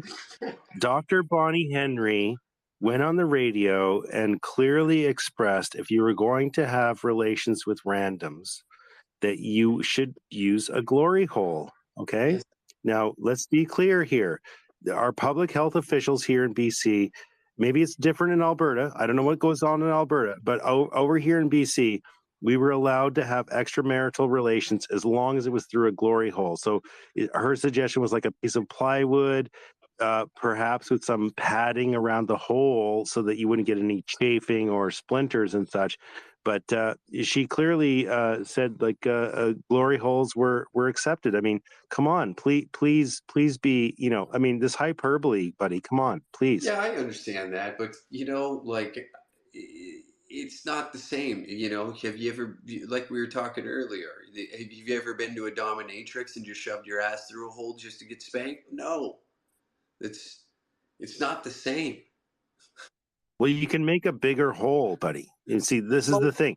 She never said what the diameter of the hole, but at least we were allowed to like have sex through it. I know I know how it rolls over there in Alberta. You guys are bigger into blankets and, you know, But a hole Tam, cut in the she said, blanket. do it doggy style so you're not breathing in each other's face. That's Oh what yeah, Tam well, said. can we get a fucking tweet thread, Esme? Can you get that together? Like the tweet thread of the glory hole with Bonnie Henry and the doggy style from Tam, because of course she I'm working prefers right now. she But or yeah, I will get slash it. I will do he. it. You know, we have to take our directives seriously, guys. I mean, these are not laws, but they are mandates and they are orders, and you must obey. You know, we're I mean, I did all the things that they said. You know, I wore rubber gloves during, you know, self-pleasuring things and such like this. Like I made sure Did you I wear had a like dental an air dam? filter. Oh, dental dams. I had everything. I mean, I was literally one big rubber condom. They actually sell those on Amazon .ca. You can go to that and you can get some amazing full body rubbers where basically you have to be a little bit careful about asphyxiation. But I mean, that's the least of our worries, right? The virus is present, ever present. So you have to be careful, right? Did you get the one that was fitted out with the big jugs, the double Z's, like the shop No, teacher? no comment. That's a little bit too personal, as me. I mean, come on. Let's not get too personal, right? You're in a feisty mood today. I thought you were, in the mood to No, I share. was. We were all Sharing is serious. caring, Mog. No, Sharing is we were caring. all we were all serious and trying to get these big names in, and then they kind of like shit on our parade. No, I'm just kidding. It was a last minute thing. We streamed their thing, and this is actually a recorded space, which is more than hilarious. But we were trying to get these big wigs in. They're busy with stuff, so after that sort of shit the bed, I just decided to go full whatever. And I normally wouldn't record these spaces. I would stream them into my Rumble there. But what happened is that I just tagged Uncle Hack as a joke, thinking he would not pay attention. And here he is. And I hope his follower count is going up. And I hope you guys are following him for fuck's sakes. But do look at his. You need to get a YouTube tag on your thing there, by the way, Uncle Hack, because I don't think people even are aware of your YouTube perturbances. Because I've been following this guy since he had like 500 followers or whatever, less than that. Well, I thank you for that. You will learn zero. And I've heard of studies from the University of Alberta that those followers that have stayed for a while, that their IQ has dropped immensely. Alcoholism in their families has increased. There has been some cases of incest. It's truly flattering to know that my followers live the same way that I do. Yeah, and complete bachelor hellhole. Nacho cheese bags all over the place. Xbox with greasy marks all over it. Dab, untended dab spikes with the they couldn't afford the titanium, so they're just using whatever they can to these incredible things. But yeah, so for those that don't know, Danger Cats here is a thing on whatever. And I was actually going to order a fucking hat, believe it or not, but I couldn't believe how fucking gay you made the goddamn hats gay, dude. If you could just like ungay your hats, I would buy one, but it was a little bit too gay for my taste. I know you Alberta dudes, you like to pretend you're all rough and tough, and then once the pipe is laid, then the other pipe gets laid, and then it's like, oh, I really love your hat. It's over the top. You said you're from Toronto, correct? No, I'm from BC, dude. I'm rural BC. I'm your worst nightmare come true. You're talking to a leftist, a reformed leftist in BC, rural BC. Ooh. This is your counterpoint, right? Ooh, how sexy. I didn't know that this was a sex chat room. Oh. Oh yeah, it is. It is now. And unfortunately it's fucking recorded because normally I wouldn't even record these fucking things on Twitter, but yeah, no, this is it. So yeah, but Danger Cats was just for you guys that don't know, it was yeah, it was really yeah. Anyways, I don't want to pump your tires too much because then you're gonna get a fucking ego, and that's the last thing I need in these goddamn rooms. Yeah, the only one that can have an ego around here is Wad. Excuse me very much. And so when you do your You tell him all. stand up, it's true, right? But with your stand up comedy, is it political? It's a little bit we're kind of, I don't know. We're not like so in Canada, it's different from the States. A lot of comedians up here gun for these, like Just for Laughs and these comedy festivals because a lot of comedy here is subsidized by the government. So you see like kind of a lot of comedians going down the route of like self-censorship, and we've went the complete opposite way. So we're different in a sense that way. Not saying that other comics in the country don't do that. It's just I would say probably in the past 3 years that we've been doing, we've been like the most successful at it so far without having to cater to these. I don't know. You go to some theaters here and they censor you on what you can joke about and what you can say. So there's a lot of that's going on up here, and we've kind of went the opposite. And our comedy is like everything you shouldn't talk about, I guess. But I don't view it as like that. I see it as like, I don't know, it's comedy, so it's jokes. And if we get in trouble for it, it's even better for us because it furthers our careers by having everybody You hate us. bastard! You fucking bastard! But like I've never listened. I've never listened to any of your comedy, of course, as you know. But I that's what. my intuition tells me that you're kind of like salty cracker. No, Do he's you like know? Dave Chappelle of the oil patch in Canada, basically. What it is, Olive, is he's got to get a fucking link. And if you can get your tweet storm together there, get a link to your YouTube channel. And then once you tweet that out, then tweet it to the nest here. And then that'll give these people a little taste of what you got going and they can bookmark it and go back and follow you on YouTube and this and that. Because what it is it's basically like, it's like redneck it's like super redneck unpolitical humor, like oil is bad, blah blah blah. And these guys are doing the opposite, right? So they're saying like oil is fucking good or whatever, and doodly do, like chew in the truck and like there's a lot of stuff that happens. So a lot of us that in Canada have like worked in remote situations and in basically third world shithole conditions in Canada and made good money doing it. But there's a certain camaraderie and bullshittery that goes along with that. And then taking that and then importing it into like the general populace is like a super weird refresher for them because it's actually like men doing men shit. And I'm not saying it's just men because there's lots of tough chicks out there that we work with and all the rest of it.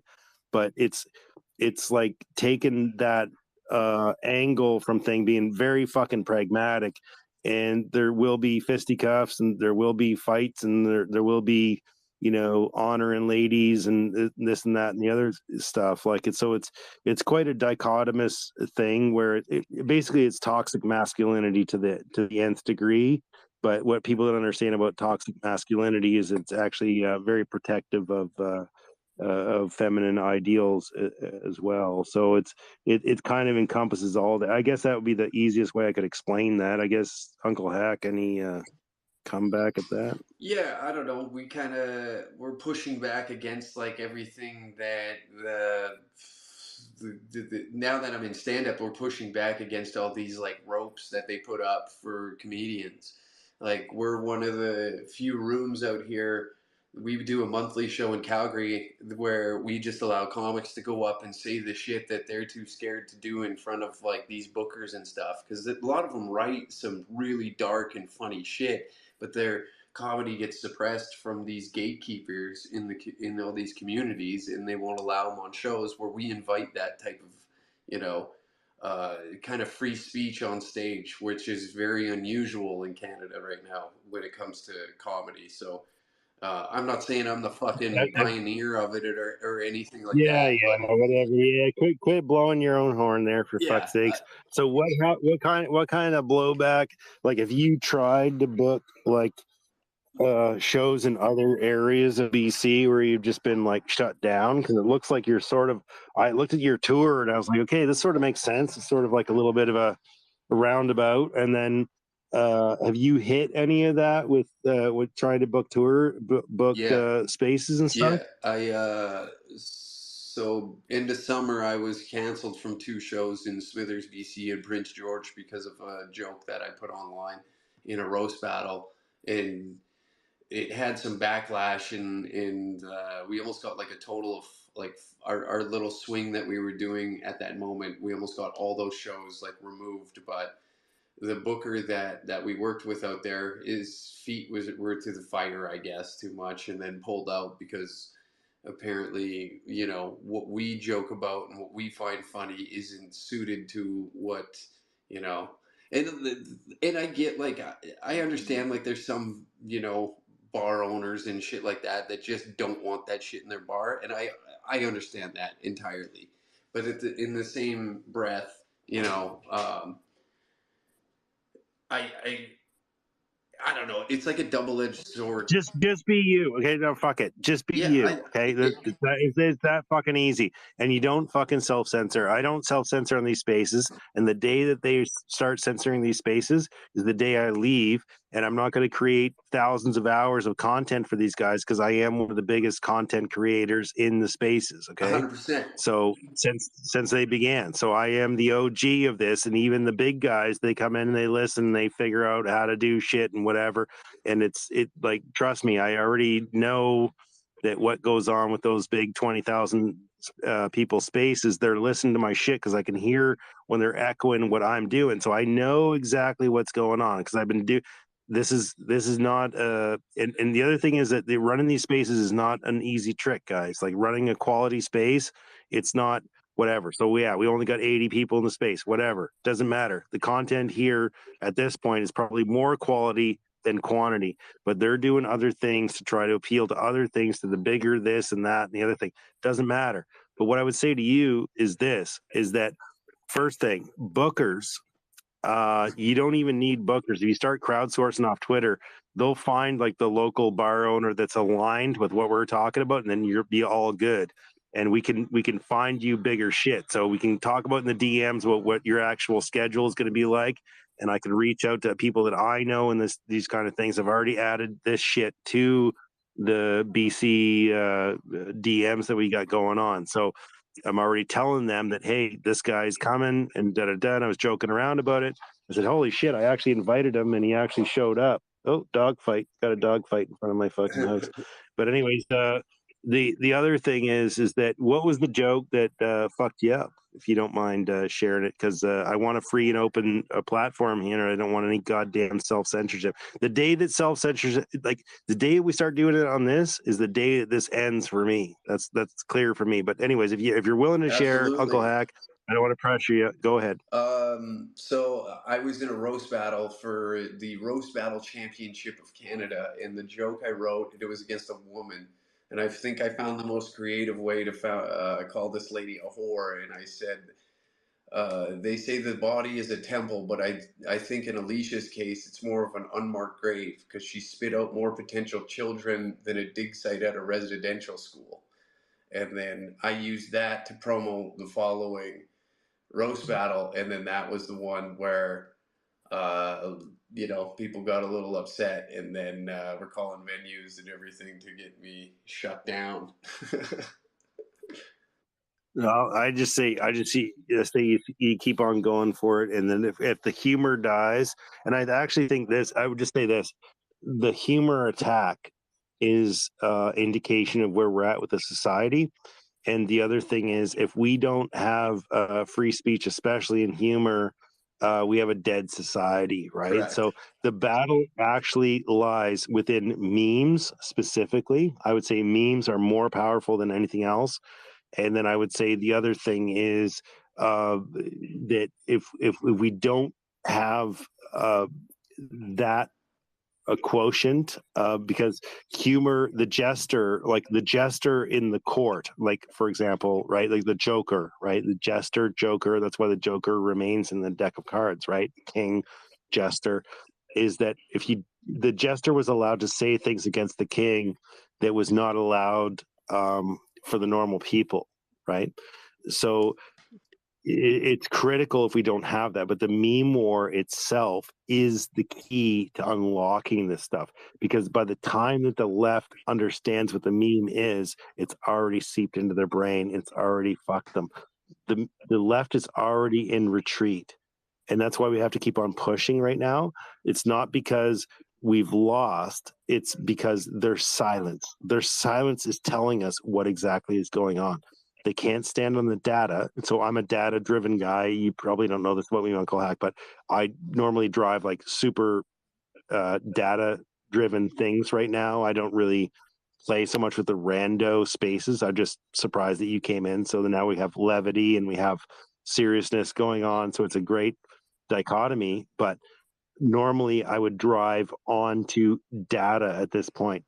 But if I have my own thing and people know me from my late night spaces, I'm just a complete shitstorm and complete doing whatever. Normally I don't do it during the day because I know that people are like serious and we've got all the, this and that and the other thing. But so I think that like comedy is somehow going to be the key to this, and especially meme warring. And I remember your thing the other day with the balloon being white thing, which I'll try to find, or if you can find it and put it up in the nest, which was fucking absolutely classic. So why don't you find that, and then because you're a speaker in here, you can put it up in the nest and just say share to Wogpog Space or share to whatever it's called, class winner UFO Tits McGee. Then go for that. But if you could find that and put it up in the nest, I think that would probably gather you some more followers from here. But any comments on what I just laid down there, Uncle Hack, before you do that? No, not entirely. I'm just trying to figure this out there. I think there you Okay, go. Yep. Mickey, Yep. because Wog is really like hyper sometimes and he like gets a little anxious. So you go to the tweet and then you go into the tweet Got it. and you go to the right side and there'll be an arrow there up, and then hit the arrow and then it will up right on top. It'll say class winner UFO Tits McGee. Got it. Okay, you hit that, and then it goes He's right already into done the it. nest. He's already done it, Olive. He's already on top of it. He's not the dullest tool, but he's second to dullest. I'll claim. Well, I'll you're so claim. hyper. I mean, it's like you I'll took a claim bottle dullest. of No, I'm just Adderall really today. stoked. I'm really stoked that he came in because I've been like, you don't understand. I'm fanboying Olive. I've been following him since he had 500 followers. Like, you know what this thing comes down to. No, I've been I'm the OG with this dude. So no, I'm not licking his ass. Fuck that. But anyways, let's go to Hans. Let's go to Hans here. So what about Jane Doe? What's Jane Doe got to say? American Spirit, Jane Doe. Before I just got to say I gotta bounce now. I got a few appointments that I got to take care of. Yeah, But, very good, very good. Yeah, very busy man. He's got to talk to his agent. yeah. But you talk to us, and we're like, DM me, bro, and tell me what your actual thing is. Or if you're uncomfortable with that, we can move off platform and do it on a different platform. But yeah, tell me what your actual trajectory is, and I'll try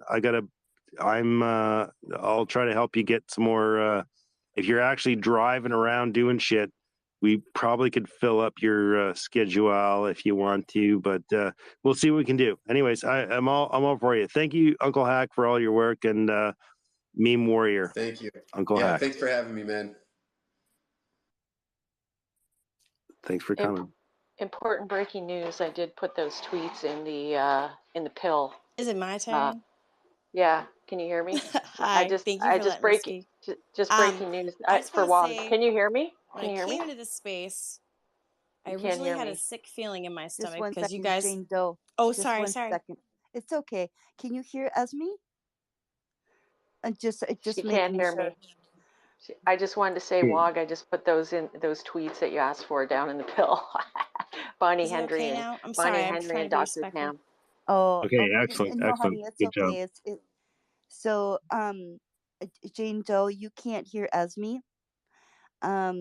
So if you want to go down and then come right back up so you can hear all the speakers, I'll give you a mic right away. Do you under? Yeah. Okay, Okay. go for Casey then. Hey, thanks for letting me speak. Man, I was disappointed I missed talking to Uncle Hap. Thank you. But, Wog, when you talk to Uncle Hap, you tell that degenerate motherfucker how come he doesn't have any shows in Fort McMurray. I see that cocksucker playing in Grand Prairie all the fucking time, but I haven't seen one for Fort McMurray. And Fort McMurray would love to see that degenerate motherfucker because we fucking love him.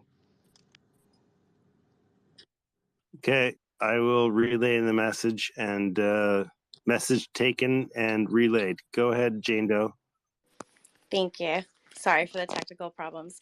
Like I was saying, when I first joined in, I will just say this. I'm all for like comedy has to be raw. You have to be able to say what you're able to, like, whatever you want. Plus, if you didn't, it wouldn't be funny, right? But at the same time, when I joined this space a little after, you and Uncle Hack started going back and forth about like technical holes and how to penetrate them. And I'm trying to be clean here. And like literally, like, I don't care about clean. This is coming from a girl who has all guy friends, probably one female friend. And she's just as crass as the rest of the dudes. I'm from New England. And I'm just like, ooh, it gave me a sick feeling in my stomach. Like do you guys like Robot Chicken? Or are you not fans? And that was really where I to come with was the question. Do you like Robot Chicken, or does it give you a sick feeling in your stomach when you watch that?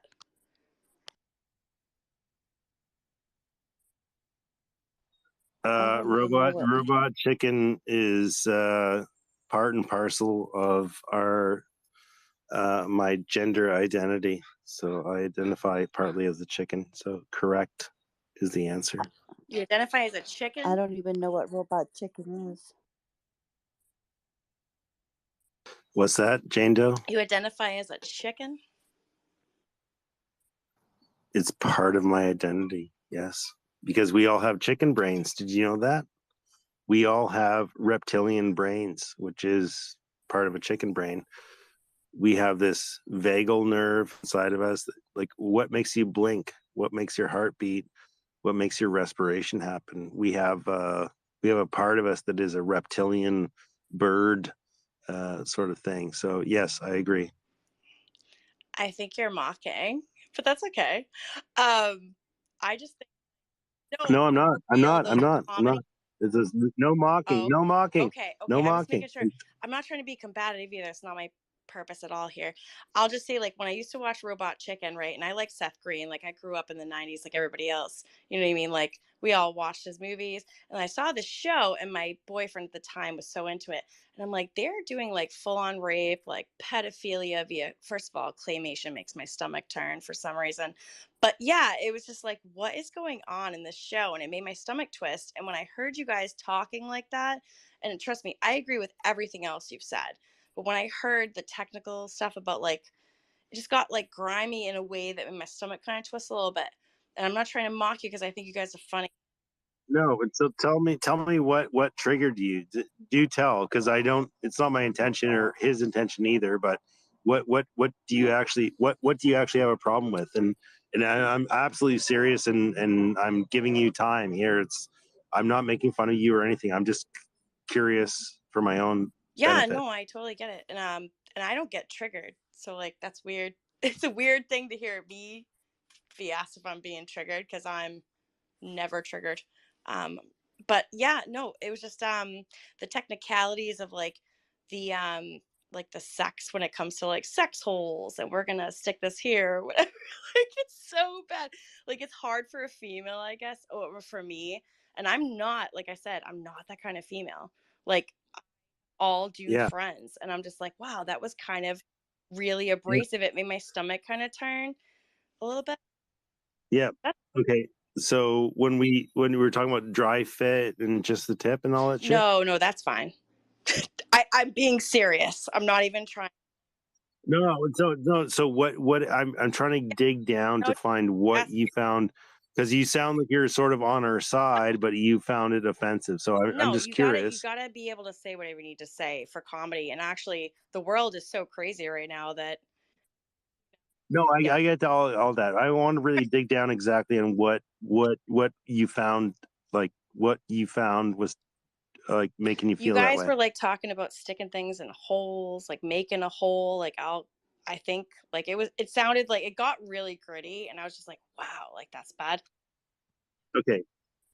So Sorry, um but that's so no, don't no sorries. No sorries. That's one of the rules of the room. No intentional puns, no sorries. But I would tell yeah. you this is that it's okay to say what you're feeling. Um the thing that me and Hack got going on there was that we worked in a lot of people in Canada have worked in like remote areas where it's like it's almost like being a Vietnam unit or whatever, right? Like you're battling nature. It's like minus whatever, and you're trying to just be whatever. So you make a lot of like untoward jokes, but the point wasn't to it's sort of exposing people that never heard that kind of talk to that kind of like trash talk, but understanding that kind of trash talk is not necessarily aimed at anyone or anyone gender or anything. It's more of a way of creating camaraderie, I get that. essentially. I guess So if you want to know like yeah. how I perceive it, just from my perception, and again, I'm not against you guys at all.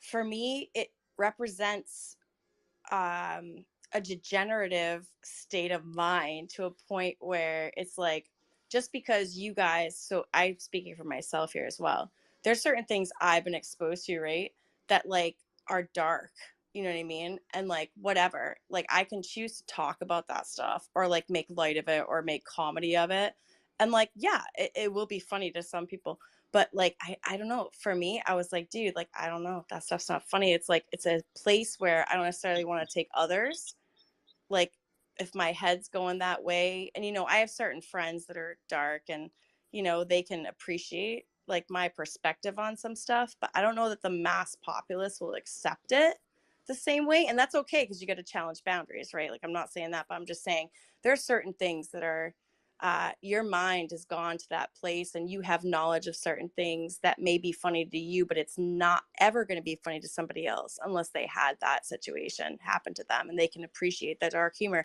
which maybe that's what you're going for. I don't know, but that's my perception. So I'm not trying to. No, none of it. Okay, so let me just lens this for you. None of it is aimed at alienating. Well, yes, that's not the correct.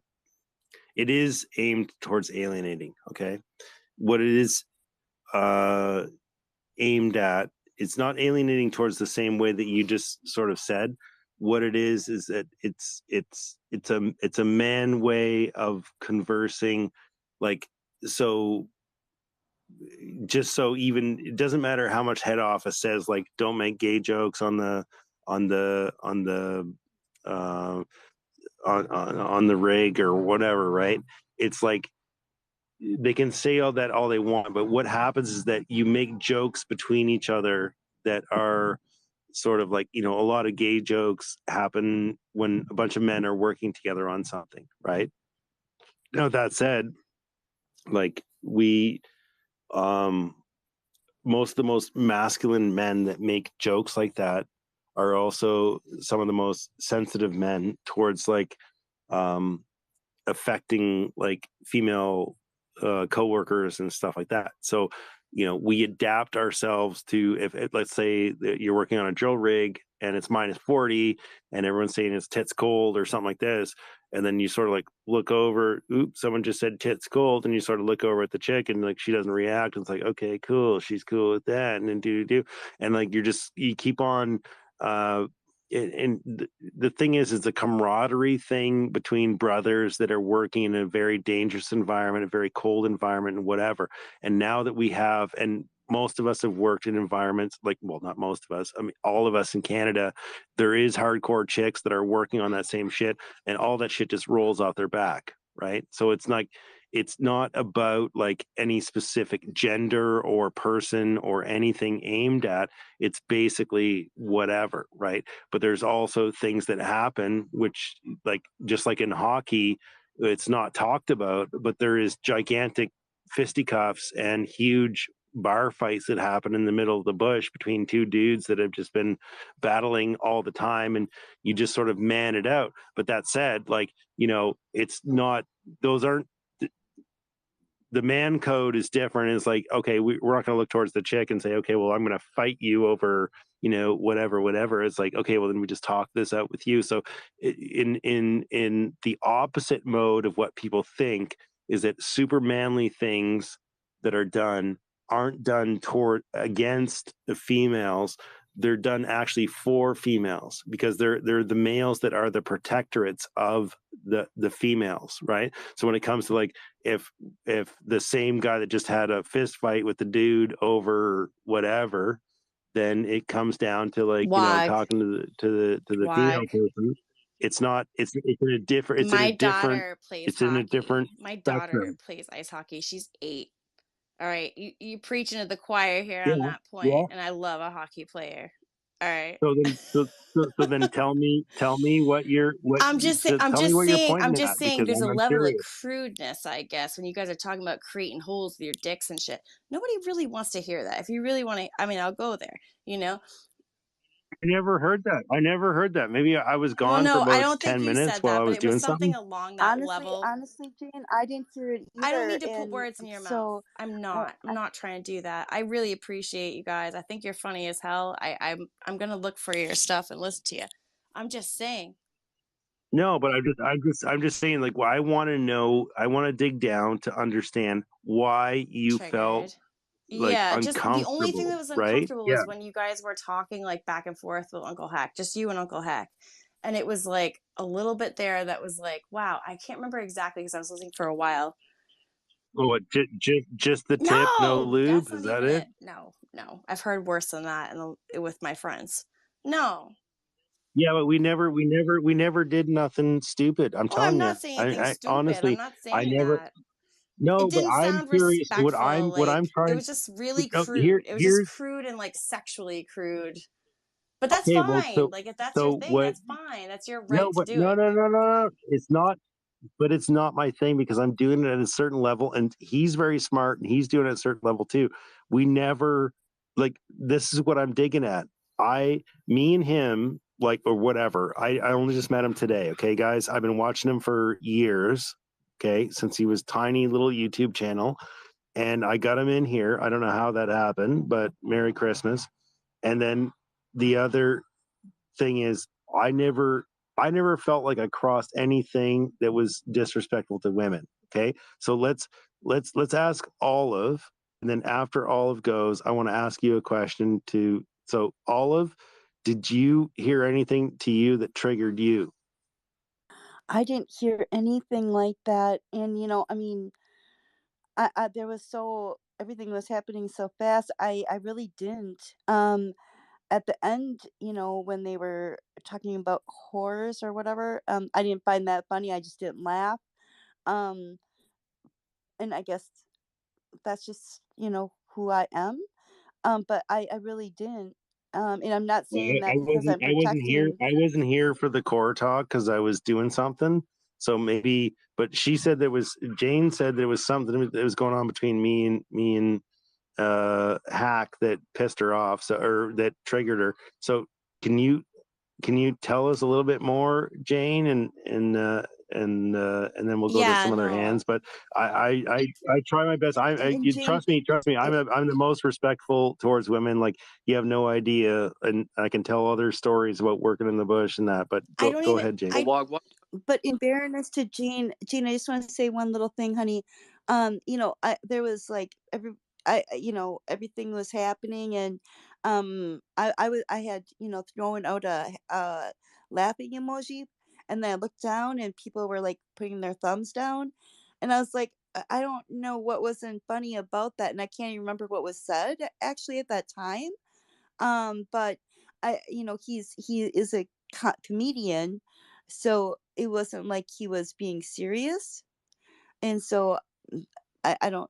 Well, But let's yeah, I'll see. let you finish. Let's see. Well, let's see what Jane's got to come back with, because I'm curious, and I never mean to offend. Just for everyone that knows out there, all of the jokes that I make, they always come from a place of a good heart.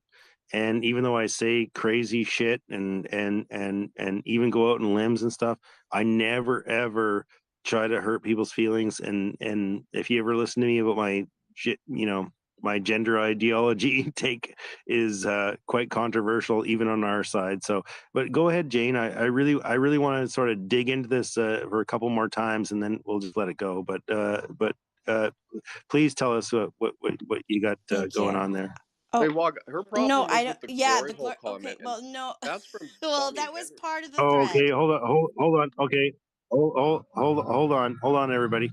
What was that, Bob? Just go ahead, Bob. Well, just so that Jane knows that the glory hole comment that you guys were referring to came from Dr. Bonnie Henry.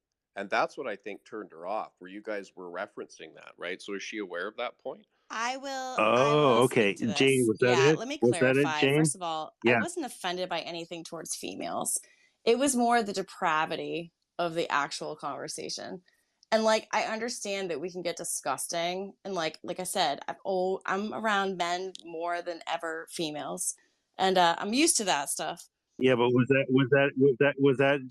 it, Jane? No, No, was but it the about the glory thread of hole that thing? conversation, not exactly. I know there's glory holes. Like I'm totally aware. I've heard jokes about that. No, that doesn't bother Yeah, me. but do you know where the origin? Do you know where the origin of that story was? No, no, First, before no.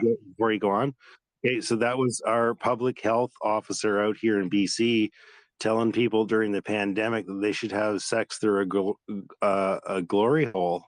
She went on radio and they were saying, well, so how should random hookups happen during this? And they said, wear a mask, do a glory hole. And then Uncle Hack there said, oh, up in here in Alberta, they said that you should do it, or Dr. Tam, our Wait, so national you're public health mocking the officer. depravity of Yeah, the actual situation of your government?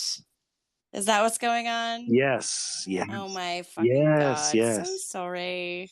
So sorry. Well, either way, the Yeah, okay, depravity. no, So listen, I will say this though. If this is the case, which it seems to be, and I do apologize, um, it is really disgusting that this is the depravity that we have, because it makes my stomach twist the way Robot Chicken did from Comedy Central, which is Seth Green, and he's a pedophile.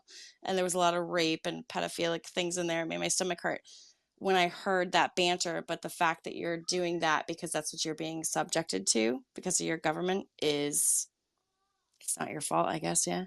Make them aware. Make them aware. Make them yeah, aware. no, And I'll so yield to yeah, hands. Yeah. no, that's why it was super valuable, Jane, to unpack that, and that's why I didn't want to, because I knew there was some kind of misunderstanding. So thanks to Bob for sort of lensing that, and then do you see now like how our government is sort of depraving us? You know, if I am going to hook up with a random off of the internet or whatever, there's no way in hell I'm putting up a plywood box between me and her. Like, can you imagine this whole setup? Like, just how stupid the government is.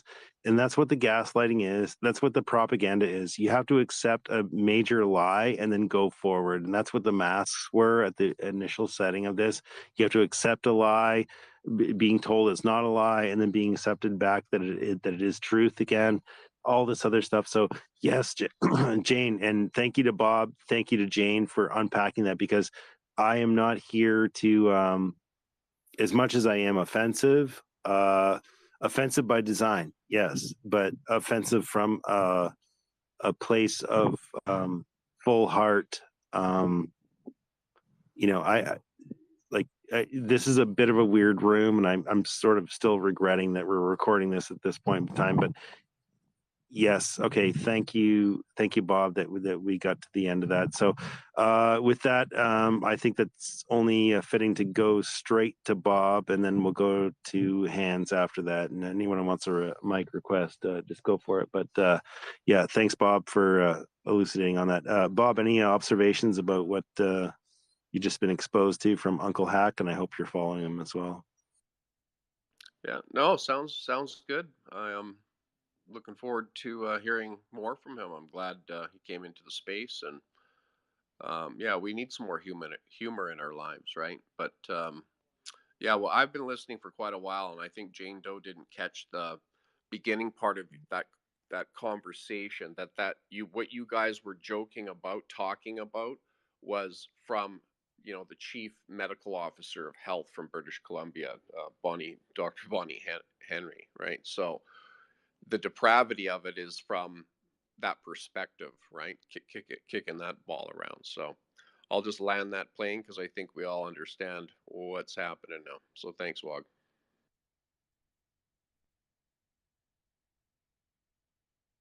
Yeah, no problem. Still trying to get Jane Doe to follow me back there. I think she probably felt a little wienered out there, but if you're still down there, Jane Doe, do follow me in that. I want to keep the conversation going. So yeah, very valuable, guys. That's how we work it out here on our side of the equation, right? It's not you're right, I'm wrong. It's like I don't understand where you're coming from, and then we just keep on talking, and that's how we should have it in our friggin' democracy, right?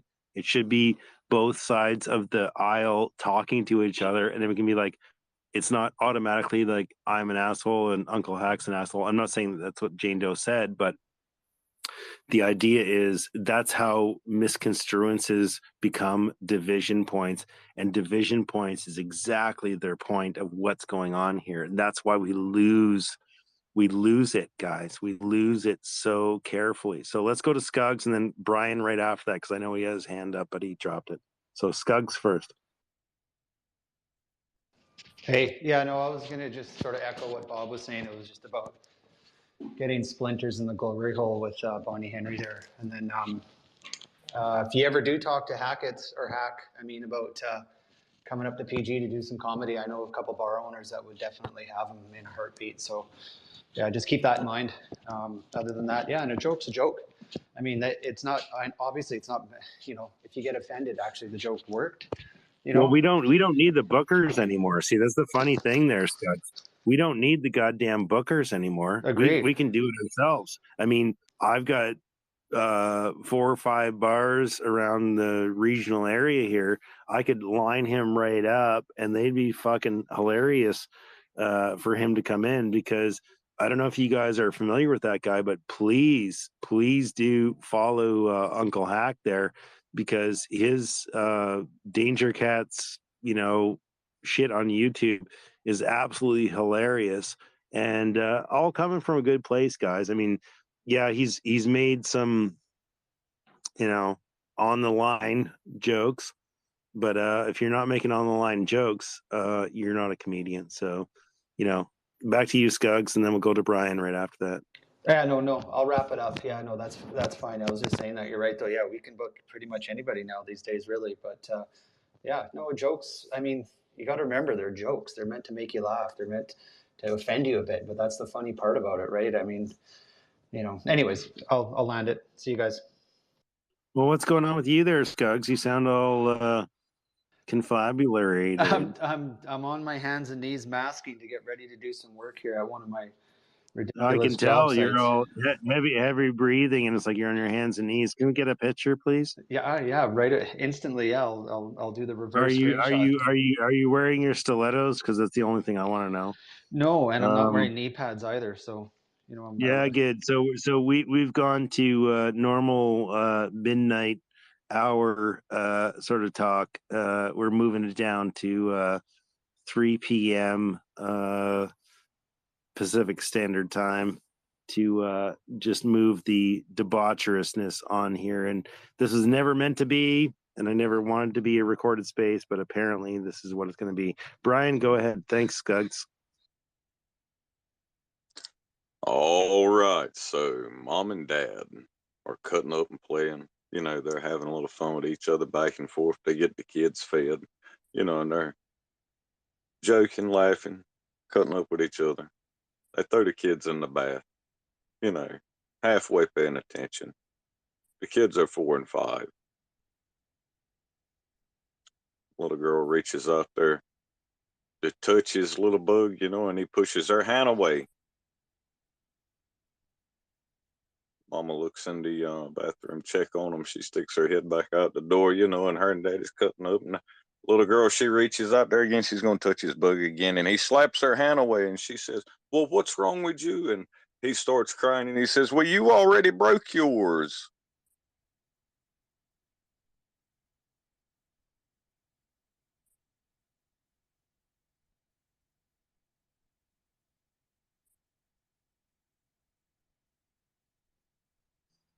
You just killed the room, Brian. What the hell just happened? No one even knows what just happened. I don't know what happens down the south, but let's get some more engagement, guys. We need some more speakers up here or something, rather this and that. I know Arthur likes to do his yoga and then pontificate upon whatever. I know Lex Luthor is down there. We know what he did today in that Twitch magnificence. Got a call out on JJ Cooey's stream. So what a legend. Knuckles down there, he's being quite obsequious. Liberty, you know, all kinds of goody people down there. Wog. I do know Brian from a few other spaces, and he speaks real slow and real deep, and he's from real down south. And it takes him a while to get his point out, but when it does, it's articulate. Something must have gone wrong with his digital tech. You've never gone wrong with nothing. No, I'm just saying something he did, that's not normal for him. Yeah, but you speak your truth. That, like, all I'm looking for is truth, guys. Well, yeah, look at my thing here for truth. That's all I got under my profile. Yeah, I know. That's my only point. I know. Yeah. So the thing is, though, is that your truth is not my truth, right? It's like the science versus science, right? Well, so no, because there's only one truth, though, right? There's only one truth. No, there's only one truth. But when you say your truth isn't the truth, and my truth isn't the truth. Somewhere in between. There's one truth. Well, no, there's one only truth. one. Otherwise, truth is relative, right? There has to be one truth. Telling him. Yeah, but that's. Go ahead, Brian. Go ahead. Oh, nothing. I was just saying. I was just telling a joke. Sorry, I thought it was funny. Yeah, no, but the point. What I'm saying is that truth is relative, right? I can speak my truth. No, truth can't be relative. Otherwise, it wouldn't be truth. Yeah, but there's your only one thing that's right. I don't know if I'm right or you're right, but I'm saying there's only one truth. Otherwise, yeah, but that's definitional. It's relative. Okay? No, that doesn't make sense. It's relative. Yes, it's relative, right? Then how can exactly. It be truth? Yeah, but listen, who knows the truth, right? I'm not saying I do. I'm not saying you do. I'm saying there's one truth. But I can speak my truth, right? And you can speak your truth. True. Right? And usually somewhere in between that is going to be our truth, right? Well, it's our truth, but it doesn't make it the truth.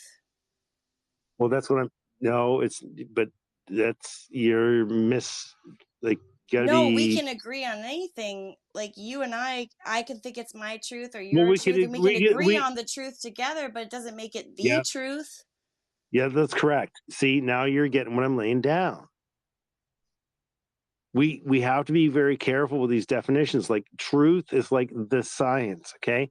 There is no such thing as the science, no such thing as the truth, What do right? you That's mean? how There it is works. a truth somewhere. Something has to be right and something has to be wrong. Not everything is Yeah, right.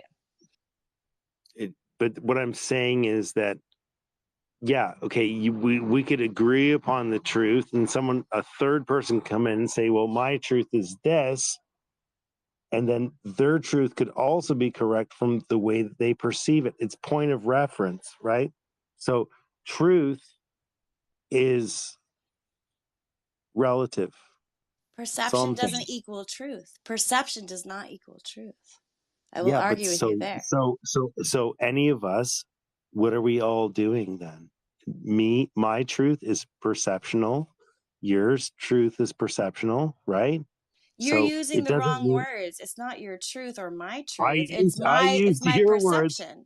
My I used perception. your words, young lady. I used your words, young lady, and I used them against you. So learn and just understand that truth is a triggering word, much like science is, or the science, right? So just be careful. But we got some Both good are people up I'm right. here. not trying to argue. I'm No, sorry. I like I the know, no. debate.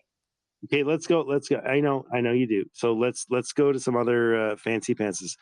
Dr. Seuss, do you have any observations, sir? I was just listening to you guys writing, debating, whatever to pass the evening.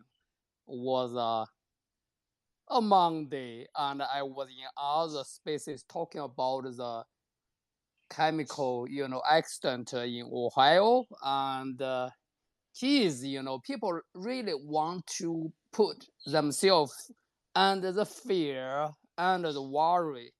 I don't know what to say. I don't trust any news come out from that. I'm just analyze the situation based on my chemical knowledge. That's the shit I'm dealing every day. And it's a bad accident. But people right now just worried. Oh gosh, that gonna give me cancer. It gonna kill me. I was like, geez, every day is the Pepsi you are drinking possibly cause more cancer to your bodies and those shit. Yeah, it gonna get into the river, gonna pollute the river. Yes, river, the water keep coming. They are gonna dilute it. In the 1960s, the pollution is worse than anything, and people did not die out. I'm not saying this is something good. This is just accident. It happened, and deal with that, and you don't have any good ways. There's more important issues to worry. I mean, CDC put the jab on the kids' schedule. I mean, you can imagine in blue states, they're going to push that for every kid to get that. That's for parents. You need to worry about more with that. That's the thing you have something to do. And this is accidental. Oh, it should be clean in this way. Do you really know how to clean up a chemical spillover? Most people don't have that knowledge, right? Of course, they don't trust experts. I can totally understand that because those 3 years, look at what those medical experts did to the society, right? Nobody trusts those experts anymore. So even the environmental, experts even worse, right? Nobody really trust them. Geez, this is exactly what the situation it is. Government is garbage, and whatever they say, we won't trust them, right? No matter they are telling the truth or they are lying, because 90% they are lying, right?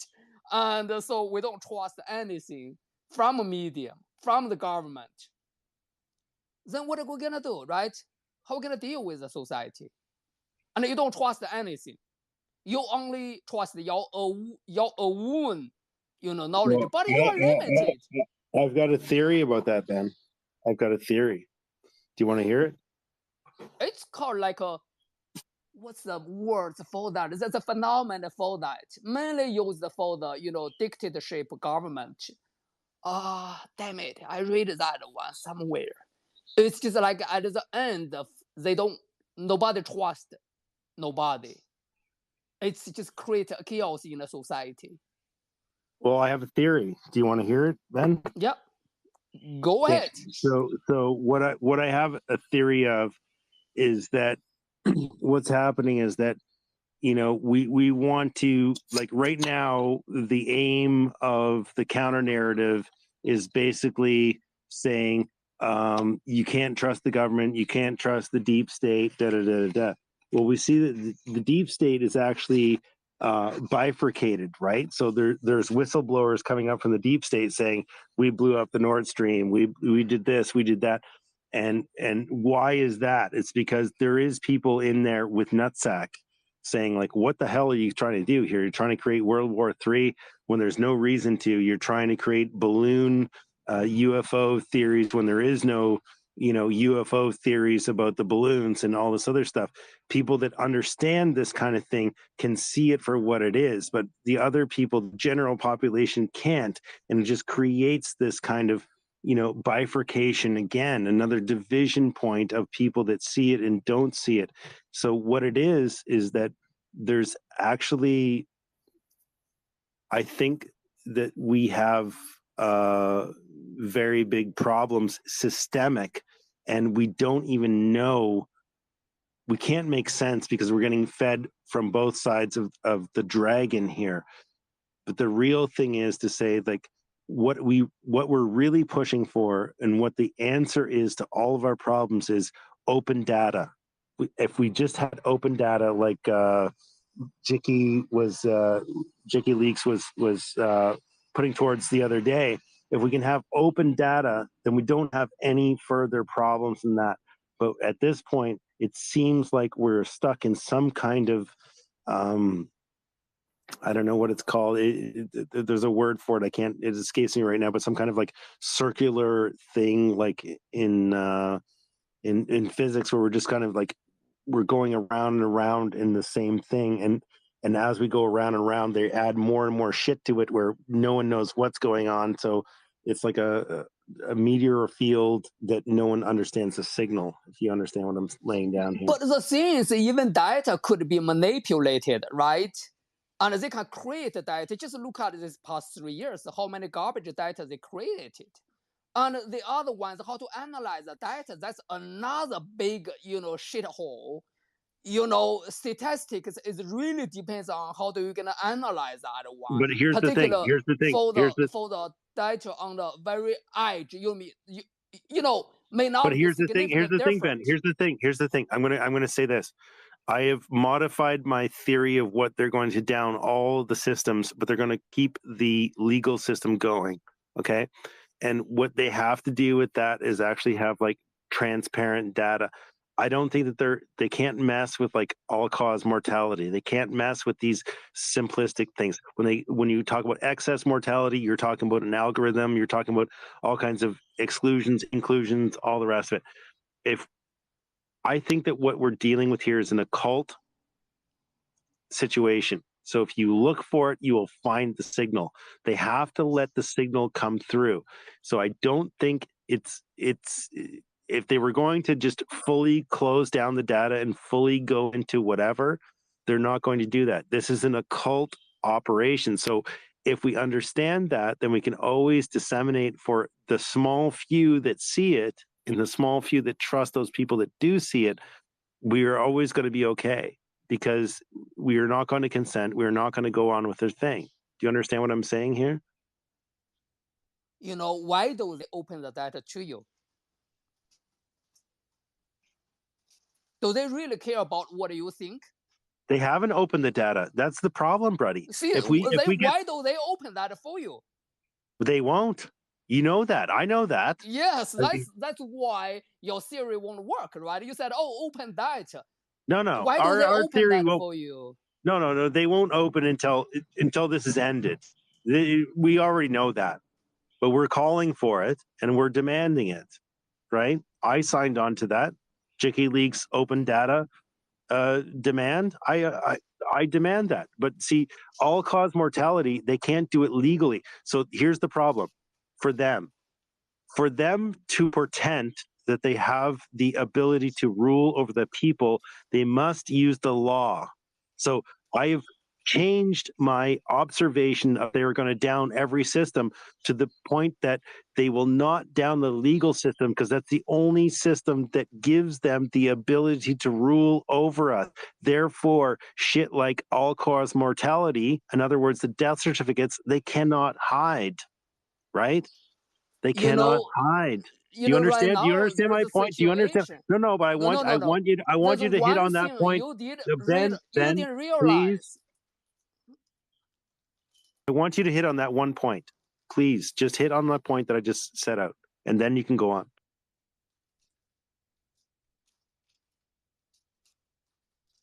Do you understand why that's key? They need the legal auspices to be able to carry out whatever they're doing, and the legal auspices says that they must.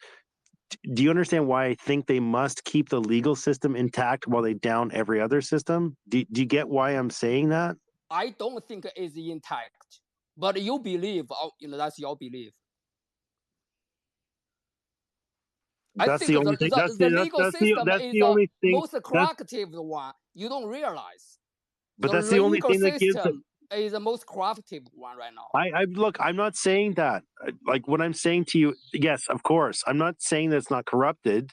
What I'm saying to you is that the only thing that gives them their power over us is the legal system. Therefore, they cannot down it. I thought they were going to down every system, and then I started thinking about it. They have to keep the legal system propped up to allow them to continue this pull over the wool over our eyes.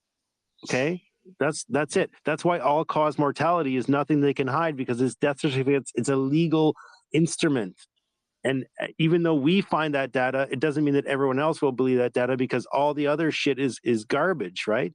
That's what I'm trying to feed you into something here. No. You don't understand what I'm saying. You are still focused on in the pandemic. For me, it's beyond that. It's you reach a point. The government is always lying. Anything they're saying right now, people don't trust them. But they are confident because they control at least 50% those zombies, as far as they control about 50%, plus cheating, they can always gain the power. So they don't care about the But rest I'm of saying them, what something you are different. saying. I'm saying something different. I'm saying Yeah, something you different. see, we're seeing different language right now. You are saying No, still the no, pandemic. we're What I'm same. saying, We're it's we're beyond that. A lot of things, just like this, the chemical accident. Regardless of what they are telling people, nobody gonna trust what they are saying. Yeah, but That's I'm the not saying situation. that. I'm sorry, but I'm trying to give you the overall 40,000 foot view. Okay. And the reason why I'm saying this, Ben, is because the difference between a communist country, right, where they can skew all data, there's a legal representation that has to happen with the death certificates, right? That's a legal. It's the one thing it's the one metric you can't fuck with. When you die, you have to fill out a death certificate. It's legally required. Da da da da da. Right? So that is why that metric is valuable to me is because you have to do it. And so when in a communist country, it doesn't matter because you can fuck around with the numbers all together. This is the portent, right? So portent is another word for pretend to be a democratic country. But they have, if they're going to keep the legal value for dictating things to you, they have to stick to the legal definition. They can't fuck with death certificates, okay? Because they're going to keep the legal thing going while they down every other system. But they have to keep the legal thing going. Why do they have to keep the legal thing going? Because then it's the theater that we are in a democracy and whatever. So they have to keep things legal. They can't down that thing. Yes, they can capture it. Yes, they can do this and that and the other thing, but they can't fuck around with death certificates and all the rest of it. So if we demand death certificates plus vaccination records, then we win.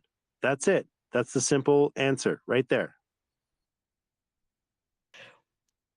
In theory, But John, how do you pronounce his last name?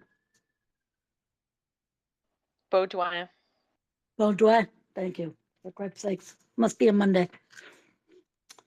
It shows that that in the legal system,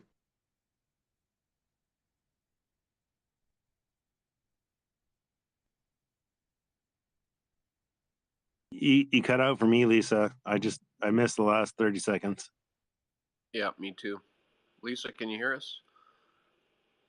Your speaker cut out. You might want to drop down. We'll bring you right back up. oh, Try again, Lisa, before you drop down. can you hear me? Yeah, gotcha. Go ahead. Okay, sorry. So the death certificate should be the end all and be all. However, what happens is, as John is dealing with in the federal court, okay, is they're not going to let those invaluable documents be seen and used, right? It's all procedural shenanigans. That's the problem. I mean, Well, let's go. I mean, let's get the smartest lawyers on it. I mean, come on, lawyers, step up to well, the I'm plate. here. I don't know what to tell you, man. Well, no, I'm not saying that. Yeah, just only you. I'm saying like I'm just kidding. let's get the best lawyers on this. I No. mean, this is not like look, dude. Let's put it this way. If I can figure it out as a guy sitting in a fucking wheelchair in the middle of a fucking snowbank in Canada, figure this shit out. You guys should be able to fucking like the government already knew, first of all, so that's malfeasance. If I figured it out within 3 months of the rollout, then this is not rocket science here, guys. I mean, I'm you're dealing with a system though that's not going to let you get to even show the flipping evidence. They're going to say he doesn't have standing, which is bullshit. Of course he has standing, but they're just going to use those abstract terms to wield whatever the way they want. No, but because he's self-represented, he's actually going to get way more leeway in the court than he should get. So it's actually better than being a fucking lawyer. I mean, I agree with his tact, Oh, I love it. No, I love his tact. The problem is that the system is so corrupt. All right, that judge is not going. Yeah, but how do we know that, Lisa?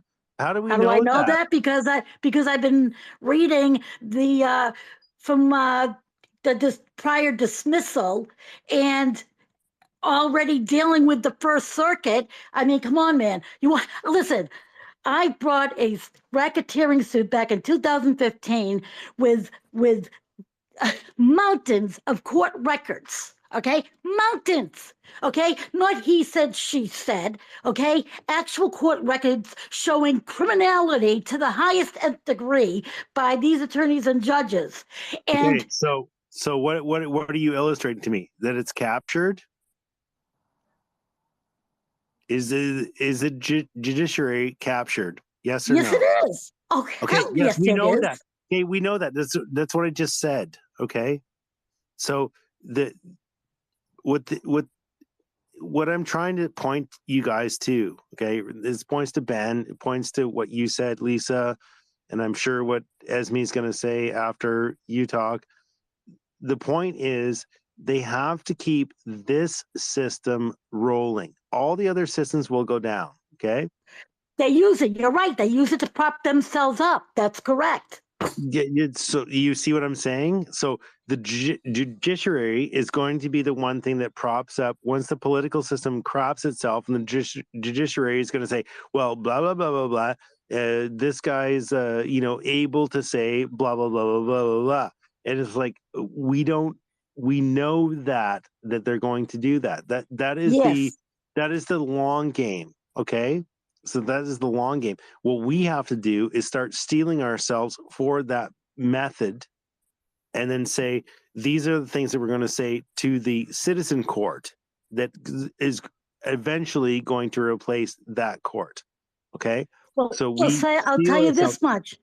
You're right in the extent that no matter what, it still needs to be done because it, so to speak, gets this information on the court record. Even though I didn't necessarily win, anybody who wants to go into my court case, the information is there for people who actually want the truth. So it does serve a purpose. Okay, DM me your court case, and then I'll start to look into it and see what we got going on. But I really want to get a comment from Ben after Esme. So Esme, go ahead. Okay, sorry, I had to take a call earlier. I had my hand up and now I'm back. Regarding the death certificates, now, are you talking about getting the aggregated data from death certificates, or are Okay, you talking? Yeah, yep, I'll just speak to that. So okay, John Baudouin, okay, the guy we've been pumping up in our spaces and doing yes, those big fancy simulcasts and all that shit. yeah, Our buddy there, yeah, he's gotten all of the data. He yes, has everything, including names and everything. Okay. yes. So by some How did it, stroke of luck, okay, yes. so whatever. Just You mean disregard that. I American? don't Like, want to go in. I don't want to wait a go into second. that because No, yes, hang on. Did he get it for one particular state? Or did he get yes, it nationwide? Okay, all right. yes. Thank Okay. you. So he's gotten all of the data, including names and all the rest of it. Okay. So what the question is here is how can we correlate? So one data set means something, right? The people that have died in a state from, I don't know, 2020 to 2022. Let's say, for example, I think he's only got up till August of 2022, right? So he has that data, granular data, and he's been analyzing it and going through it and da da da. And then he's been doing because he's gotten the data backwards to 2015, he's creating a baseline, right? So a baseline prior to the quote unquote pandemic, right? So we see all kinds of weird stuff. And what we need to do is correlate that with the vaccine status. Right. Now, I'll tell you what happened in the case of my niece. I got in touch after she died, and I heard from my nephew that the initial cause of death was a brain aneurysm with a massive hemorrhage. Okay. So what I did, I found out which regional office for the coroner where she was, and I sent them a letter, and I said I'd like to obtain a copy of the coroner's report, and I'm her aunt. Okay. And they wrote me back and they said that only according to the Coroner's Act stipulates which relatives are entitled. Okay. And that shall only be the spouse, parents, children, brothers, and sisters. So immediate first degree relatives only have access to that information. Okay. And on the signature of the Regional Death Investigation Administrator, the motto that this Ministry of, so the coroner's office comes under the Ministry of the Solicitor General, and their motto is, "We speak for the dead to protect the living." Okay, like irony of ironies, right? I am her aunt, not even my mother, her grandmother, with whom my niece lived for most of her teen years and into her early 20s, who was a parent to her in many ways. She can't even get a hold of that. Like, this is Ontario. So thank goodness that John was able to get whatever state. I think it's Pennsylvania, I think, where he is it not? Or one of the New England states. He was able to get that. Every jurisdiction is going to be different. I don't know what it will be in the other provinces, but I would suspect that it's very similar. That we have privacy laws and that they have more reason to be tight-fisted than ever before because of the pandemic, right? And it's the Ministry of the Solicitor General. They do not want to release information that would implicate them in a crime because they were a part of the whole system that was coercing everybody into getting these fucking poison shots. I don't know, Wog, what you think about that? And then I have a question, follow up. No comment. I mean, I think you laid it out. So just keep on going, guys. That's all. Okay. So my second question is this. Tomorrow is the first anniversary of the declaration of the Emergencies Act on Valentine's Day of all days. Is there anything going on? Is there any kind of a mass like Twitter thing? Should we come up with something? A blistering hashtag? Should we make fun of Trudeau in a specific way on Valentine's Day? Like, what can we do to get this rolling if it's not already rolling? Any geniuses? Any comic geniuses out there? I don't know. I mean, I'm at the point now where there's a huge thing supposed to be happening in BC. I think tomorrow. I'm not sure, but I'll have to look into my DMs and stuff and try to. Something big is happening, but it should. I mean, I think what we should do is try to hijack all these holidays. I think that's the main takeaway. What I got from what you just said.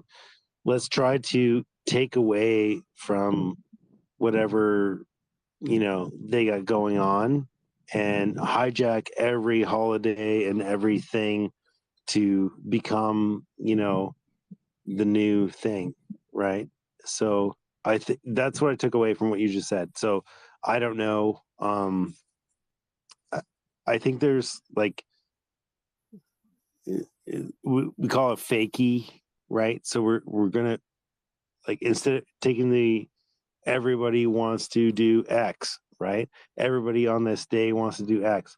We can take over that wave of everyone wants to do something on holidays. Let's make it like a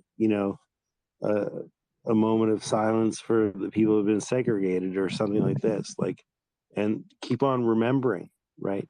Let's remember the Nazi moment and or something. I don't know. We have to mark it in some way, But that's a good idea. I like the cut of your jib there, young lady. So like think about that for a sec. But I think that Dr. Seuss is chomping at the bit and he still wants to come back at me and attack me like the bastard that he is. Dr. Seuss, who do you think you are? He's not biting. Damn it. Out of all the He doesn't people give a who shit. won't get a Valentine's Day card, it will be Trudeau because he broke Canada's heart. Maybe something along that line. Yeah. Trudeau broke Canada's heart. Yeah, well, there you go. Broken heart.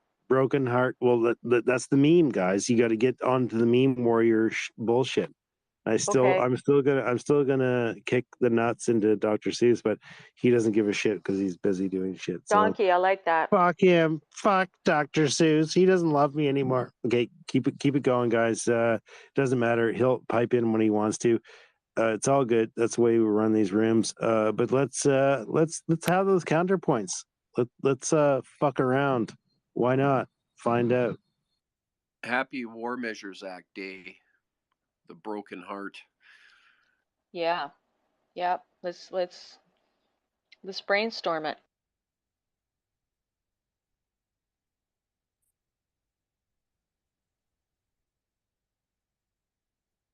I'm gonna make a Canadian flag, but I'm gonna take out the maple leaf and I'm gonna put a broken heart there instead. Maybe that's something we can play off of. Yes. That's what I was just going to suggest. Broken heart in the middle of the thing. Maybe upside down would be even better. And then just say a moment of silence, underneath it, a moment of silence for those that have been segregated, for the past 2 years or something like that, underneath, because that's the way that we can play this thing, right? 'Cause the game of the left is victimization, and we have been victimized, right? That's right. Maybe a little uncircumcised penis saying like a moment of silence for the, but maybe that's just my own narrative pushing. Isn't it clear if you're Leave tips for the segregated. Yes, tips appreciated, or if already cut off, please send them to this PO box.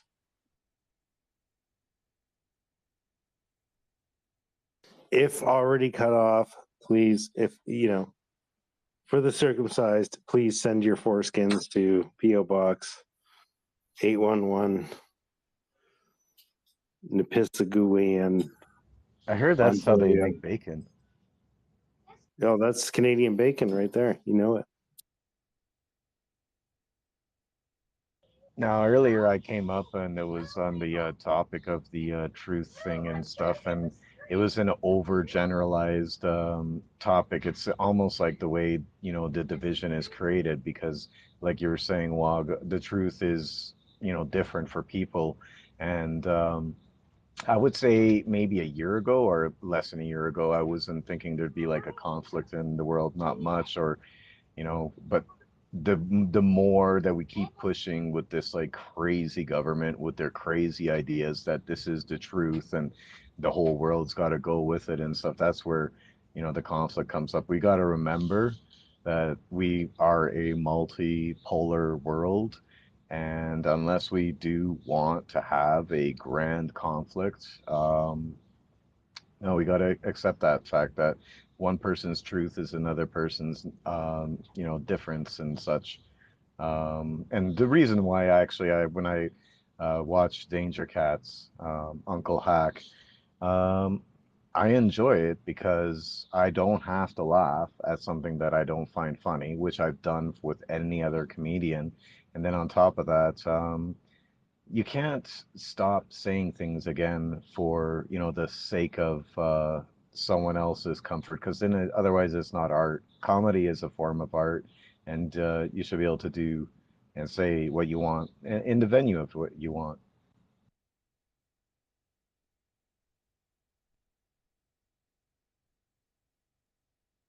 Well, maybe if we're lucky, we'll get some red balloons tomorrow for a change, eh? Instead of these white ones. Wouldn't that be nice? 99. Red heart-shaped balloons. Do you remember that song 99 Red Balloons? I Of know course, Wog is classic kind of 80s. Yep. Wog is just a baby, so he won't remember. But yeah, that is exactly the song. I posted it on my timeline. I'm gonna post it in the nest. I'm gonna go find it.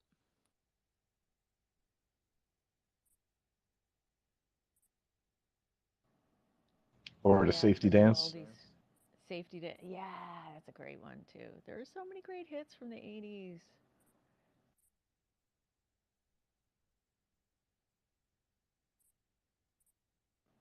I'm putting together graphic here, so I'm gonna be quiet for a bit. Except freeze frame. Every time that song came on, I changed the radio station. I Oh, can't that's a stand. horrible song. Yeah, yeah. No, I don't like that one at all either.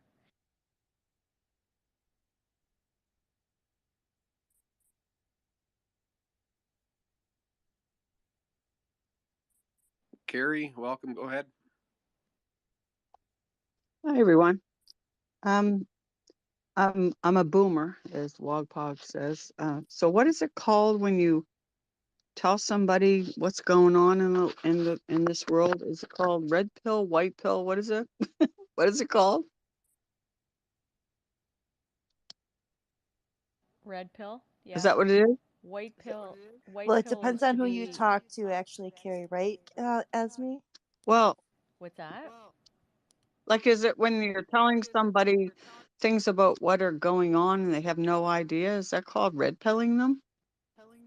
Yep, it's taken from the movie The Matrix, if you're familiar with that. A little bit, yeah. And they could choose the red pill and have awareness of the Matrix, or they could continue to take the blue pill and be blissfully unaware. And then if you black pill somebody, then you tell them like they're really dark, dark, dark Well, thing that's going on in the it's world. it's kind of weird because I don't know about anyone else in here, but I sometimes wish I didn't know what was going on. Like there's days that I say, man, I wish I didn't know any of this because I see people living their life and they seem to be happy and yet you're sitting there. But anyway, I had the opportunity to, I guess, red pill, I think, 3 people yesterday.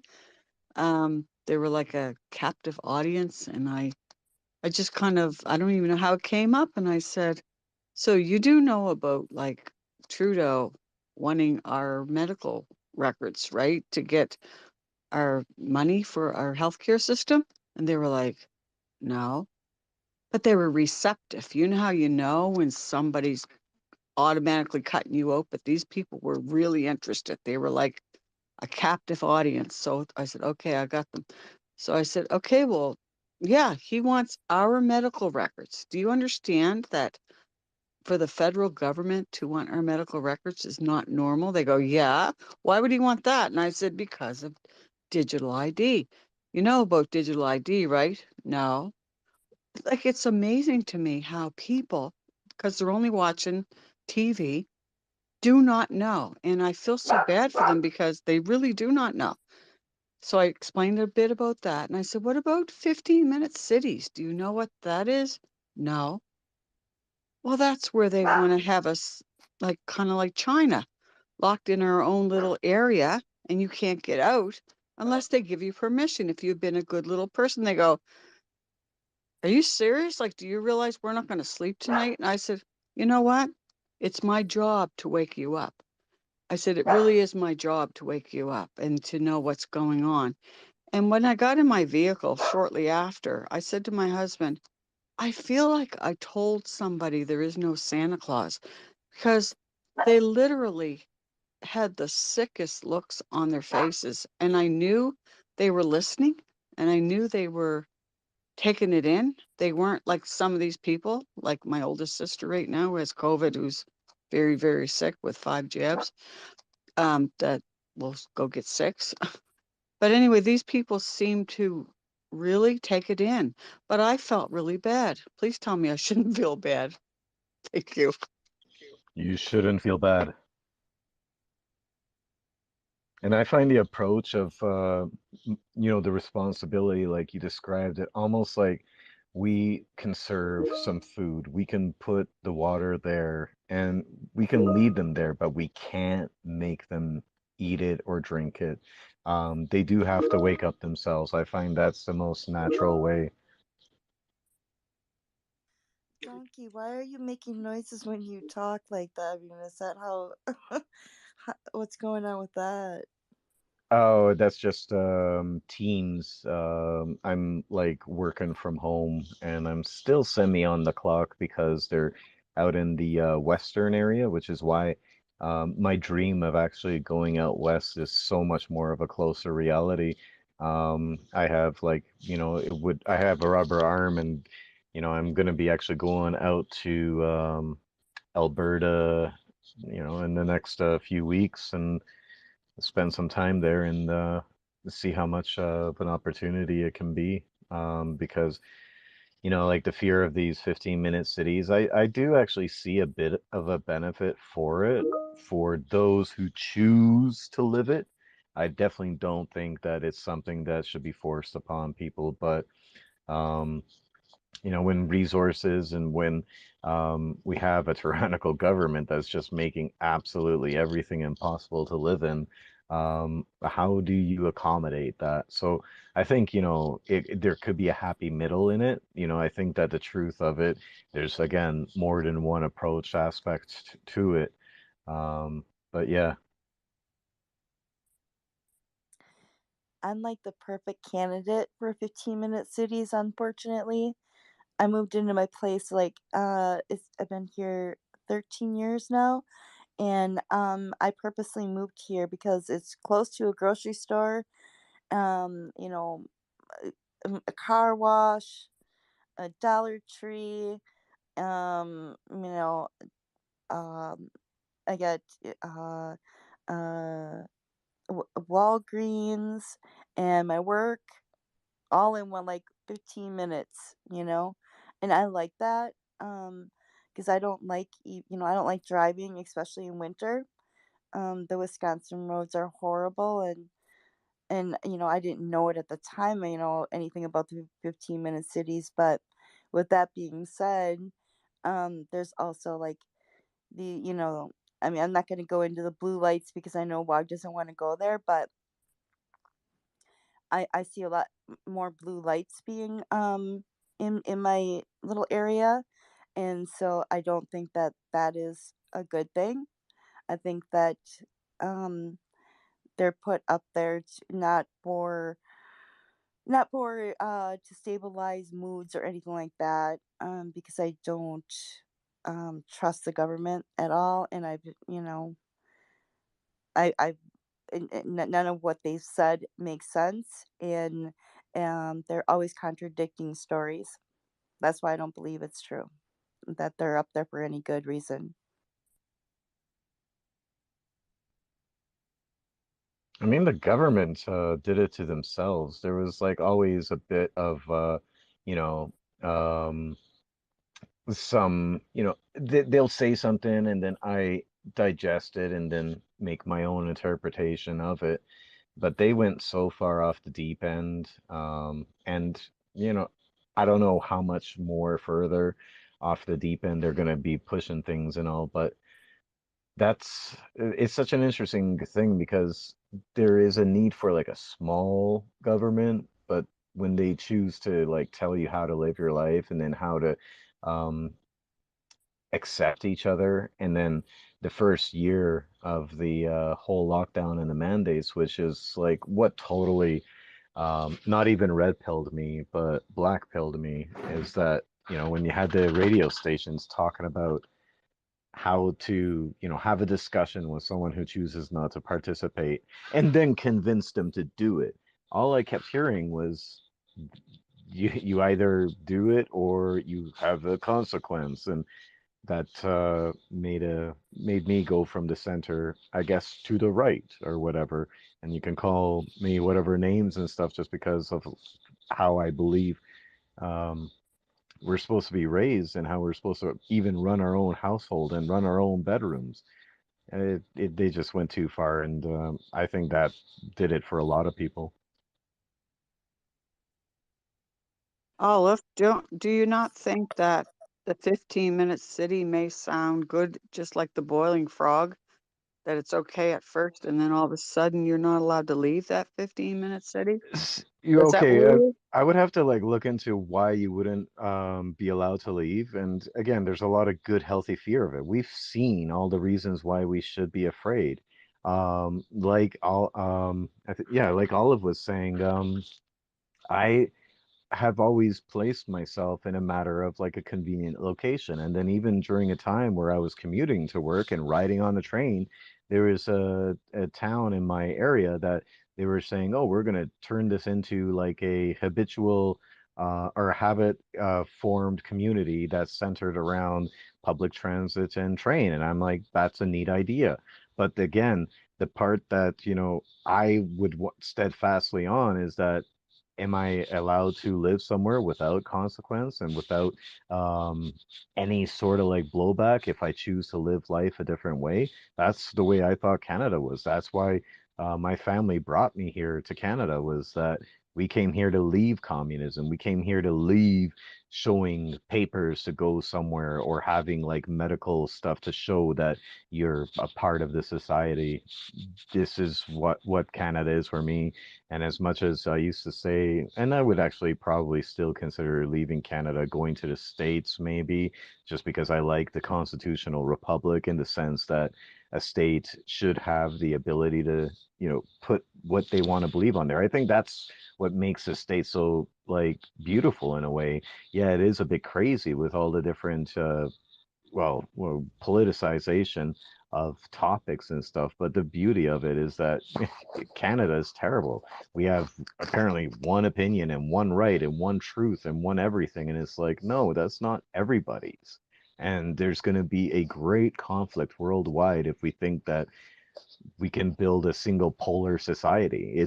The world is meant to be different. We can say, oh, I don't like how this one country does it. Great, don't go there. Don't even promote it. But let's stop this freaking bashing of each other because it's not going to go in a good direction. Well, 15-minute cities are not a good idea. They can geofence you. If they click in this digital ID and all the rest of it, then you're canceled, right? Or you jump in your electric car, it just shuts off at the 15-kilometer boundary, and you can't go to the mountains. You don't have free will anymore, right? So Like Australia, right? yeah, so if you choose to live somewhere in a downtown core and it's got all your amenities, great. That's voluntary, right? But this is a whole different thing what they're designing, because it's going to be like a forced compliance type of thing that you'll be surveilled on, right? And just to get back to Carrie's point, what you did was a good thing. And when you tell these people that and they get somber, you tell them what the good news is that now they're aware of it and they can do something about it, right? So you leave them with that positive, and you empower those people to become aware, to tell more people about what's going on, and then demand that our elected representatives respect what we want. And they don't dictate this nonsense to us, right? So if they don't listen to us, then we vote them out and get people in there that will, listen to us and do what we want them to do. So just leave you on that point there. Peaceful So do you trust dissidents. your voting system, Bob? Well, yes and no. I don't trust electronic stuff. I think everything should be paper ballot counted and then saved for audits. Um, and definitely, we need to make sure that everybody's properly identified with, appropriate government ID, just like we did the old way, right? There's no issue with that because it can be counted, verified, scrutinized, that sort of thing, right? So. But the electronic thing, no, I don't. I don't fully trust it because anything electronic like that can be manipulated, right? But you can't manipulate your X on a ballot once it's on there.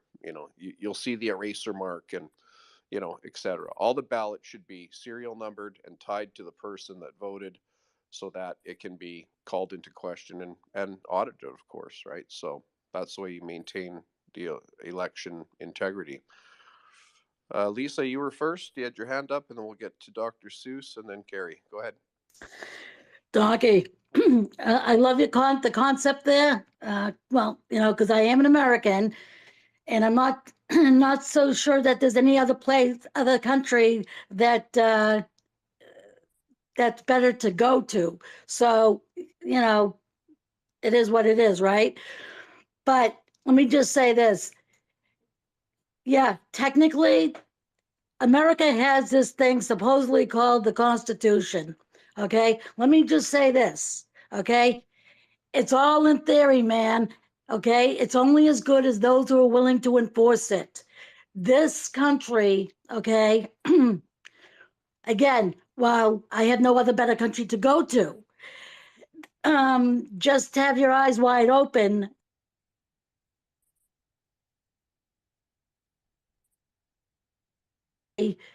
By Congress, judges, the whole gambit. So I just don't want you to think that's like an insurance policy. Because let me tell you, it's hell here too. Just saying. Yeah, good points, Lisa. It's the same in Canada, right? If they don't adhere to it, what's the what's the relevance of it, right? The charter rights and freedoms here was, you know, severely violated, and no elected representative really seemed to care. So, great point, Dr. Seuss. Good evening, Bob. Actually, I want to quickly follow up with one word you brought up: design. This design is such a horrible idea because in communist countries, everything is by design. The who, elites, they believe they can run a beautiful society for you. They design everything for you. Design the economics, design the education, design the healthcare, or whatever. They design that. They believe they can pack a very good system. Everything just like live happily. And you have a good job, you have a house, you have health care, all things that's all right in their textbook. And they believe they're smart. And they can even wipe your selfish gene from you, make everybody just like a morally high, a beautiful society like heaven. Okay, it's very classical communism. So design, that word, you catch the key. And right now, the Western world, in the old time, it's always believe your individual freedom and the society by itself, right? It runs by itself. And people want to make money, they make money. People want to enjoy life, they enjoy life. Everybody, you have your decision to do that. And then the society runs by everyone's willing to do whatever they like to do. And as far as law allowed, you don't bother other people. That's what is the spirit of the Western country and the modern civilization. And in communist countries, you don't have that. It's the government is smarter than you. The elites is smarter than you. They know what's the best for you than yourself. So they design your life for you. But right now, somehow that is in common to Western society. That part buffered me so much of gee, we always say CCP spread the virus. Damn it, they spread the tyranny. This design, this idea is so well adapted by Western society. People buy that shit. They believe they can design something good for the society. For example, the 15-minute city.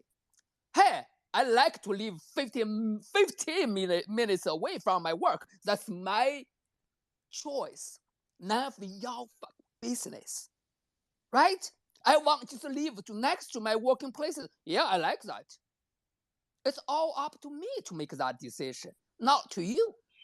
So that's the thing, how this designing this idea could be so well adapted by those elites in Western country. And you check the society, just like check Canada. Why Canada became so leftist? Within these 2 years, like Bob was in space all the times. Just listen how many Canadians want a socialized medicine. Oh, we want the free medicine for everyone. Yeah, that's socialized medicine. So everybody have that part of leftist ideology. That's why the society shifted into this designing system. People buy that idea. How that come from? I don't know. Propaganda, education, or indoctrination. I don't know who contributed to that, but somehow that thing already carved into the mind of so many people.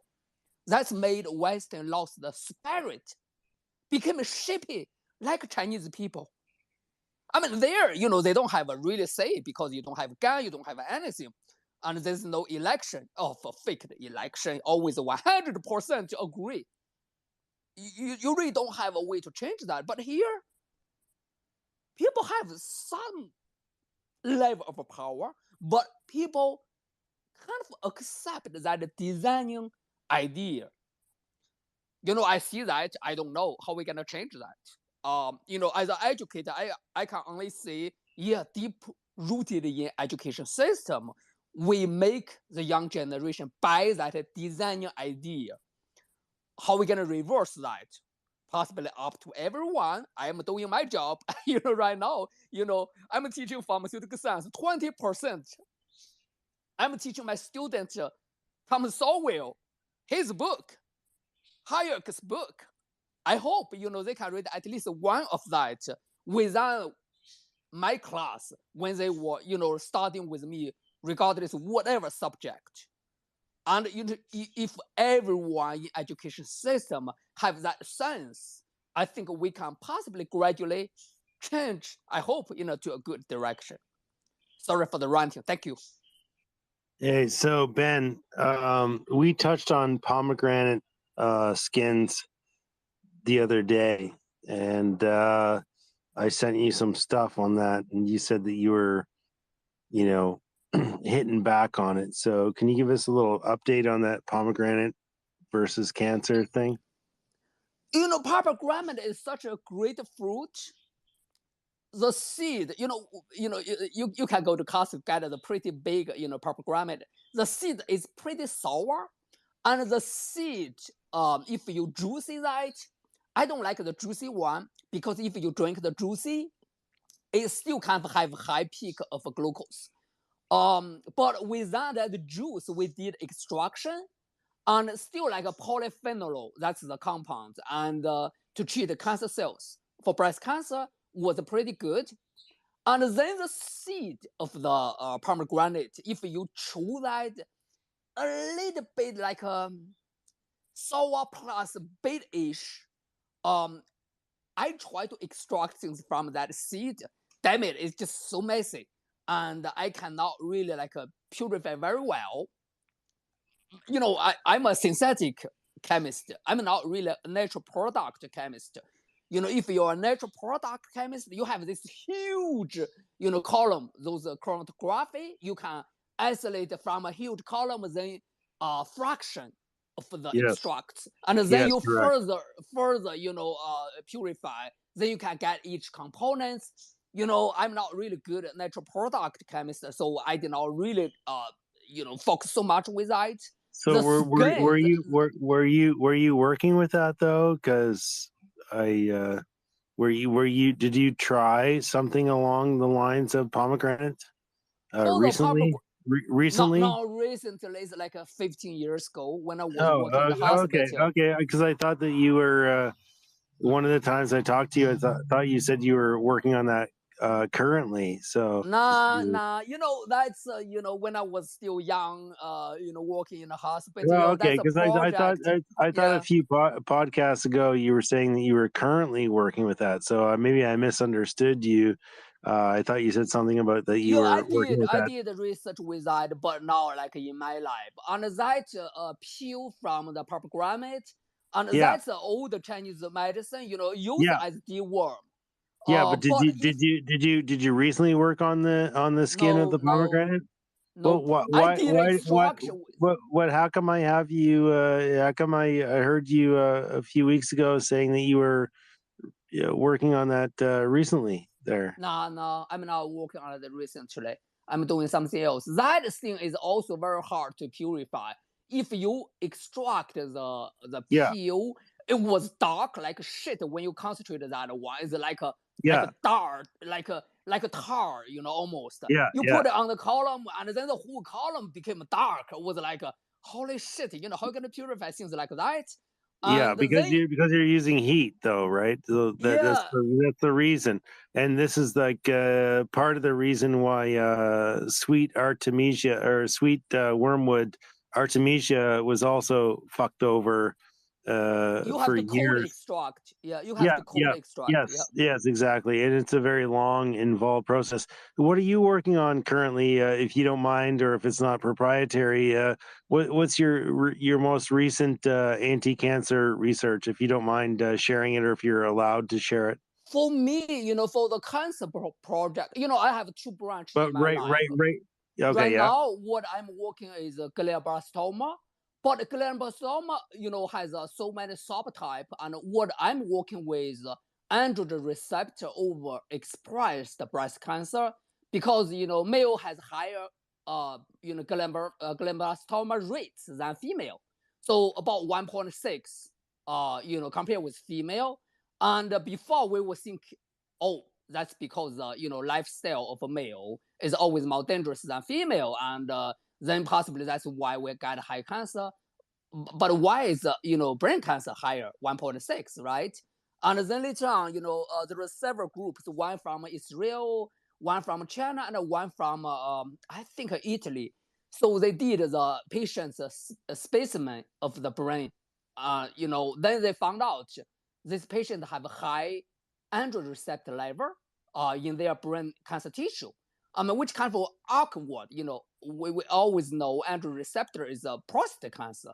How the heck it became brain cancer? And then the first thing was, is that metastasis from prostate cancer?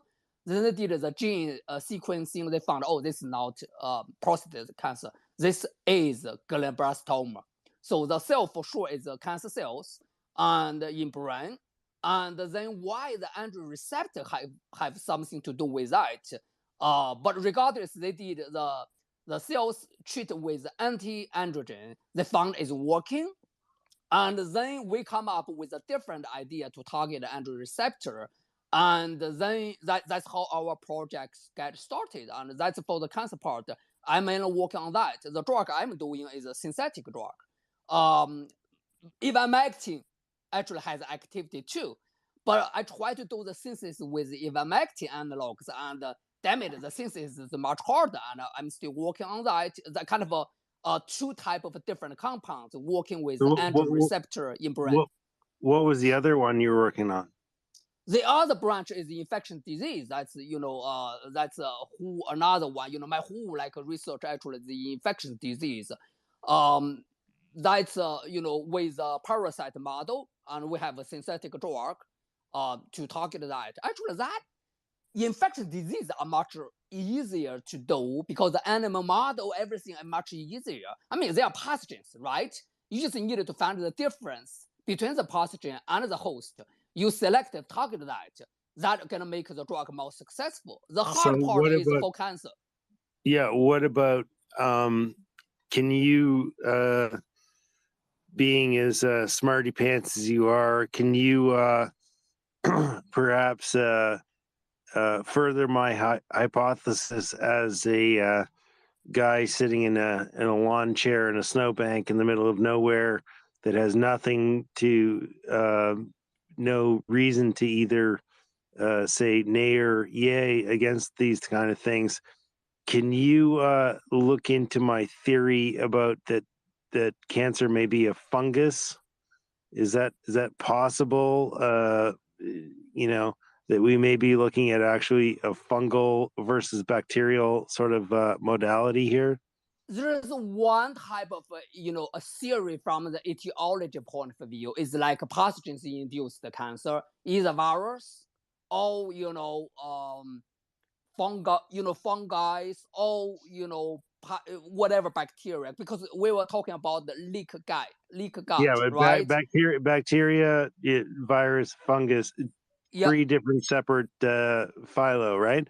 So, but let's be clear here. My hypothesis is, and I've interviewed people, surgeons that have cut open these tumors, and I've asked them all, what do you like? They've all described a very pungent smell, and I said, how could you describe it? They all basically described a fungal smell off of tumors. So I believe that we're looking at a fungal versus bacterial sort of fight here. And I don't know what your thoughts are on that, but what I'm trying to say here is that I think that the like all the other stuff we're talking about, berberine, bitters, I think that we possibly may be looking at a fungal infection of some sort. Your thoughts? I did the xenograft, the tumor model, after the treatment, sometimes you can induce a necrotic core of the tumor. They became a kind of liquefied. So when you peel the tumor off and you try to cut the tumor open, they have this yellowish, pinkish, whatever, like, a very nasty liquid in the middle of the tumor, smells very bad. I don't know if that is a fungi smelling or whatever. I never smell fungi that much, but it's not something good smelling. Depends on the tumor they're dealing with, okay? If the tumor have necrotic core, have some liquid-ish things inside, yeah, they don't have bad smelling. Whether Agreed. that is Agreed. fungi So induced or it's not, not. I don't know. I'm not saying it's binary, right?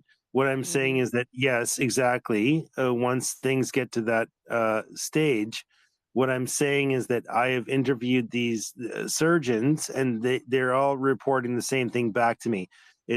When I'm not talking about necrotic when it gets to that stage, I'm talking about actual tumors, and they're cutting open these tumors, and they are smelling basically the basic report back is it is somewhat of a fungal sort of smell. So I think that that would be my vector of attack if I was a cancer researcher. Does that sound, I mean, maybe I'm off base, I don't know. I'm just going off what I've been told. So I'm not talking about necrotic. I'm just talking about, you know what I'm saying here. The normal tissue, I never smell that. For the xenograft, I mean, although I use a mouse to develop the xenograft, that's a tumor model, and that's a human tumor, because you use a human cells generate that tumor. The size I grew under the skin of the mice could be, let me see, what's the size? Like 3 almond, that size of tumor. That's pretty chunk, a big tumor. Remember, in humans, when a lot of tumor when reach that size, the Yeah, but metastasis happens already. I'm not talking about mouse. I'm talking about actual surgeons that have cut open The same thing. things I mean, inside. they Yeah, got but a human tumor. same but different. Okay, same but different. Right? We can only go analog so much. Right? Like it's. I disagree with that. We have to go, we're going base, and then we're just saying, okay, this other thing is analogous to that. I disagree with that premise, just at a base level. You understand? You disagree with what? Well, I think his disagree point was with you. just I that disagree they're with. tiny tumors, so they can't really smell them. I think Well, I disagree. they're big on the mouse, No, but I'm not. But no, I'm not. I'm No. not saying For that. humans, they're I'm not that saying big no. I'm either. saying you're using a mouse model to do whatever. I'm talking about like surgeons that have actually cut open tumors inside of bodies of humans versus when we talk about mice. I mean, this is the disconnect that's going to fuck us, right?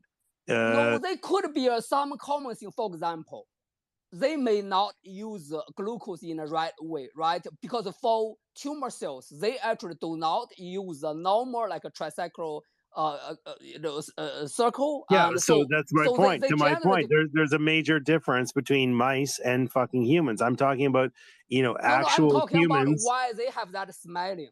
Because fungi, a lot of they are not using oxygen as well. In a similar way as tumor. So in that case, when you have glucose in the system, they do not metabolize the glucose in the right way, which generates acidic smelling.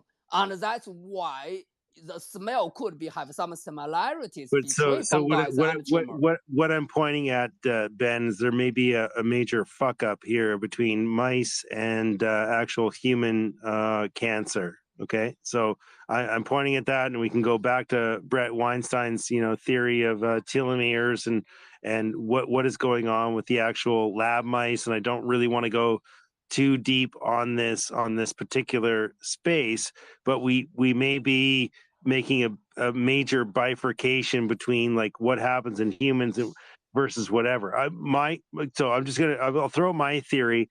I believe that cancer is actually a fungal infection, and I think it's the battle between the body and this and that, and that's what happens in humans. Now, what we do with lab rats and this and that, and we can BLTL-L them if we want to, and we can do all kinds of crazy shit.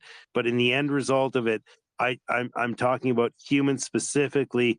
I think there is something to the fungal effort here, and maybe I'm off base, and maybe you can elucidate us on that or whatever. But if we're going to refer to between mice and humans, that's not really the bifurcation. The I'm not looking at that, right? Do you understand?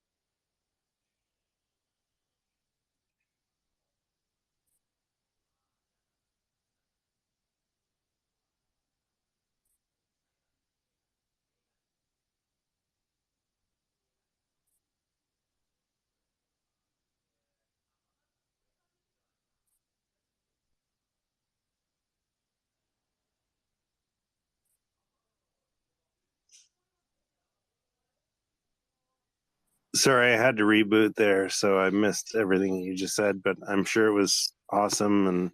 And can you repeat a little bit of your take back or your go forward there, Ben?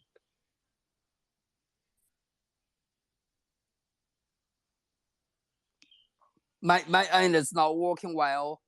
No, You know, me neither. Me neither. So, okay, fungal equals cancer or no? no. Disagree. Okay, very good. Yeah. I just like to keep it very binary. Yeah, no, very good. I would like to look further into this, and I know, you know what, and to your credit, Ben, I'll just say this. You know, I'm nothing but a redneck sitting in the woods of northern BC. So thank you for always entertaining me and treating me as an equal, and I appreciate that so much because so many people do not do that. So just thank you, and I encourage you to continue being a resource for us. And I want to throw things out, and this is how we're going to move forward, guys. And it has nothing to do with I'm just a small autist in the woods. So thank you, Ben. I appreciate you. You know, we all have our limitations. You know, for me, when I in who Twitter, you know, when I follow people, it's not like I arrogant don't follow so many people. You know, right now my who followers mainly is focused on who medical field and pharmacy and all my old friends. You know, all communism for pharmacy and medicine. That's what something I'm teaching, right? I consider myself have some expertise, and then communism is something I experienced, and this is a big threat to Western. And I live here. This is my new home. Damn it, I don't want the new home become something like the shithole I escaped. So that's the two things I mainly focus.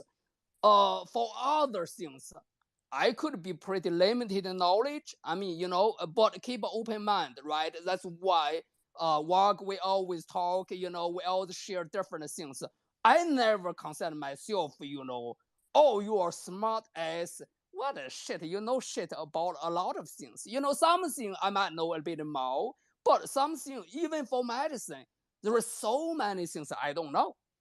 And but I still consider myself a pretty well readed. You know, I like to read a lot of things, and which kind of help me at least for this whole pandemic. I did not follow even once with whatever they try to feed us, from early treatment to the whole question the jab. I mean, a lot of people argue with me. Oh, you want this thing failed? I said, for God's sake, I'm a scientist, I'm a professor. You know, I want this thing to end this whole pandemic. I want it to be a successful product. But, you know, my sixth sense tell me something isn't right. And I'm just very honest to ask legitimate questions. Where's the distribution? How much spike protein produced, right? I mean, I'm not making up to say, oh, you want to kill all of us with this thing. I never say that. And I'm not confident with this graphic oxide. I never mention anything with that. I only ask based on my knowledge, right? So that's what we do, and we read, we base our knowledge to analyze, we share the knowledge with everyone. I try to use the best way to explain with the lay language. I'm pretty bad with that. Sometimes I forgot, the heck, the vocabulary you're using are medicine, right? A lot of time people, they don't know those kind of vocabulary. So you have to use a better way to explain to people. Now, like, you are teaching the, senior students already, they have been studying the subject. A lot of people, they don't study the subject. So you have to use a easy way for people to catch what you are saying. Plus my accent. So double, obstacles for me to pass information to share with friends. But with talking with you everyday work, and it helped me to further kind of put my logical in a easy way for people to understand. So that kind of helped me to rethink about my idea, my theory, and then pick up something amazing, and that's make the whole debate better and better, so we can gain more people in a way for them to see reality, why this is things harm. Not only this, with a lot of things, right? With a healthy diet, with a lifestyle, and a lot of things, not only limited to the jab, because health is a combo. It's your lifestyle, the food you are eating, right? It all affect your health. So we try to share those knowledge, so could put everybody in a good track, not a very stressful way to maintain health. That's not a healthy way, a easy way. And for you to pay attention to those small details, gradually develop a good habit, and keep you in a good track for health. Thank you. Yeah, well, the real reality is, Ben, I'm always going to acquiesce to, people that are in the field. What I excel at is putting people together, first of all. Second of all, I adhere to the scientific method, and my mind is, developed through many years of not only biology, mathematics, and I'm a polymath, right? So what I do is I take many different things and I put them all together. And what I do is I depend upon people that can. They don't need to look at me as my credential, right? I don't put it out here on the internet exactly what I do, right? For a reason. What I do say is that I look at systems and I analyze them, right? And that's actually what I do in my life. And I've always done that. And I have a long period of science. And at one point, I may, have become a doctor, and I was in academia. I had all of this other kind of stuff going on. But the main thing I took out of academia was knowing that I could be a PhD. I could be whatever if I just stayed long enough. And that's basically being a TA, being this and that, a teacher's assistant inside of the organization. And I could have been indoctrinated completely into their thought pattern. Unfortunately for me, I'm very much a critical thinker, and my basis is the scientific method. So all I'm looking for from everyone, and it doesn't matter whether it comes from some gutter punk in Philadelphia, if they come up with a great idea of what could be viral synthesis or exosomes or whatever, they have the same amount of street cred to me as a PhD. Why? Because I've already had multiple integrations with people in all kinds of high level this, that, and the other thing. I know enough to know that I could have been a PhD. I didn't choose to go down that path. That's just my own path. But I don't put anyone above or below me. whether someone comes up that is a redneck from, Tennessee, coming in here and putting out a hypothesis towards viral this and that and the other thing, why not? Let's go. Let's look at it. But thank you for being so open-minded, Ben, and I do appreciate that. And I know that you entertain me, but that's putting you up above me. So I know that we're just equals, and we're all equals here, guys. And it doesn't matter about credentials. It doesn't mean fuck all to me or anyone else here, because it's a economy of ideas, a marketplace of ideas. Go ahead, Knuckle. I love how curiosity just manifests itself in whether it's virology or naturopathic medicine, and honestly, like the last 3 years has really kind of brought that in light to me as well. Someone who I think had a lot of skeptical but definitely faith in allopathic medicine, but realizing that there are things that clearly are not being researched by places like the FDA and Health Canada, and not having that same rigor that's put into patented pharmacology, if you will. And that's really where spaces like this, discussions like this, and professions like naturopathic medicine really have a niche to carve out, and something that's not going to be as established in peer review literature or talking to your doctor. We talk a lot about COVID therapeutics and spike protein, the ways to get that out of your body, and there's clearly things that aren't being researched that we have to sort of find out about. But on the topic of cancer and the smell of cancer, it's interesting. I learn something new every day, so thank you, Wog. Cancers themselves actually create substances called polyamines, and the reason why I bring this up is that I know that there's anecdotal evidence of dogs able to sniff cancer out in humans or other dogs, and actually doing some research on this. There is a study that showed. Let me see if I can track this down. Forget the study. Just go for it. Dogs with access to a urine sample from a human were able to correctly identify 87% of samples with cancer.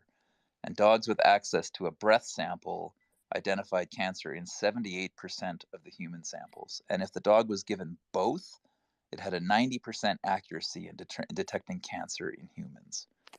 Just astounding. And so and that may be bacterial, because cancers themselves, if they're close to the skin, they could develop a bacterial infection. But it's one of those things where I don't think they're quite sure how it works in a dog, but one of those amazing things that there's so many things in medicine that we don't know that need research on. And it's something that I try to instill in my 17-year-old, who's quite interested in human physiology and neuropathology, and just telling kids like that there's things that we don't know, and if we think that we're at the cusp of medical science, clearly that's not the case in the last 3 years, but just something that continues to get to evolve.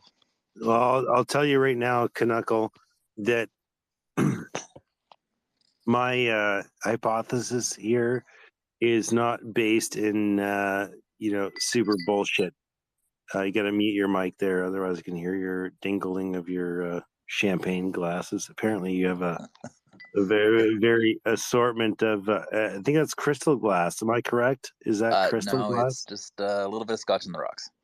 Oh, well, then very good for you. Even better than what I'm doing. I'm not even as fancy pants as you, so I can tell you But from you are having a beer, aren't you, Wog? me, no, I don't. I'm not drinking beer right now at the moment. But I can tell you one thing, that where the cusp of science is at right now, and it's not the cusp because there's a bunch of people, because now there's money being dumped into it.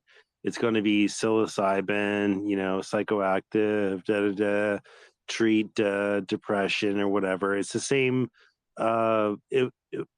evolving that's happened with weed, right? So we're on the cusp of legalizing psilocybin, okay? And it's gonna be this big, wow, psilocybin is this, that, and the other thing. Okay, Merry Christmas. My opinion, and this is just, I'll just go off pure anecdotal stuff. We're going to find that that the tumors that we're finding are going to be fungal in nature, right? The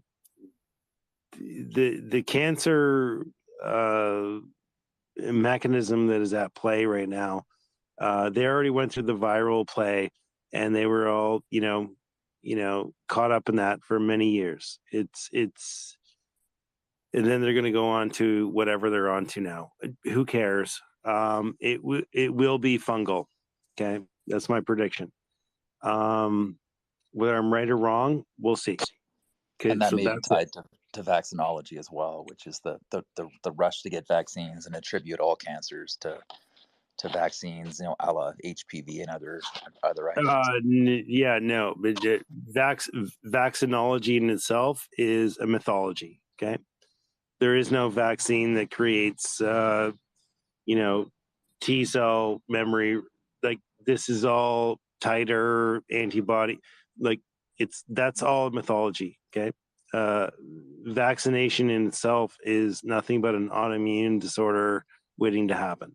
So I'm just going to lay out what I think, and then I'm more than willing to debate anybody or whatever. That's fine. Can I Lay it just out. jump in here one sec, Wog, and just ask one fast question to Knuckle, just before we get like too far away from the dogs being able to sniff out cancer. So, I mean, Knuckle, you said that that the dogs 87% of the time they can detect whether a human has cancer, whether a human has cancer based on their urine. What accounts for the dog's error rate of 13%, where it is unable to detect the cancer? Is it that the dog is just having a bad day? Maybe it had some like smelly dog food, or like, something is throwing its scent off. Like, what accounts for the error rate of 13%? That's a minute error, by the way. But anyways, go on. It appeared to be a difference in whether they had access to urine or breath, but when they had both, that error rate was essentially 2%, so 98% positive in detecting cancer. And this appeared to be in a study of just humans with cancers and not a control group. But anyway, it was something that obviously came up in this discussion. And no, but these are exosomes, right? So we're back to the exosome thing, and that's really not where I want to go right now, because that's going to really conflate. If we go into exosomes right now, it's going to really fuck up the. Anyways, yeah, something. Someone else talk now. That's possibly later stage of cancer. The cancer metabolism is different, and which lead to the lectins more, and that possibly come out from urine. And that's just my wild guess. I mean, the early stage of cancer, maybe the signal not strong enough for dog to be able to, smell the difference. And otherwise, we just use a dog to detect the cancer, right? Come over here, smell, and to see if the person already have something wrong. No. What it is you're detecting a fermentation of the of the body, right? And fermentation. What is fermentation? Right? Is that a bacterial, or is that a fungal? Right? Fermentation by definition only specific means the bacteria cut down glucose into ethanol and acetic acid. We call that fermentation. The bacteria can consume glucose in various different ways. Some are good, like bacteria can be used for fermentation. Some are bad. It can damage your stuff. What is a SCOBY then, right? What's a SCOBY? What's kombucha? That's a very different one. I think the kombucha, the bacteria inside could be different as the one you are making one, right? Yeah, but it's Or a you, combination. It's the it could be combination, a right? combination. Yeah, it could be. That's what it is. A SCOBY is a, you know, a combination. I'm not saying that bacteria aren't part of the process. What I'm saying is that it could be symbiosis of both, right?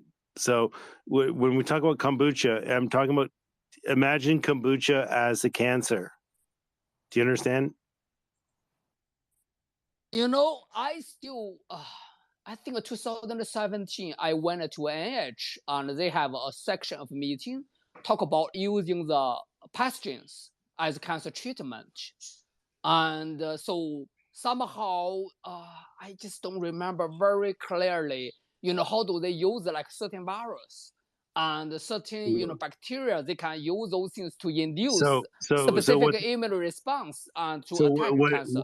What it is, my hypothesis, Ben, is that the yeast or fungal infection. I mean, yeasts are all these. We're talking about gray zones all over the place here, okay, guys? So, but if we talk about yeasts or whatever, what we end up with is something like a symbiosis. So it's not going to be like, you're not going to clearly define, okay, this tumor is, purely fungal, because what happens is that lots of other things happen, and degrading of membranes and all the rest of it. Then you end up with, a bacterial on top of a fungal infection. My hypothesis is that we're looking at basically fungal infections as the vector that creates the other things. So if we just forget about all that, put all that to aside, and we looked into our environment. So right now I'm sitting in my yard. Okay, I'm looking at my lawn and my herbs growing up against the house here, right? So if I had special kind of glasses that looked at, that could disseminate between the bacterial degradation versus the fungal degradation, and how they work in symbiosis and all this other kind of stuff, I would see a war between fungal and bacterial degradation. Okay, they both work in conjunct, right? Not one is separate from the other. What I'm saying with these surgeons that have reported back to us and said that they can smell this kind of weird thing, what I'm saying is that I believe that what we were looking at is the same war that happens internally into us. So if I look at what I'm looking at here in my yard, I can see that there's on the surface, it's, mostly bacterial. Underneath the surface, there's a mycorrhizal web that's happening. So it's, if we were going to go to first principles, right? So like what does Elon Musk talk about all the time? First principles: scrape the slate clean and just cleanse your mind of all of that. At the end result of the day, when you look into your environment, you're seeing a super huge value between fungal growth and microbial, like bacterial growth. Okay. So if we look into the body, bacterial growth is limited by your gut microbiome, right? So what do you intake and and does all this other stuff. But there is another thing that can take over your body, and especially if you're in a high sugar environment, then you can get other stuff through that that permeable layer that goes from your mouth to your asshole, right? Which is like a worm, right? Same thing. So when we look at that and then we say, okay, well, what's going on external to that? If you look at like a high sugar diet, for example, you're going to get leaky, you're going to get things that can permeate through that if you're not eating at a certain value. Now it tends me to think, and this is my hypothesis, I'm not saying I'm right, it's just going to say that there is something going on that other end of the spectrum when we get these tumors and etc., that we are finding ourselves in a fungal situation. And then anecdotal again, 3 people have told me this, surgeons that have cut open shit, they smell shit that smells basically like a fucking mushroom. So when we look at a tumor and then we smell that it's a mushroom, and you know, I'm not whatever, I don't need a goddamn PhD for this shit.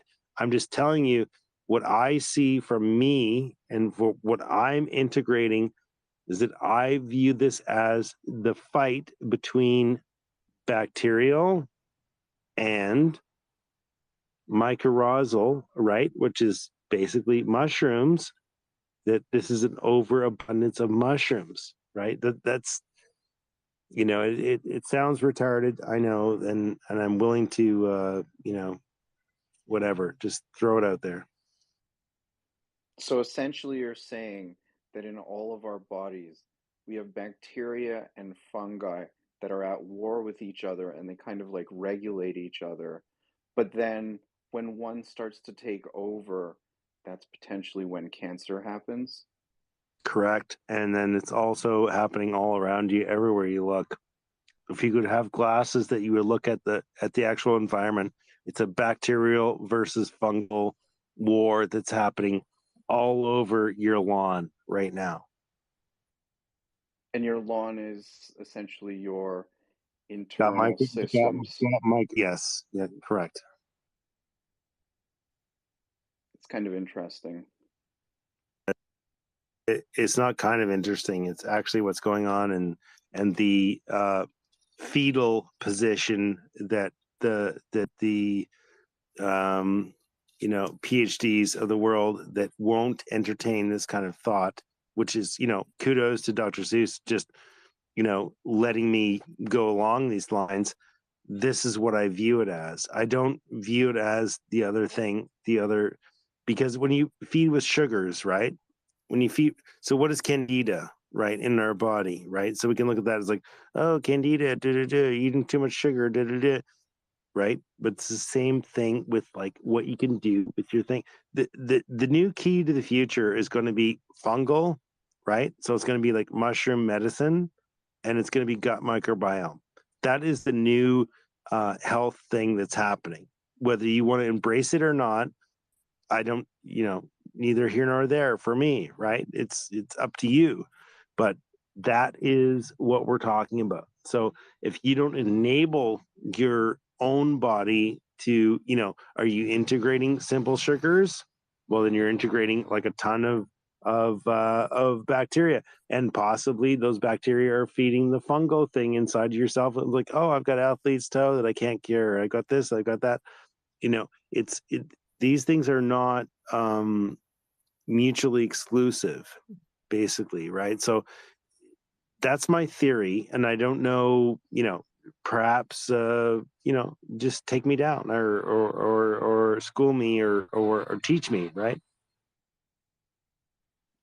So I'm just curious, this might be a sort of a sidebar. What's the benefits of having kombucha over like just normal yogurt? Well, those are two ends of the same dichotomy, right? I would say this. I mean, it's a I would slightly say, different bacteria, and it's one's, one you get the protein from it too. The other one's more liquid, kind of more of a vinegariness to it, I guess. Because then there's also that other thing, the thing I always talk about, the Japanese. The Japanese, it's called cal. That's an L. I'm trying to say it very clearly. Calpis, or in the States, it's usually sold as Yakult, or in Canada, it's that Pro Bio Plus or whatever. That's way too overpriced. I mean, they're all kind of like different things, Right. but they kind of accomplish. So I mean, it doesn't hurt to mix and match them, right? And then sometimes it just comes down to a Right. preference, right? Some people prefer yogurt, some people don't. You're also super loud there, Zinc. Just for FYI. I just have a better headset.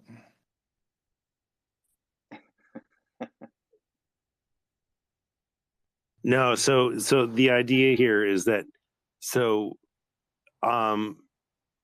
to Sabine Hazan's idea is that what you need to do is like feed your own microbiome, and then after you feed your own microbiome, then we can start with whatever else, right? And so it's, you know, here nor there. You need to, I don't know. Do I need to put up the fucking cartoon with butyrate again? Yes, I'll do it. I'll go up and put it up in the nest for you guys, because I know that so many lazy people will not search on my thing. But I'll go up and put up the butyrate cartoon here right now. You know, Wag, you know, we may have one time talk about all the fatty acids from a long one to the short one. Interesting, you know, butyrol and acetic acid, they are beneficial. Versus propanol oxide, you know, the 3 carbons, they are harmful. And, you know, when we use autism model in mouse, we inject propanol oxide into the brain, which can induce autism in mice. A very easy model. I don't know if it really mimics autism. Maybe some parts of their movements mimics autism. But you know, in our gut, certain bacteria generate the 3 carbons short chain fatty acid, and the bifidobacteria generate the butyrate acid, and which is beneficial. And some generate acetic acid. See the even number 2, 4, they're good. The odd number 3, they're bad. And they are small fat acid, you know, quite interesting. And then the fat acid, you know, is related with the seed oil. That's another big topic about why the seed oil are bad. You know, what does that mean? Why it's bad? You know, there is a lot of YouTubers that talk about that once, but the explanation was not so well addressed, particularly about the cis trans, you know, the unsaturated fatty acid.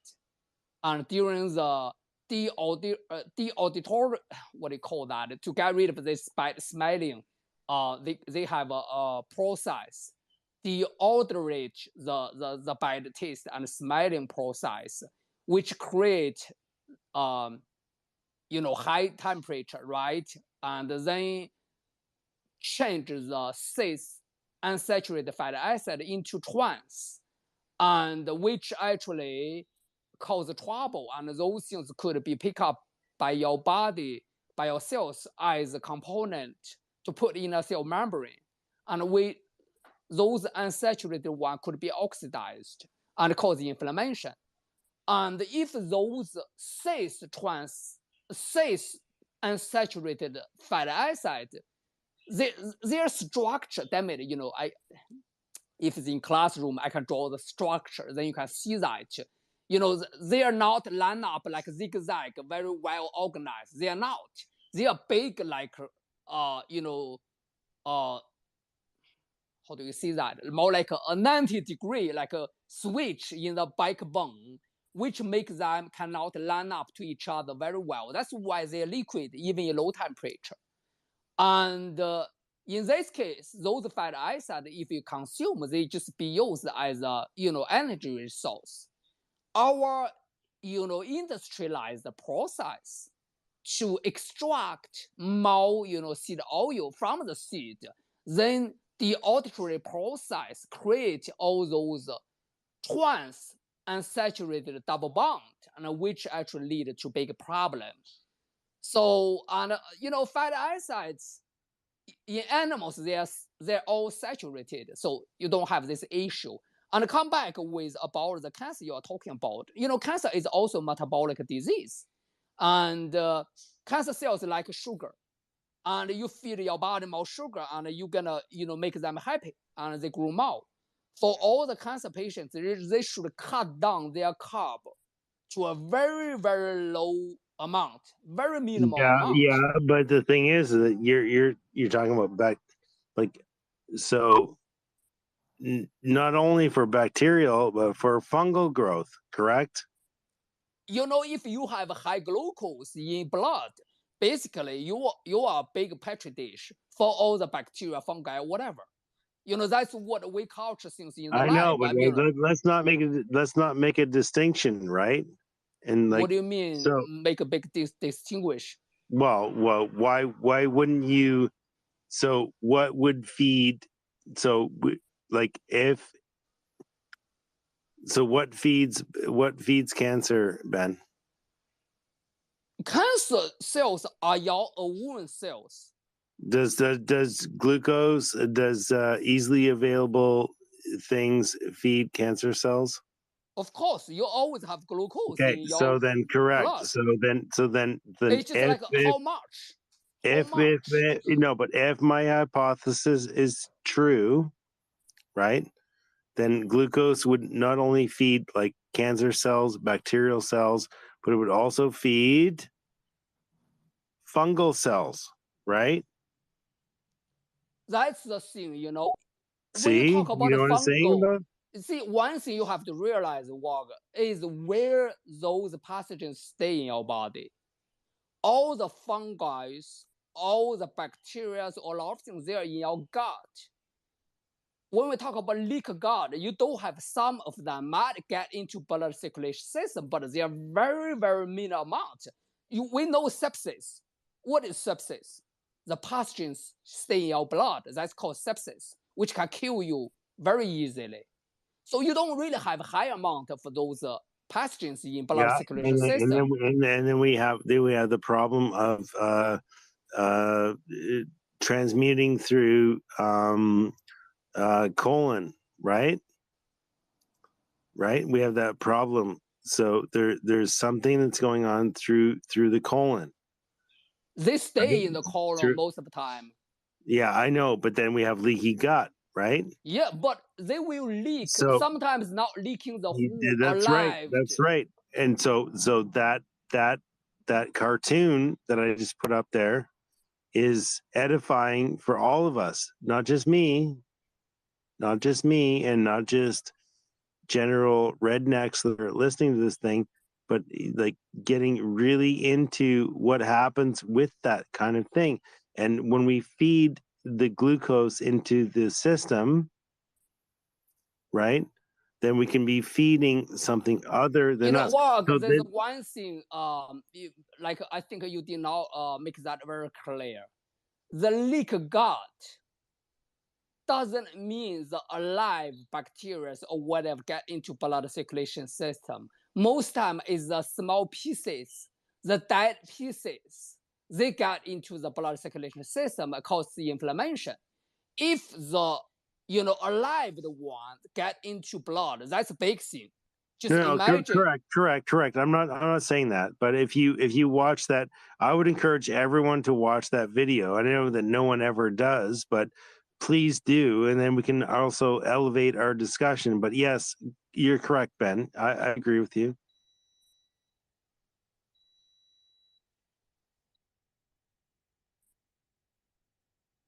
What I'm saying here, guys, is that I think there's another mechanism at play. Why does fenbendazole have anti-cancer properties? Why does ivermectin have anti-cancer properties? Why does berberine have anti-cancer properties? I mean, these are the big questions. So, like, Ben, do you have a comment? I mean, you're a cancer researcher. I mean, like, can you tell us, like, why do all these different compounds show some kind of like weird, like, why is parasite medicine seem to be anti-cancerous? I mean, That's what we have this concept wrong. Oh, anti-parasite. then cause anti-cancer because parasite cause cancer. That's why it's working. I keep try to crack this concept, like ivermectin, hydrochloroquine. They are excellent anti-inflammatory activity. Those drugs all beneficial to solid tumor. When you have a solid tumor, you always have inflammation around the tumor tissue. That's very normal. I mean, when you touch cancer tissue, you're gonna realize they are much harder, firm than the real tissue, and which cause inflammation. You can imagine something pump up within your normal organ. I mean, your organ won't feel comfortable, which gonna directly cause inflammation around it. And that's why hydrochloroquine, ivermectin, they are all helping for the cancer, all due to the inflammation. And they suppress the inflammation. They are beneficial for the treatment of the cancer. Berberine is another very interesting compound. Berberine has a permanent positive charge. So when you take berberine, actually they don't really enter blood circulation that much. They mainly stay in the gut. So when we talk about all those compounds beneficial for cancer treatment, it's because they are beneficial to your gut microbiome. And when your gut microbiome is better, your immunity is better, and then your immunity help you to limit the cancer growth. So we are talking about multiple partners over here. That's also make those herbal medicine very hard to do study. For example, the propagrammed pill, right? We also try to do cancer study with that too. So when you use a whole extraction to treat cancer cells, sometimes you don't see activities. But when you try to isolate them into different fractions, So and they lost activity. Let me just lens this for a second, Ben. If you add tap water to an in vitro, to one of your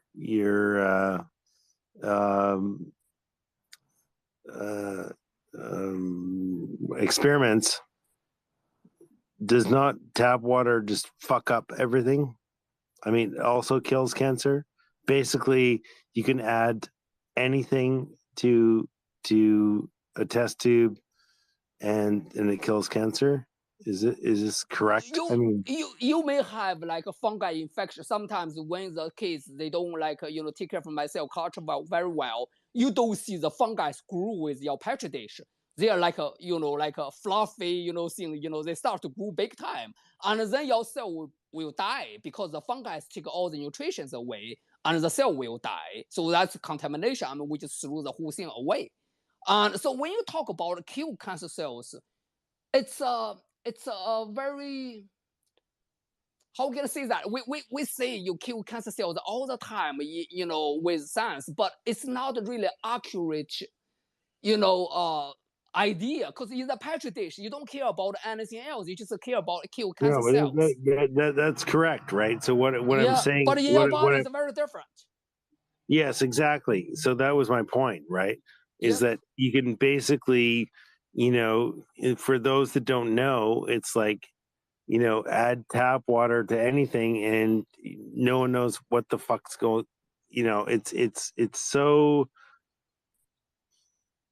obsequious. We end up in these problems, and it's because it's not none of these questions, like for those that are wondering, we're not actually trying to arrive at a specific black or white answer. Everything is gray, and it's a discussion, right? So, with that, let's get some. One more comeback there, and then we'll go to the hands there, because it's not clear, right? I mean, there's lots of stuff that can screw us up. Ben, did you want one more comeback or go to hands? Let's go to hand. Yeah, okay. Carrie, go ahead. I certainly agree, Dr. Zeus, that sugar is not good for you in any way, shape, or form. I really do. But I think there's more to it, because I have grandparents, aunts, uncles that lived in their 80s and 90s, and they ate sugar every single day, like for dessert. Like they did not have a meal that they did not have dessert, and baked every single day. I believe that, like I said, sugar is not good for you, but there's got to be more to it than that. It's got to be the rest of the crap and what they've done to our food. That's a combination of everything. That's how I feel, because there's no way that these people lived to be quite old. There was no cancers. They were just, they were fine. And Bob, to answer your question from about 2 hours ago, yes, I do leave the people with hope. I say to them, please don't take any more of these needles.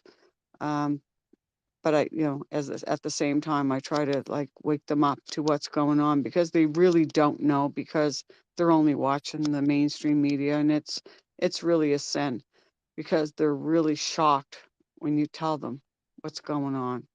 Thanks. Carol, to quick responding to your comments, we are so different.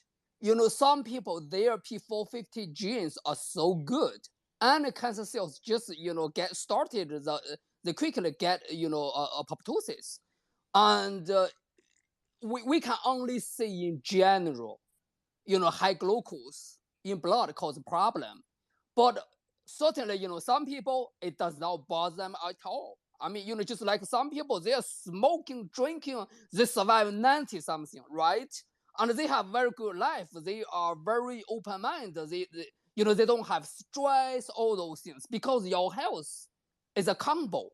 So it's really hard to say, okay, they survived, but maybe there's 100 people around them, high glucose already killed them. You just don't see them, right? Because they die out. The one survived is a bias that survived, right? That's why you see them. And they have very good genes, but unfortunately, not every of us have something like that. So we can only say in general why glucose is bad, because in normal situation, you should not stimulate so many times of insulin. And insulin is an inflammatory, biological molecules. And in old time, think about our ancestors. They don't have so much, high carb food, right? They hunt, they eat meat. They don't get much about, carb food. And so insulin does stimulate, glucose get into your cells, but you don't have so many times of insulin stimulation in your system. And insulin trigger insulin receptor, the downstream is AKT, and AKT is also oncogenic molecules, because which promote cell growth in the long run, which promote cancer, happens. So that's why in general it won't be good. You want to cut down carbon, lower one. I'm not saying you should be pure, ketone food, ketone diet. Some people just miserable if they only ketone food. And you just have to figure out a way, in a low level of, carb food, make you happy enough, but the majority of them, it could be meat and veggies. And what's the sweet spot? You just have to figure that out. Well, I think, Dr. Seuss, you were aiming at me there at the very beginning, and then you went on to prove my point. So continue on, Knuckle. See, you're always right at the end of the day, right? There's so many different ways that cancer manifests itself in the body. So I wouldn't completely attribute it to that's kind of binary thinking to think it's fungal or bacteria related. There's so many other, radiological aspects, mutagenic aspects, UV radiation when it comes to melanomas in the skin. So, but being healthy, obviously having a good healthy diet is a good starting point, and then knowing what the pathology is for certain cancers, and knowing how to prevent them. It's funny, on the topic of ivermectin, for one thing, and it's a bit of a misnomer that it's a toxin or it's a poison for helminths or in intestinal worms or parasites. The actual physiology or mechanism of action for ivermectin is actually it paralyzes those things. So it binds to glutamate, which is in the actual muscles of the helminths, and it actually leaves the chloride channels open in those cells, and basically neutralizes the muscle action of a parasite. And in that process, it essentially starves to death. So it's such a harmless molecule or medication that it's not actually acting as a poison. It's just basically starving these things to death. And it's quite interesting because when you look at the ivermectin and cancer in humans and some of the research, you can actually go to the CDC's website and type in ivermectin and cancer, and you'll see a battalion of different research articles.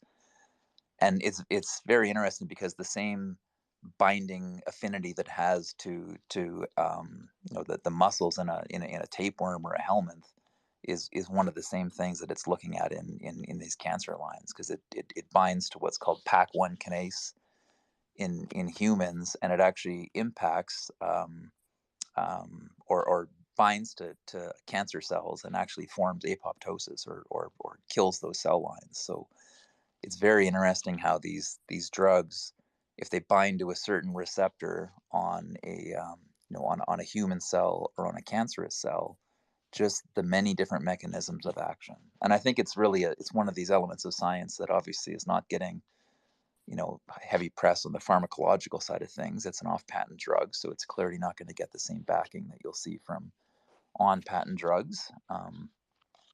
But it's clearly something that needs more research.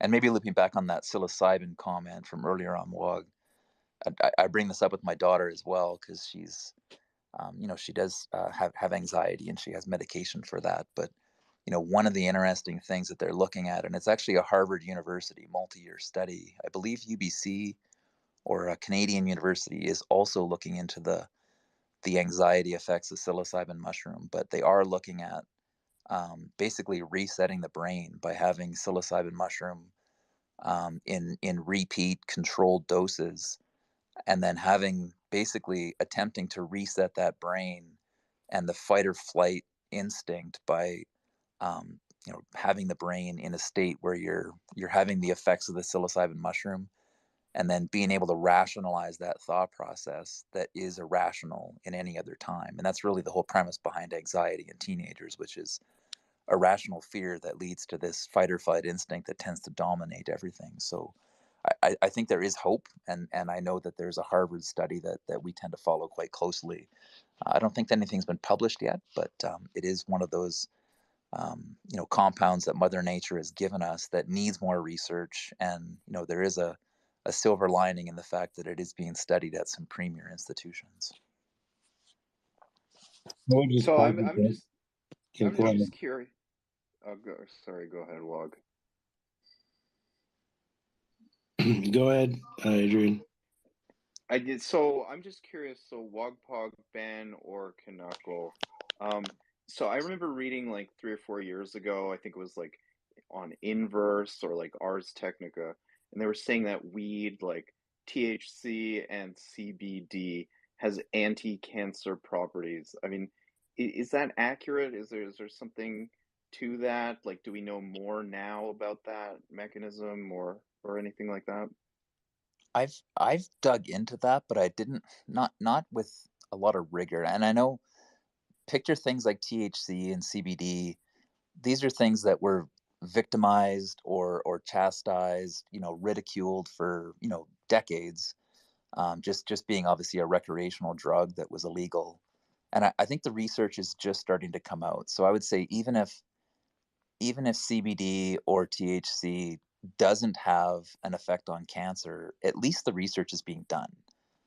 And I know I went down that road at one point, but I didn't follow it up with any rigor. But at least the work's being done, and I think that's the real positive, is that when you look at these compounds that Mother Nature is giving us, things like aspirin, the First Nations in Canada or North America knew about that compound for thousands of years before before the Europeans arrived, and it was just knowing how to actually synthesize that and turn it into a pill. But it's essentially a gift from Mother Nature. When you mention if these things has anti-cancer activity, I always emphasize dose. Dose is the art of medicine. High dose, you can kill anything, right? Only the right dose you can treat.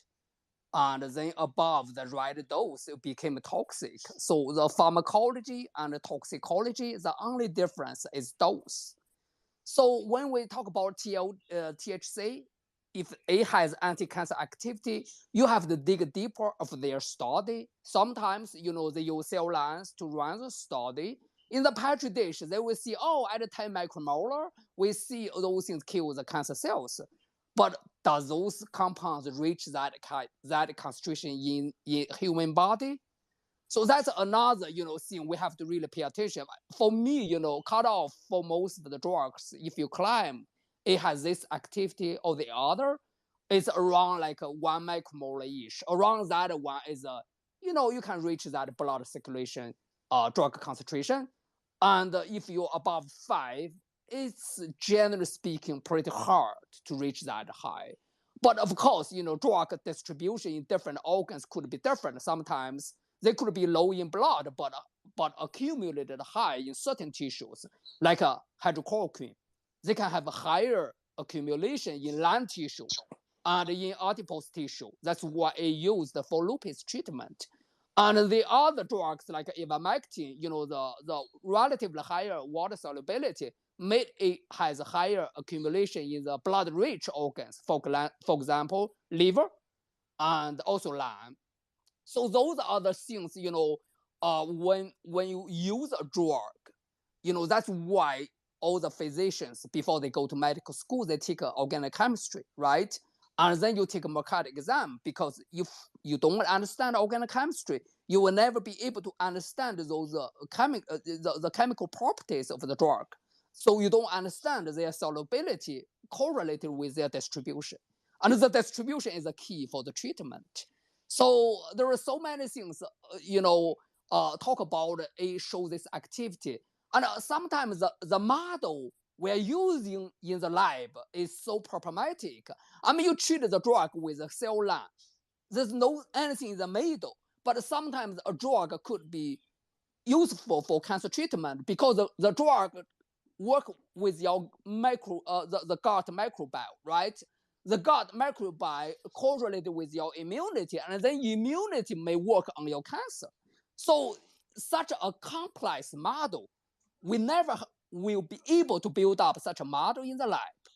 And that's why sometimes you can't have a very good way to evaluate something working in that mechanism, particularly the herb medicine.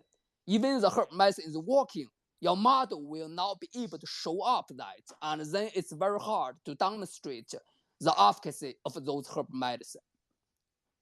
But my guess is probably just that from what I've known of people who have been on CBD while on cancer, more than anything, it just seems to reduce their stress and anxiety, which of course, stress and anxiety will help their outcomes just overall. But Dr. Seuss, do you know, is there any impact that you know of CBD or THC on the glucose? Do you know if there's a relationship there? Or?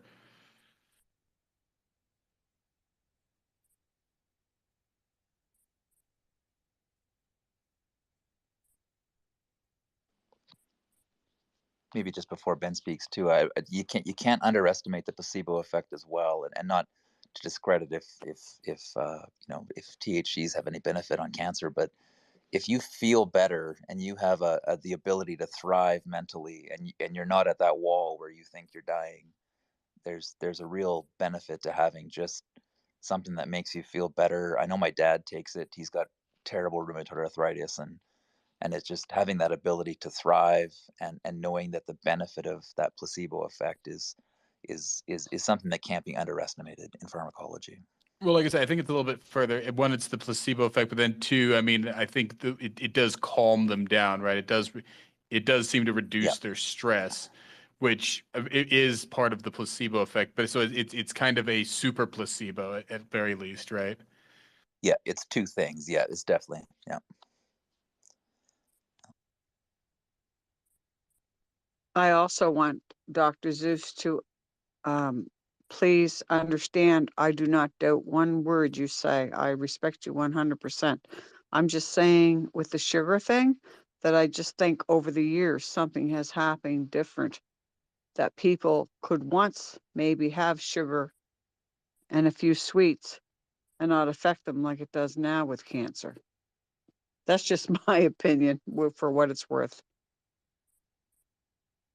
I think it's the amount of sugar and it's the type of sugar, right? Like I'm not sure. Like it might be that high fructose corn syrup requires you to consume more glucose for the same, psychological, or taste effect of regular sugar, right? It might just be that you're getting more glucose for the same amount of flavor. I mean, I know that high fructose corn syrup is one of the big things there. But yeah, how much sugar are they actually putting in things? But yeah, does high fructose corn syrup require more glucose to get the same sort of sweetness, I suppose?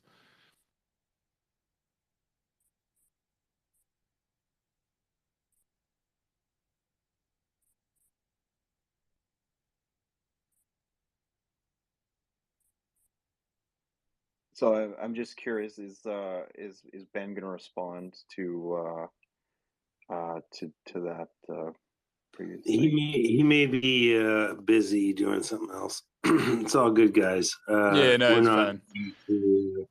Yeah, that's Speaking of which, I did inspect the snacks they offered me at work, and they got some pretty fancy snacks over there. They actually have like the little mini Slim Jims, but they had like some fancy protein bars and everything. Wogpog, like they had quite a selection of snacks for free there.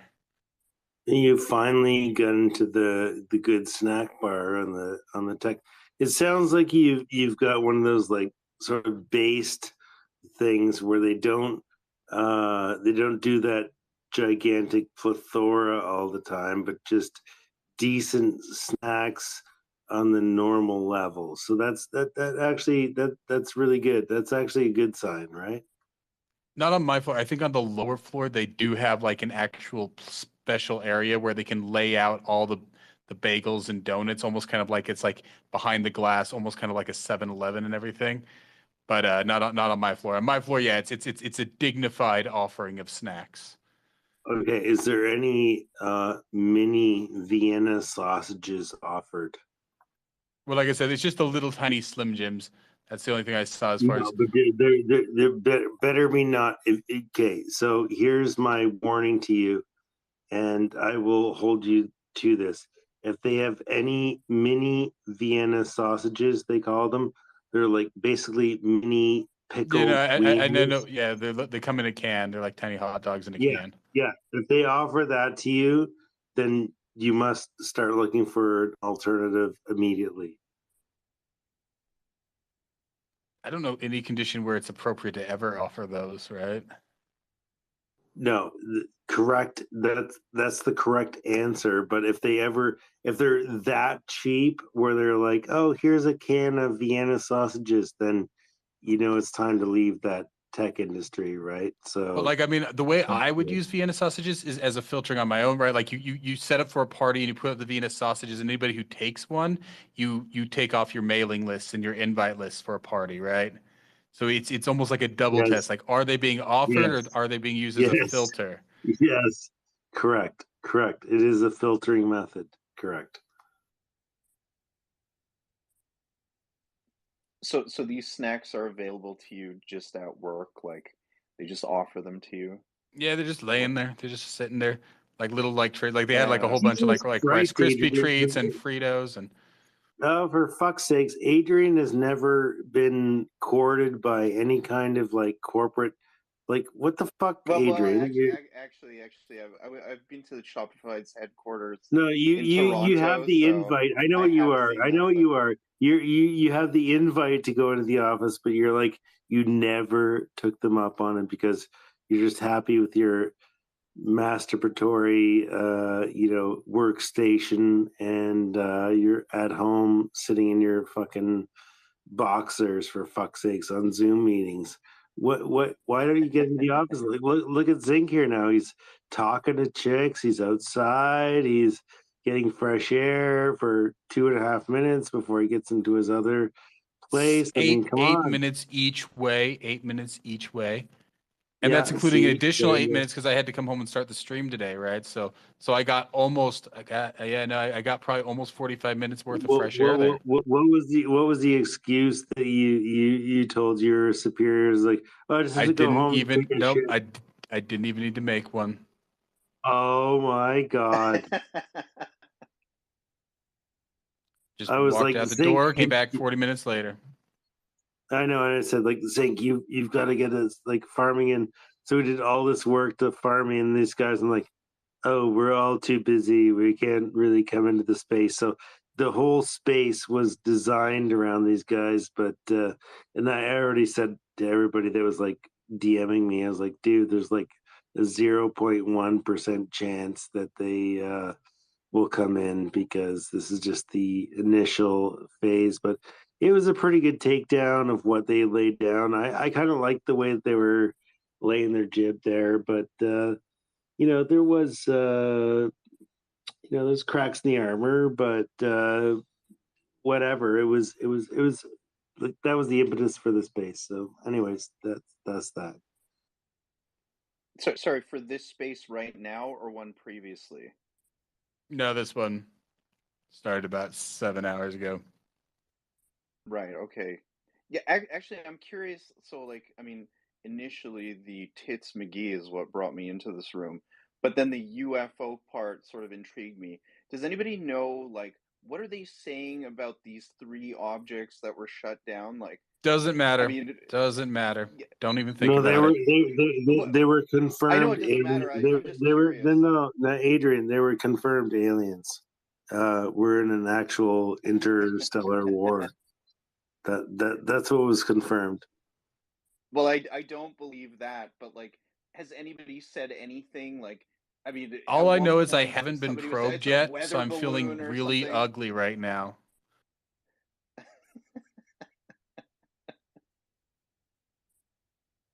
You were hoping for the anal probe, is that it, or like?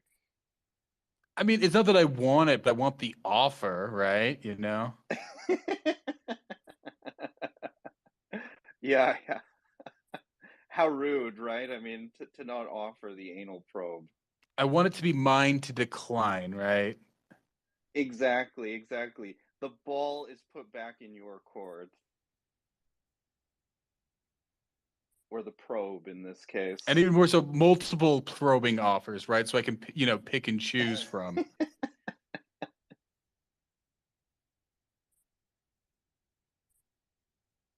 But I mean, have they given a story at least, like some kind of story? It's like I know they're gonna lie to me, right? But I mean, normally they give some kind of story. This time it's just like, yeah, well, I'm not gonna comment. We don't really They're know. they're It's like, they're feeding duplicitousness on purpose to make the retards focus on UFO stuff. And Well, that's it. they're saying things obviously, but that's the thing. Whatever they say, like they do it intentionally.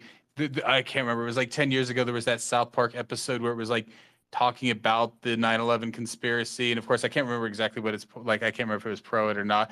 But the point was like, yeah, like they're always playing all sides of the coin, and it's like just so that it's so much noise, right? It's noise, just pure noise, whatever it is. Their silence is noise. Oh well, no, we can't speak on that. Or oh no, it's just a weather balloon. Noise, noise, noise. Everything you pretty much have to ignore everything they say. so But when instead, you have to Wogpog do. always talks. Go ahead, go ahead. I mean, the main thing to pay attention to is what are all the sheep bleating about, right? What are they freaking out about? Because that's the bigger worry, right? Are they buying into it and saying, "Oh, it's not cool"? Because like that's the thing, like, it's almost bad if they buy into, "Oh, it's just a weather balloon." Oh, it's just a weather balloon. But then the other one's like, "Oh, guys, the aliens are invading us, or the government's hiding something big from us." It's like, no, no, no. It's entirely distraction.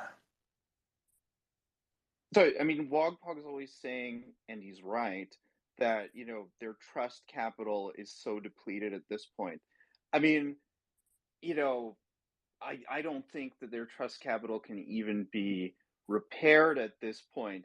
But I mean, is creating all this noise helping the situation? Like, I mean, I would think that any reasonable person that looks at this, that knows that their trust capital has been depleted so much, is going to be like, wait a minute, now you're just Well, saying that's what they're depending on. absolutely Like it's nothing, right? Like, I mean, the trust capital works in both directions, right? When you have somebody who you always believe, right, that's trust capital. But when you have the person like it's like those whole like logic problems is like, oh, there's two people and one always lies, right? When you know that there's somebody always lying, that becomes its own sort of trust capital.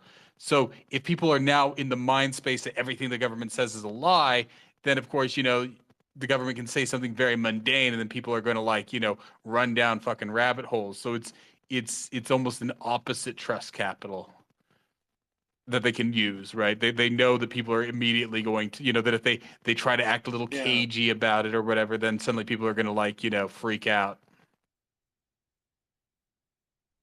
right. Yeah, I mean, I don't know. To sort of sidebar on this, it's like you know nobody really cares, like I was thinking about it the other day, like when the CIA and different foreign intelligence agencies, they go around the world and like they destabilize countries and stuff like that. Like the entire point is to make sure that the homelands here are doing well, right? Like better than everybody else. But it's almost like the government now, it's like they're using those same type of tactics of like destabilizing things right here at home. And it's like, hey, wait a minute, like, what are you guys doing? You know what I mean? Like, yeah, it's okay for you to do this in other spots, but like now you're doing it here to your own people, like right at home. It's like, but like, what's the end game here? Is what I was thinking. Like, it just makes no sense. What is actually going on? And I was thinking about what you were saying a while back, think that it's like we're more in this absurdist, like Kafka-esque nightmare, and like that really is quite accurate, right? So I mean, I just don't know what the end game here is to like do all of this. I would think at this point they would be trying to repair the trust capital. I don't know.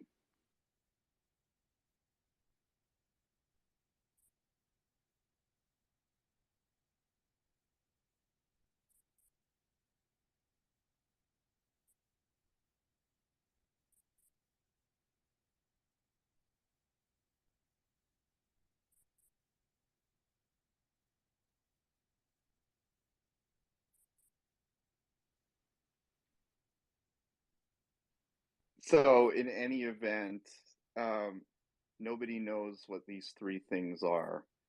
It's um, I it's think there's more not than three aliens. now. Yeah, it's now it's just it's the new distraction, right? Somebody showed the thing, right? Yeah, it was 2000 was COVID, and then 2001 was the jab, and then 2002 was Ukraine, and 2003 is the shit floating up there, right? It's just the new distraction there. So I mean, here's why I knew it would not be aliens. Like, so I mean, if you've seen that whole thing about the Commander Fravor when he talks about flying the F-18 off the Nimitz, and then they saw like the Tic Tac object that was like basically on the sea deck, right? And then all of a sudden they Non-ballistic turned to movement. right, and then but then it climbed to 50,000 feet, and then all of their fighter jets they changed course to like intercept it and take a look at it, and then boom, it was just gone again in another direction, and then popped up on like that flare system like really quickly. It's like, okay, so it has those type of capabilities, yet if it was actually a UFO now, a missile took them down each time. Like, I mean, that doesn't make any sense to me, right? Because like, there is no way a missile would take something down that has that type of capability. It is simply impossible, right? Like, if you can be in one spot at the sea deck, you know what I mean, and then 50,000 feet in the air, and there's no heat signature, so like what's the missile actually going to lock onto, because the thing isn't generating any heat. So like the fact that they shot 3 or 4 of these things down, okay, with a standard missile that we have now, it makes absolutely zero sense to me, if they've shot these down. But then, I mean, was there anything actually there? Did they actually shoot anything down? Or are they just saying this? You know what I mean? Is it just like there was actually nothing there and they shot nothing down and they're just saying this, right? It's just a big story that they're putting out there just to confuse and distract. I mean, that's another thing because, like, I mean, something that had the capabilities that Commander Fravor saw, you ain't shooting that down with a missile, all right? Like, Well, no, I'm talking about like it's if just you look at impossible. multiple of like more interesting UFO sightings going back decades, that's the big thing, right? It's high speed, non-ballistic movement, right? It's going one direction and boom, it goes another, right? Like not like, fighter jets and all these things that have to move, in a normal way, right? It's Yeah, it's right angles, and everything like that. So, not just, I mean, these are definitely just slow moving objects. And I mean, the main thing is it very well could be the Chinese doing this, but yeah, the government's, because of course the government seems to be letting them do this because there's no way that they could get into U.S. airspace without them knowing, right? Like 200 miles off the damn, coast, right? These things like the radars don't. I right. mean, that's the entire purpose of Hawaii and World War II and the Spanish American War is that the U.S. has essentially total supremacy over the northern Pacific and most of the Pacific, right? Like it's near total supremacy of the Pacific Ocean. Yeah, for sure. I mean, unless they're just looking for more funding to go to NORAD, right? To like strengthen it. I mean, that was something Anita Anand said in what she was saying yesterday. She's like, "Don't worry, NORAD, we have great capabilities, and like we found these things, and like we scrambled the jets to shoot them down, yada yada yada. But we it's actually we're thinking about like doing more to like strengthen NORAD and like upgrade our capabilities. So is it like are they trying to onboard everybody with the idea of like, oh, we have to give more money now. We got to pay more in tax to like, give to They're NORAD, probably like trying to get to get us on NORAD back in board, right? people's mouths, right? I mean, probably, like, back Cold War days, most people knew what NORAD was, right? But I'm pretty sure, with the end of the last Cold War, most people probably, so it's probably just trying to get it into the popular, yeah, The consciousness, right? lexicon, the public Yeah. lexicon. Yeah, interesting. Because probably a bunch of Canadians Yeah, don't know the relationship of NORAD between Canada and the U.S. and probably a bunch of Americans don't know. So that way, now that they all understand that NORAD has this very, this huge scope over both countries, it includes both the U.S. and Canada, right? So there's something that appears in Canadian airspace can then be, you know, handled by American troops, and it's not a weird thing. It's been that right. it's been technically the way things are done for the last you know almost probably, well, yeah, not quite a century, but it's getting pretty close. But I mean, every year NORAD tracks Santa like that imaginary thing for Yeah, like yeah, kids yeah. and stuff like that. So I mean, I would assume most people in Canada and USA know what I didn't NORAD bring it with me, is, but right? Like, actually that I yeah I actually have a NORAD Santa mouse pad. oh yeah, Yeah, I do. but where did you get that? If I told you, I'd have to kill you. Oh boy, top secret stuff. A NORAD Santa mouse pad.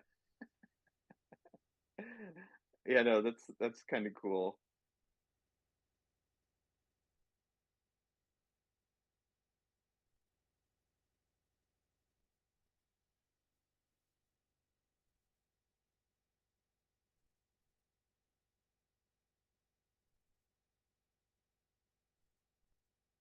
But yeah, we'll see.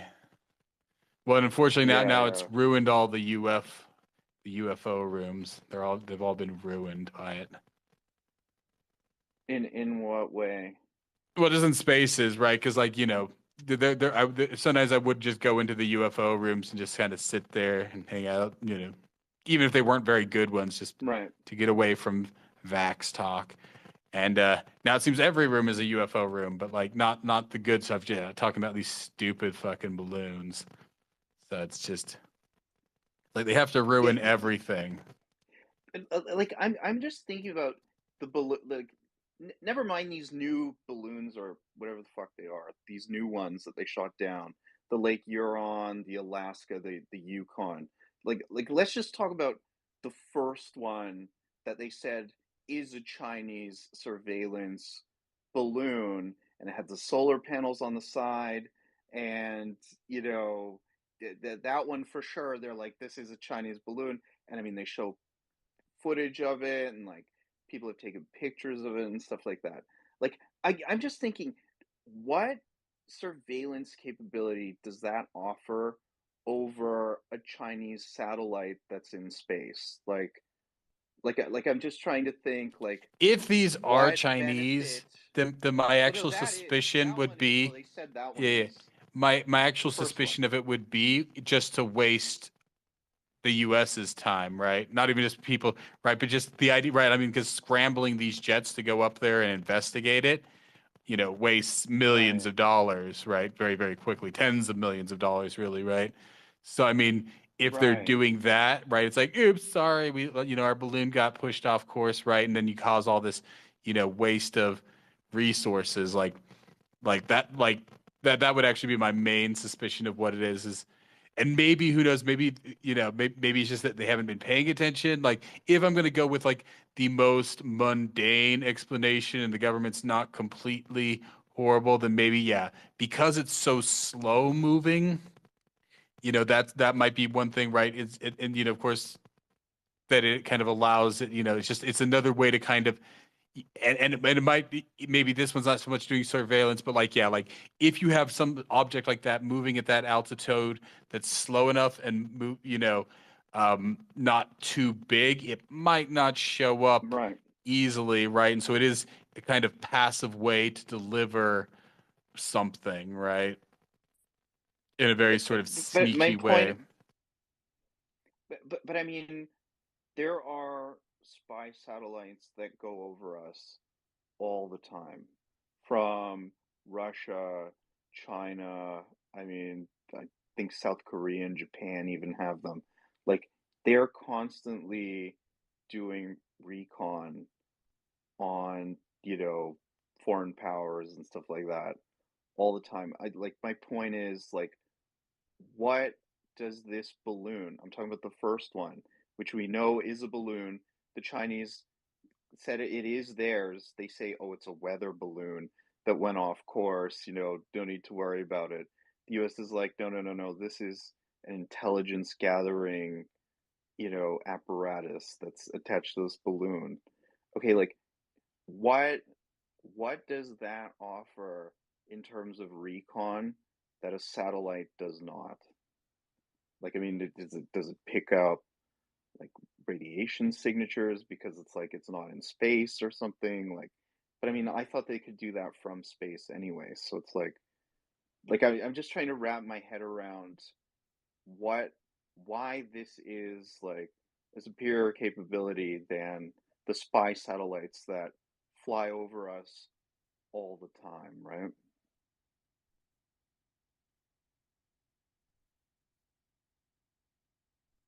I'm not sure. There's the thing, I forget the name of the technology. I'm drawing a blank on it.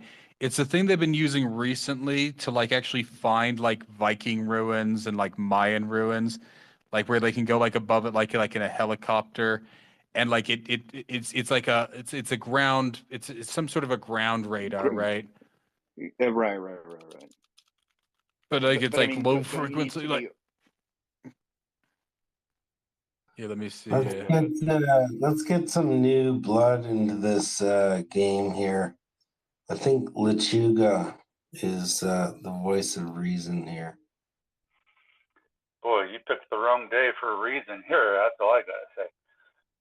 I'm just catching the tail end of this, you guys just BSing about the aliens and chips and all that crap.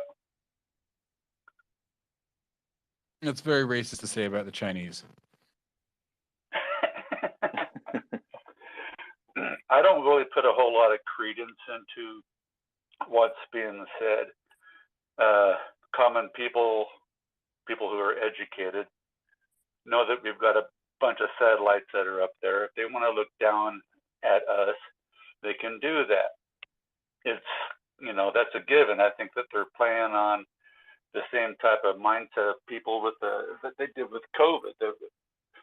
They are playing games with those who are woke, who don't know or not educated about what's going on these satellites. And the disinformation, in my opinion, about these satellites, especially when we sent up a jet who says, I guess the pilot says, I can't lock onto it. Now, when you think about that, that means that with all this technology that we have, we cannot shoot something down at nighttime. So what did we do? We resorted to a Vietnam-era Sidewinder missile to shoot the son of a bitch down. There's also another theory why they didn't shoot it down when they had the opportunity. I'm talking about the first one that they finally shot down in the Atlantic Ocean. The Biden administration came out right, in lockstep. Well, we know for a fact it doesn't have anything on there that's dangerous. Okay. Well, of course, you don't want to say, well, it's got a fucking bomb on board. That'll freak everybody out. So let's look at what they didn't shoot it down because of what they did have on it. And there's some factors to look into. You got the jet stream that this thing was up there, and it's hauling ass up there. The winds are blowing, 300 miles an hour, approximately. And once it got in over the United States, which they already knew where it came from, I think they were just hoping nobody was going to see it.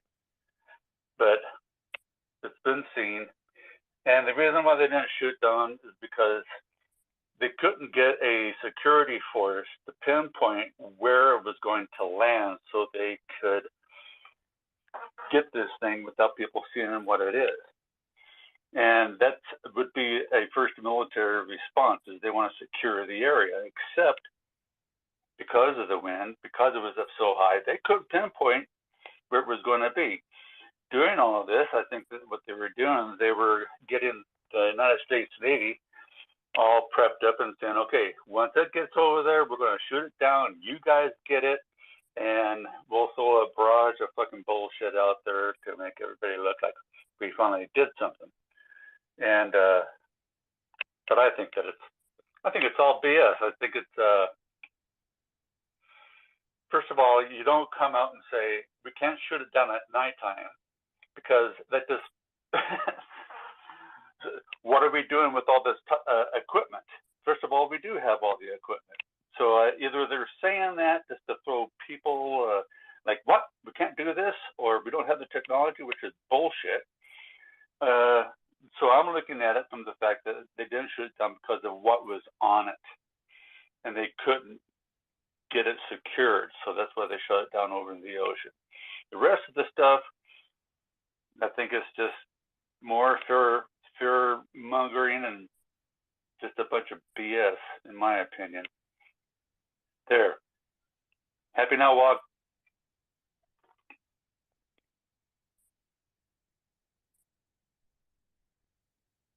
Here's one. Austin Majors, NYPD Blue actor, dead at 27. Saw that on CNN.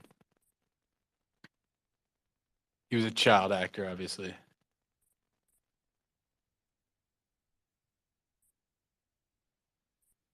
Was that the show with Dennis Franz? Yeah, I guess he played his son in the show. Right.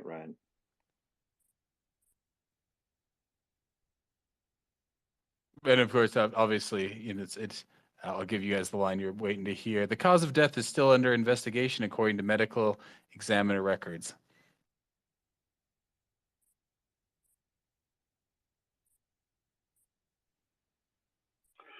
But Wasn't there something, Zinc, that was passed today in Canada or approved to maybe be approved, something about the health organization? They're going along with the health organization, whatever that BS is.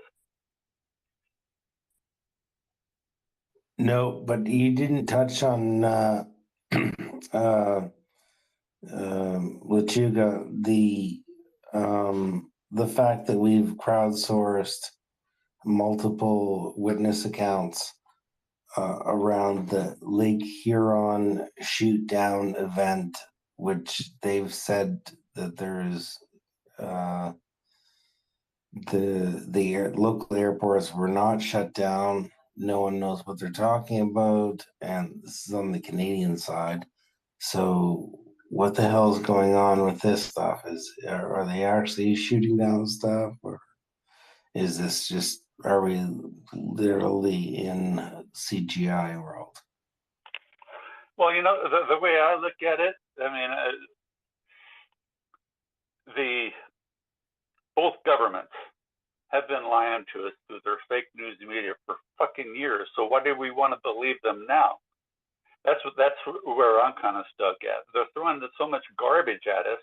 What makes you think that they're saying anything that's really relative to what's really going on? They're not going to tell us. If it's an alien, they're not going to say anything. If it's a fucking toolbox, they're not going to say anything. Their job is not to say anything, to throw out a bunch of BS to make us go, oh my God, this is what it's got to be, or because they're not saying this, this is what it's got to be. So, but again, we're listening to a media that's been lying to us for years, and I'm like, why do we start to believe them now all of a sudden? So,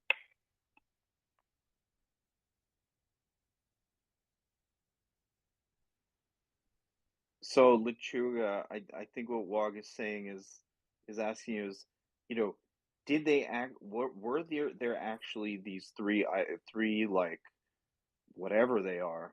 Were they actually there, and did they shoot anything down, or is it just like a big story, and nothing was actually there, and nothing got shot down?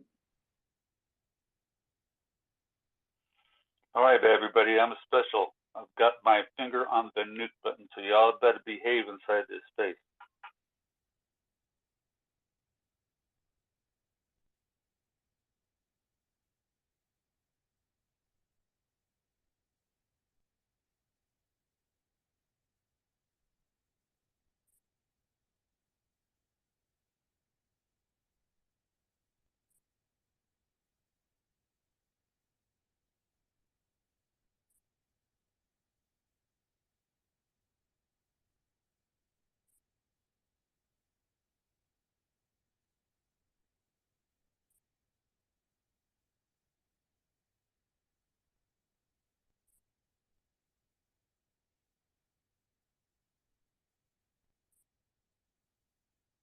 We haven't talked about in a while.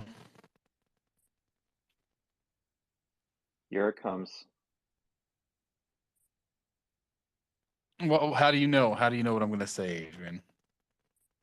If you're so smart, then you say it. I've got a Well, then pretty say good it. Say idea. it. Say it. Put your money where your I'm not mouth going to is. say it.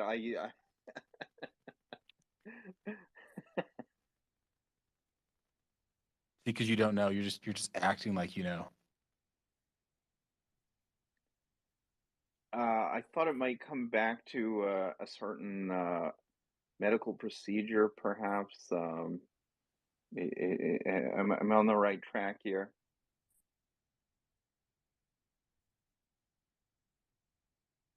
I mean, that's a pretty vague description. You got to get a little bit more in depth. I thought it. Well, I'll just say it. Is it possibly the male circumcision issue? Nope, you're absolutely wrong. But I'm not going to say what I was actually Okay. thinking about. I don't All want to right. shame All you. right. Oh. I don't want to shame Oh you. no.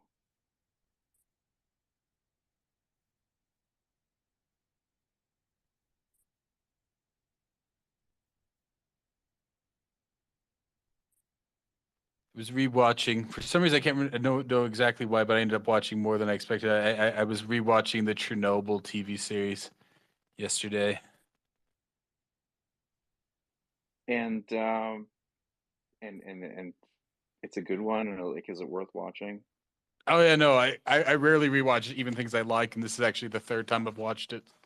So did you say that I can even Jared? hear Adrian speaking. Oh, right.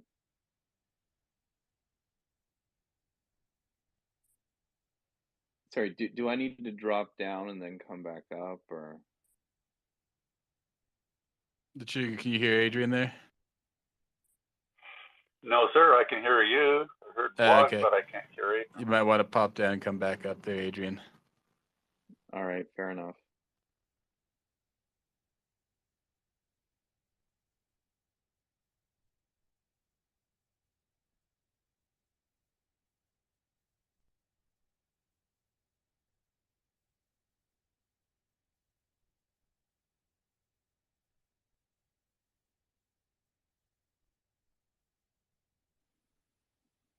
Lechuga, can you hear me?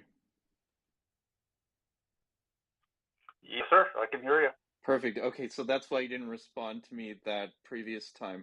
So I was just asking you. So coming back to these three other unidentified aerial phenomenon that they've shot down, that they're not telling us what it actually is. I mean, do you think that these are actually anything? Like, is there actually anything there? And did they actually shoot down anything? Or is it all just a big story and they've shot down nothing? Well, this is how I see it. I think something did occur. Then it's not going to tell us what it is. But the thing is that just to get these jets up, we're looking at about $3 million. And if we're going to shoot it down, add another couple of $1 million to that. So there's got to be something, where's the bang for our buck, so to speak. I'm not seeing it from what I understand, but again, they're not going to tell us if they found anything, because that's what the military does. That's what your government does, is they're not going to say anything. And so therefore, by them not saying anything, it makes everybody start asking questions. And because they're not saying anything, it's got to be this.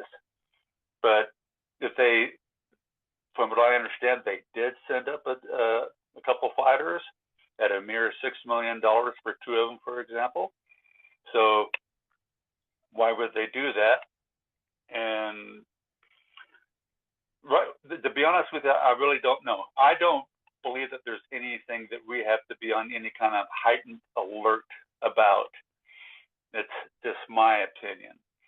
But because we haven't seen anything that we need to be on alert for.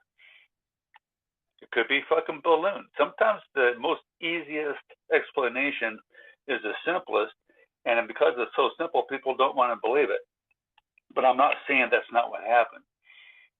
But our government seems to think we're stupid. So that's how they roll. This is on CNN. It's something like, I don't know, it's like an interview or something.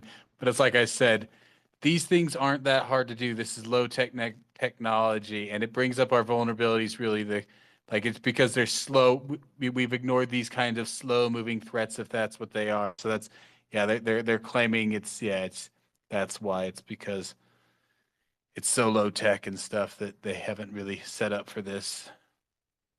So they're saying it is some type of balloon, potentially from a foreign adversary that is against USA and Canada.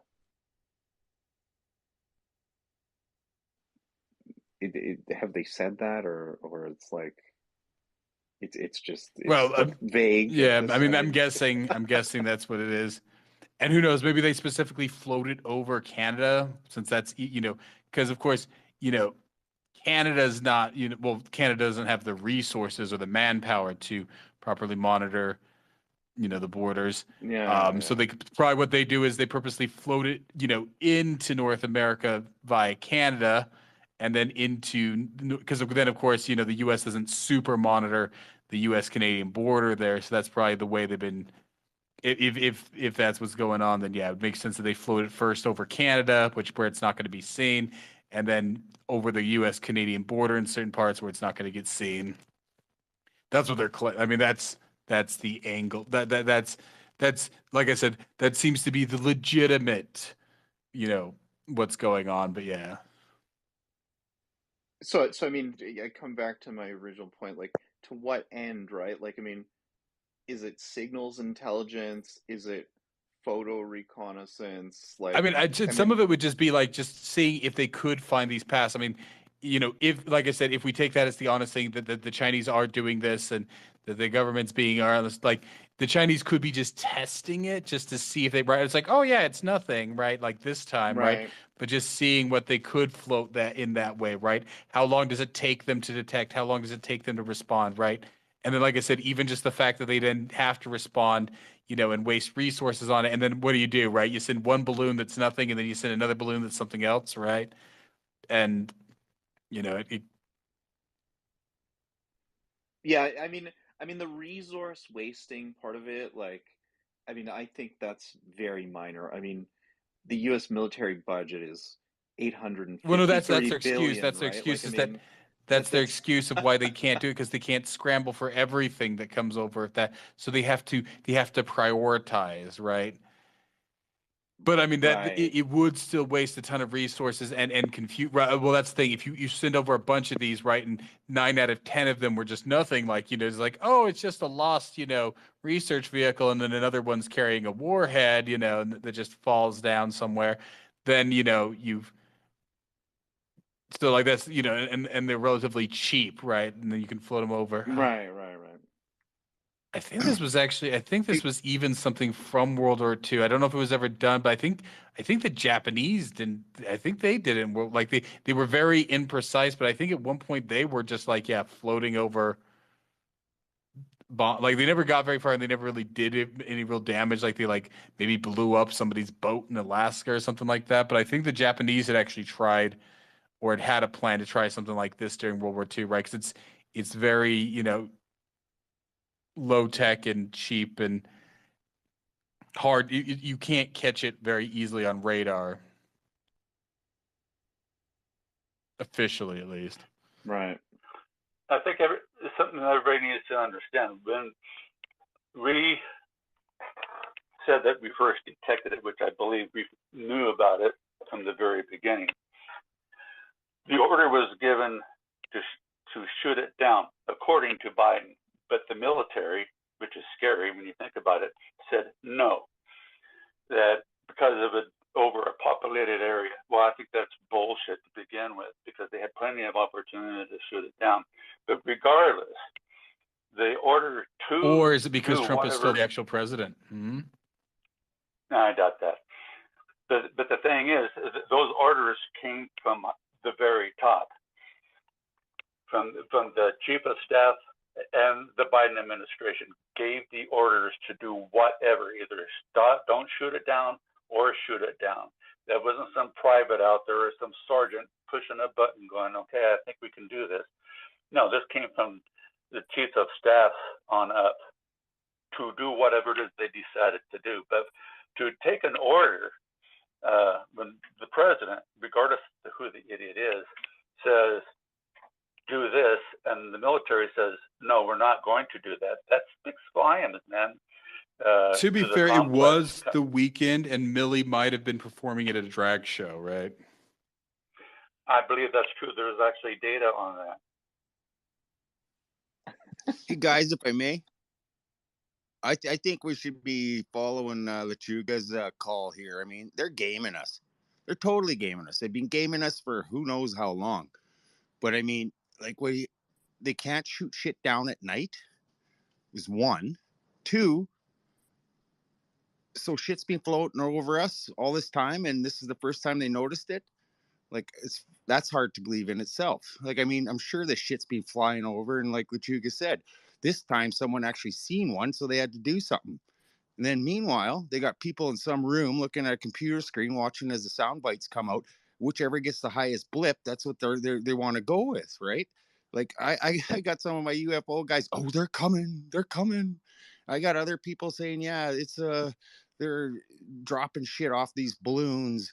I got other ones talking about how this is a Chinese U.S. op that went bad. I mean, holy fuck, they're gaming us. And I mean, what aren't we looking at? That's the question. We're sitting here talking about this shit. All the trannies in the radar room might have been out that week with, male periods and all that, right? 100%. Like, we're like, what we pay all this money, all this fucking money to fucking for NORAD, and they can't fucking pick something off until it's in Montana. Like, what the fuck? So the whole excuse there is that a lot of the missiles, they track heat, right? So I mean that's why, you know, when the missile locks on, it's following the heat signature of the jet, and this produces no heat, right? So there's nothing for it to lock I may onto. I may I be don't wrong, believe it, but I'm just saying Adrian, I that's may be wrong, yeah. but they also have 30 millimeters on there, I believe, or even 50 cal. I mean, Yeah. Well, that's what's weird to me because, yeah, these things are moving really slow. Like, they should just be able to shoot it down with a bullet. Yeah, exactly. well, they could have sent helicopters the way, like anything. But to say on news, oh, we didn't want to shoot it down because we couldn't shoot at night, and then they say, oh, they weren't sure of its payload, and all these sites where supposedly they shot them down, we still haven't got any results saying what it is. And I don't know, you guys may have heard the excuse why they're not telling us, but I think they're just trying to play us while all this other shit's going on that they don't want us to pay attention to. But now that's interesting though, because like that's what bothers me. It's like the fact that they're not even citing, like I watched the full Anita Anand thing yesterday, the news conference, and like she's not even citing, oh, we can't really divulge what we're saying because it's like national security. It's just like she's just like I'm not going to speculate. It's like she's like it's an oval type of like shape, like a cylindrical shape, and then they're like, well, what is it? A balloon? She's like, I'm not going to speculate. Like they're not even citing, sorry, I know more, but like national security, I can't talk about it right now. Details coming. All right, like see you later. To They're not be even fair, saying she that, is right? completely unqualified, though. Absolutely, absolutely. They're all unqualified. No. Like, No, she's like, really she's really bad. she's terrible. Unfortunately, she's my riding, so yeah, she is absolutely terrible. Well, hard against her. Work hard against her.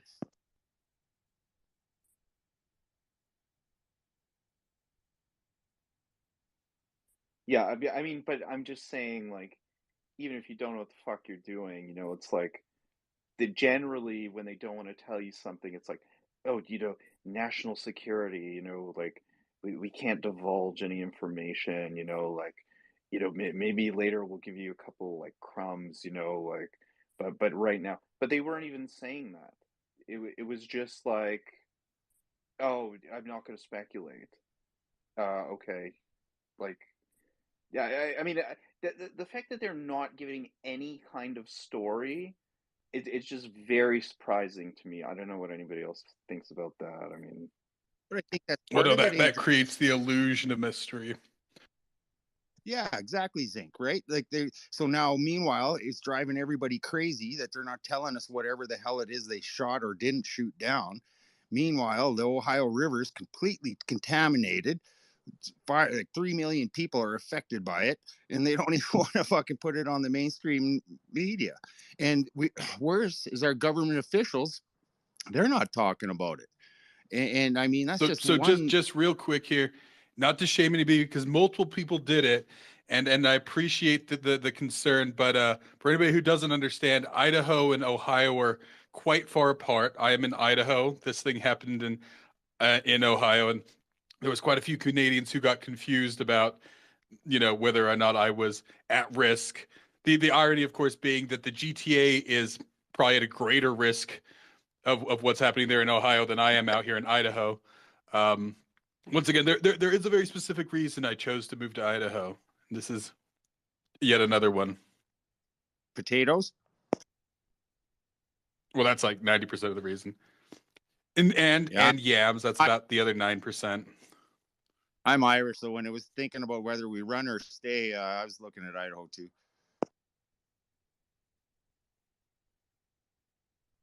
Regardless of what took place with these balloons, Canada and the United States gave up their sovereignty to a fucking balloon. That's pretty fucking sad, no matter how you slice it and dice it. So it was either something they couldn't shoot down and they didn't, or they could have and they didn't. Well said, Luchuga. And that's what actually the whole mess, whatever you want to call it, that's what I'm fucking thinking about is like, how the hell did this shit even happen? Like they're building the narrative. They're building the narrative of the incompetency of the U.S. military. Now, I'm not saying they are, but of course, this is the thing, right? Is that most people still believe that the U.S. military should be competent to do this kind of stuff. So they're building a narrative that they aren't that competent, or that something this simple is, impossible for them, so that maybe something else will happen, something more serious. And I was like, well, of course they couldn't do that, right? Because they couldn't even shoot down a balloon. Yeah, and I find it ironical that as Canada pays for air defense system that we should fucking have, these things start floating over our place, and we can't even shoot them down with our jets. We have to shoot them down with the Americans.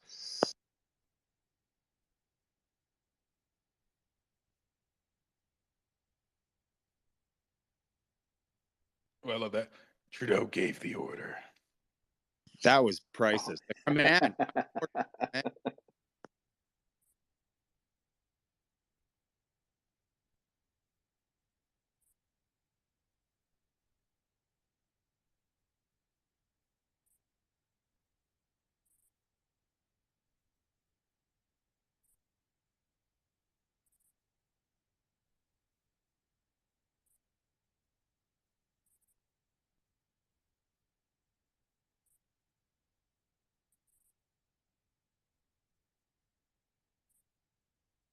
Sure making some hell of good memes, though.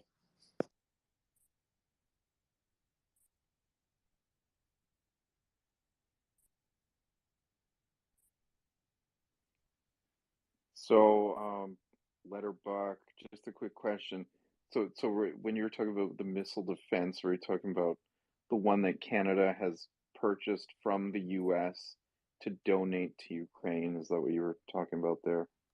That's what I'm talking about. Yeah, like, my God. That they've been waiting on for like, what, 10 years to get one for the actual Canadian military? 2012. Yeah, 2012. It was a surface-to-air missile system that the Canadian military has been waiting on to protect like the northern border.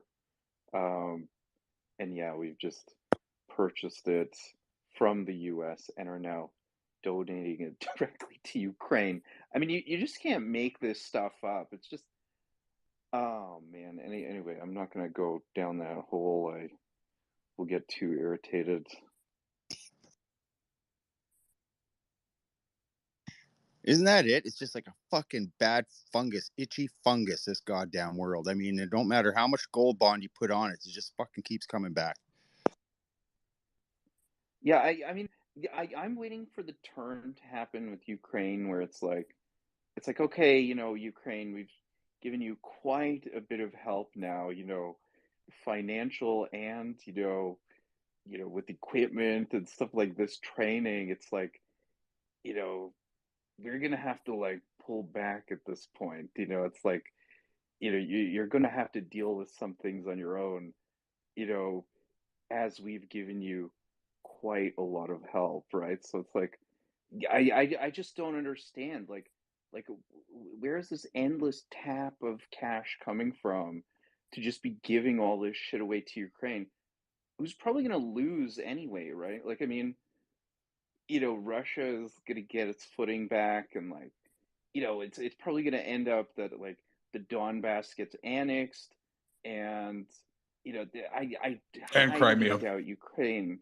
Yeah, and Crimea, exactly. So like, I mean, I highly doubt Ukraine is going to fully repel the Russians completely, and win the day, and like completely push them out, and like Russia's destroyed. I mean, this is simply not going to happen, right? Like, I mean, they have the third largest military on the planet, and I mean, nobody in Western media is telling us anything accurate. Like, there was some accurate reporting when the war first started a year ago, and they were actually saying then Russia is the third largest military. And then everything switched to like, oh, Ukraine could, maybe pull this thing off. They just need more like weaponry and stuff like that. And it's like, oh, Zelensky's not backing down. No, they are going to lose. Like, it's just how long does it take, and like, how long does it take before everybody starts like coming back to the table, and they're like, okay, like, give the Donbass to Russia, give Crimea to them, that'll become Russia, and like Ukraine, you have this part, and like there's going to be like another Minsk agreement or something like that. Like, I mean, this is going to happen. Like, I don't know why the West is intent on dragging this out. The only thing I can think of is just to distract everyone, because things are so shitty here in the homelands. you know, it's just a distraction. It's like more and more distractions to keep us like keep our mind off the fact that how much our standard of living has gone down here. Um, yeah, I don't know. I mean, the fact that the left is even pushing for war, I mean, they used to be anti-war, but I mean, they are pushing for war now. Nobody is calling for no war at this point, right? Like, all sides are saying, no, no, no, more war, more war. It's like, whoa, what's going on? Like, I mean, it's just so odd to me, that there is no party anywhere that is calling for no war. Well, except the PPC, right?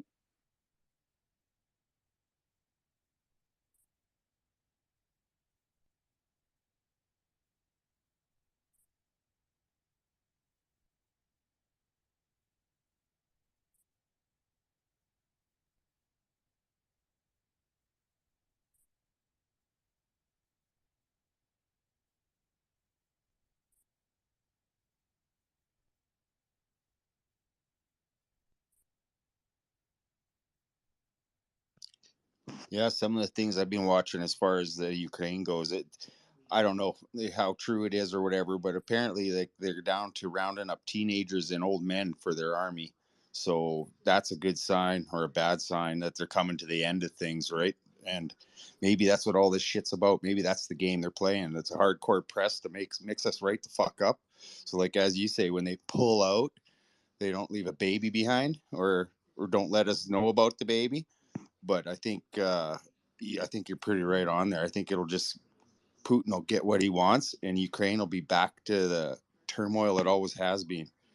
But yeah, it's Ukraine. I just don't see how they're going to get out of that one though without some heads rolling. Well, I mean, the problem I have is that, like, by us donating all of our money and like resources to Ukraine, when everybody knows eventually, like, the fighting is going to stop, there's going to be territory that's annexed in some way.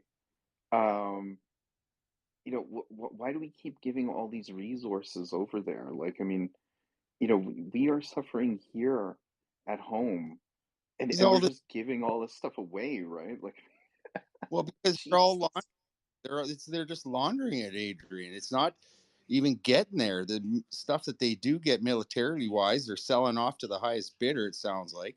And I mean, my understanding is when these money goes over, it doesn't go straight to Ukraine. It goes to the IMF. Well, once it goes to the IMF, we can't keep track of it anymore.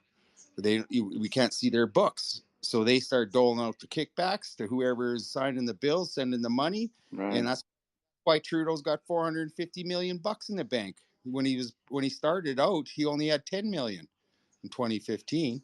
Yeah. Yeah, that was like his What pisses trust fund money. Yeah. if some bush rat like me can figure out that they're laundering money and at such an extreme rate that it's going to, like some say, going to crush our economy and get rid of our fiat currency. Well, where are all these businessmen and where are all these people that have money? That 1%. Why aren't they shaking the fucking houses down here? Because it's going to be them that suffer the most. It ain't going to be us plebs. It's going to be those ones, that bourgeoisie, that one in the middle, when all of a sudden their fucking hundred or their whatever $1 million savings for their retirement equals fucking $10. They're going to be the ones that are crying, but it'll be too late for them. But that's where it's going. That's exactly where it's going. These guys, and I got a lot of them in my circle. They just think they're untouchable when it comes to the money part, but it's coming. Right. I mean, they might leave the country though, right? So I mean, there's always that option for them. Well, that's what they're doing. They're taking this money and, like I think Wog said earlier, putting it into their offshore accounts. Like, what's his name there in Toronto? Yeah, he's looking for an exit out, and he's going to go hang out with some 48-year-old male bureaucrat that he ships down to his wherever Cayman Islands and spend the rest of his life giving blowjobs, whatever. But they're all doing that. All of them. Like, look at Zelensky. What, he's got a $35 million home or something in Florida? Like, you know where he's going after this is all over. Yeah, I don't know. I mean, yeah, I didn't even know why he keeps the pretense of, at this point, it's like, let's just everybody just needs to cut the shit and like, we all cut our losses and like, maybe we can salvage, some of the cash that we haven't already given to Ukraine and like, just call it a day, right? But like, I mean, yeah, I guess that's just too simple, right? Like, I mean, it's just too logical and reasonable of a thing for the government to do, right? Like they simply are not going to do that, right? Well, no, because all the politicians, the uniparty here in Canada, and I'm sure it's the same in the States, they all have investments and every color of the political spectrum that is like you say, pro-war. No one's pro-peace here. They're pro-war because they're making millions in the back doors, behind the back doors. And that's why this will go on until there is no money. It'll go until there is no money. And once the money does actually dry up and they just can't justify it anymore, or the jig is up, however you want to say it comes about, that's when we're going to see shit. That's when the kick to the nuts is going to come for everybody. And I think the people in these rooms, that anyone that hangs around with Wog or Erickson or those guys, the long wave, I mean, we'll all be kind of ready. But I think it'll be an interesting situation for those people that haven't been red pilled yet, because I mean they're just not good. I don't know what's going to happen to them. I really feel for them because they're going to be fucking so woke up their heads going to come out of their ass with a big pop. Yeah, I mean, my prediction is that, mid-year, so mid 2023 is when something is going to happen. So like, I mean, I think it's, and I know I get criticized for talking about the economics of this all the time, but like, I mean, that really is the most important part of it. Um, my whole thing is that, this constant raising, well, firstly, I mean, the inflation is not going to come down to the point that I think, everybody thinks is going to come down. I mean, I could be wrong. I mean, tomorrow's a big day. It's US CPI day today. So we'll see what the consumer price index has to say tomorrow, about where inflation stands. I mean, despite that number being highly manipulated statistically. Um, so I mean, we'll see what happens there. Is it going to be down? Is it going to be the same? I mean, if I were to hazard a guess, I would think it's going to be maybe down like 0.2% or something, and they're gonna like all pat themselves on the back and be like, oh, you see, inflation's coming down, like our interest rate hiking is working and stuff like that. But I mean, I don't think it's gonna come down that much. And I mean, also there's a lag between like the prices that we as consumers pay. There's a lag between, the CPI data coming down and like us actually seeing lower prices at the grocery store and stuff like that, right? So I mean, and I Well, mean that's like 8 months. So I mean, I have a feeling this is going to collapse by mid-year. I mean, correct. Ed, that's my guess. I, the guys I'm listening to talk like you are, Adrian, but correct me if I'm wrong here. We got two types of inflation, and we only talk about the one. It seems. Just a minute. Sorry, there. Got a 4-year-old. Yeah, no worries. Yeah, but what we're gonna we have two inflations. We have the bankers inflation that we're all borrowing money against, and that. But then we have, like you say, like the cost of living inflation, like food inflation. Now, food inflation is like it's depending on the product. I mean, we're looking anywhere mid-teens to the low 20s% has gone up since COVID, and that will never recover. Why? Because the guys that control all that shit are making money hand over fist. They're not going to drop their prices even if inflation goes down to 2%. They're not going to drop that food inflation because they have us over the barrel, and then we can attribute that to our carbon tax, the cost of shipping, and everything else. But that is the thing that I just, I try. We always talk about, got to try to find some common ground with people. And inflation is one of those ones that everybody, yeah, high inflation. But when you talk about food, everybody gets it. And that's the conundrum is that I don't see anybody on any level of government talking about how we're going to fix that. All they see is Jughead there talking about how, the big grocers are making all this money, which they probably are, but he doesn't realize it's because he's supporting Trudeau that they got this way. Well, he does realize that. And then we got Trudeau. He will not talk about he was just, did you see that thing with the nurse there talking about she works 3 jobs and has to eat a Yeah, I cookie? saw that. Yeah, I saw that. Yeah, like that Yeah, fucking yeah. The guy is so fucking insincere. Like, I mean, moron. actually, I can't even look at him anymore. You know what I mean? Like, I don't even want to see his face. Like, yeah, like when he comes on the TV or like those videos, like I watch it, but I kind of look away. Like, I can't look at him seriously. I can't stand him that much. But I mean, on inflation, so I will say this. Um, this is what most people don't realize that like let's say they had not raised the interest rates so aggressively over 2022. I mean, the market will regulate inflation on its own. And this is what a lot of people don't realize that like, you know, there, I guess the best way to think of it is like there is a limit to what anybody is willing to pay for anything.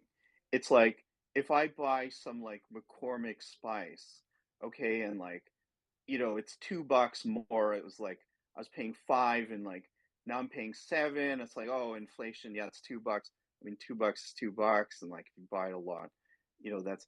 But I mean, they can't raise it if it goes high enough to like $17 for that like same McCormick spice, that I was buying.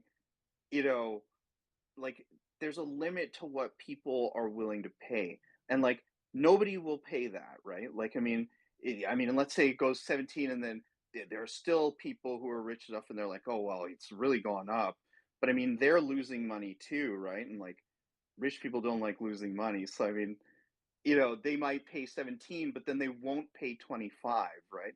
And then at that point, nobody is willing to pay that.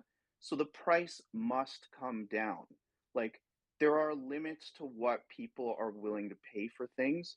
So inflation, if you just leave it, it actually will regulate itself. Now, the whole thing with interest rates, essentially what they're doing is they're making everybody poorer right across the board. So like rich people are losing money, middle class and poor. Like everybody is losing. But what they're doing is they're trying to take money out of our pockets, essentially, take money out of circulation so that you just stop spending on things that you don't need. And like it does work because like there's certain things that like you'll prioritize in your life. So like everybody will pay their mortgage. Everybody will pay their bills because their car loan bill or whatnot because they don't want anything repossessed. Like these are important things to like help you and your family like live life and stuff like that. So you'll prioritize, right? So you'll cut back on certain things. And that's the idea by raising the interest rates.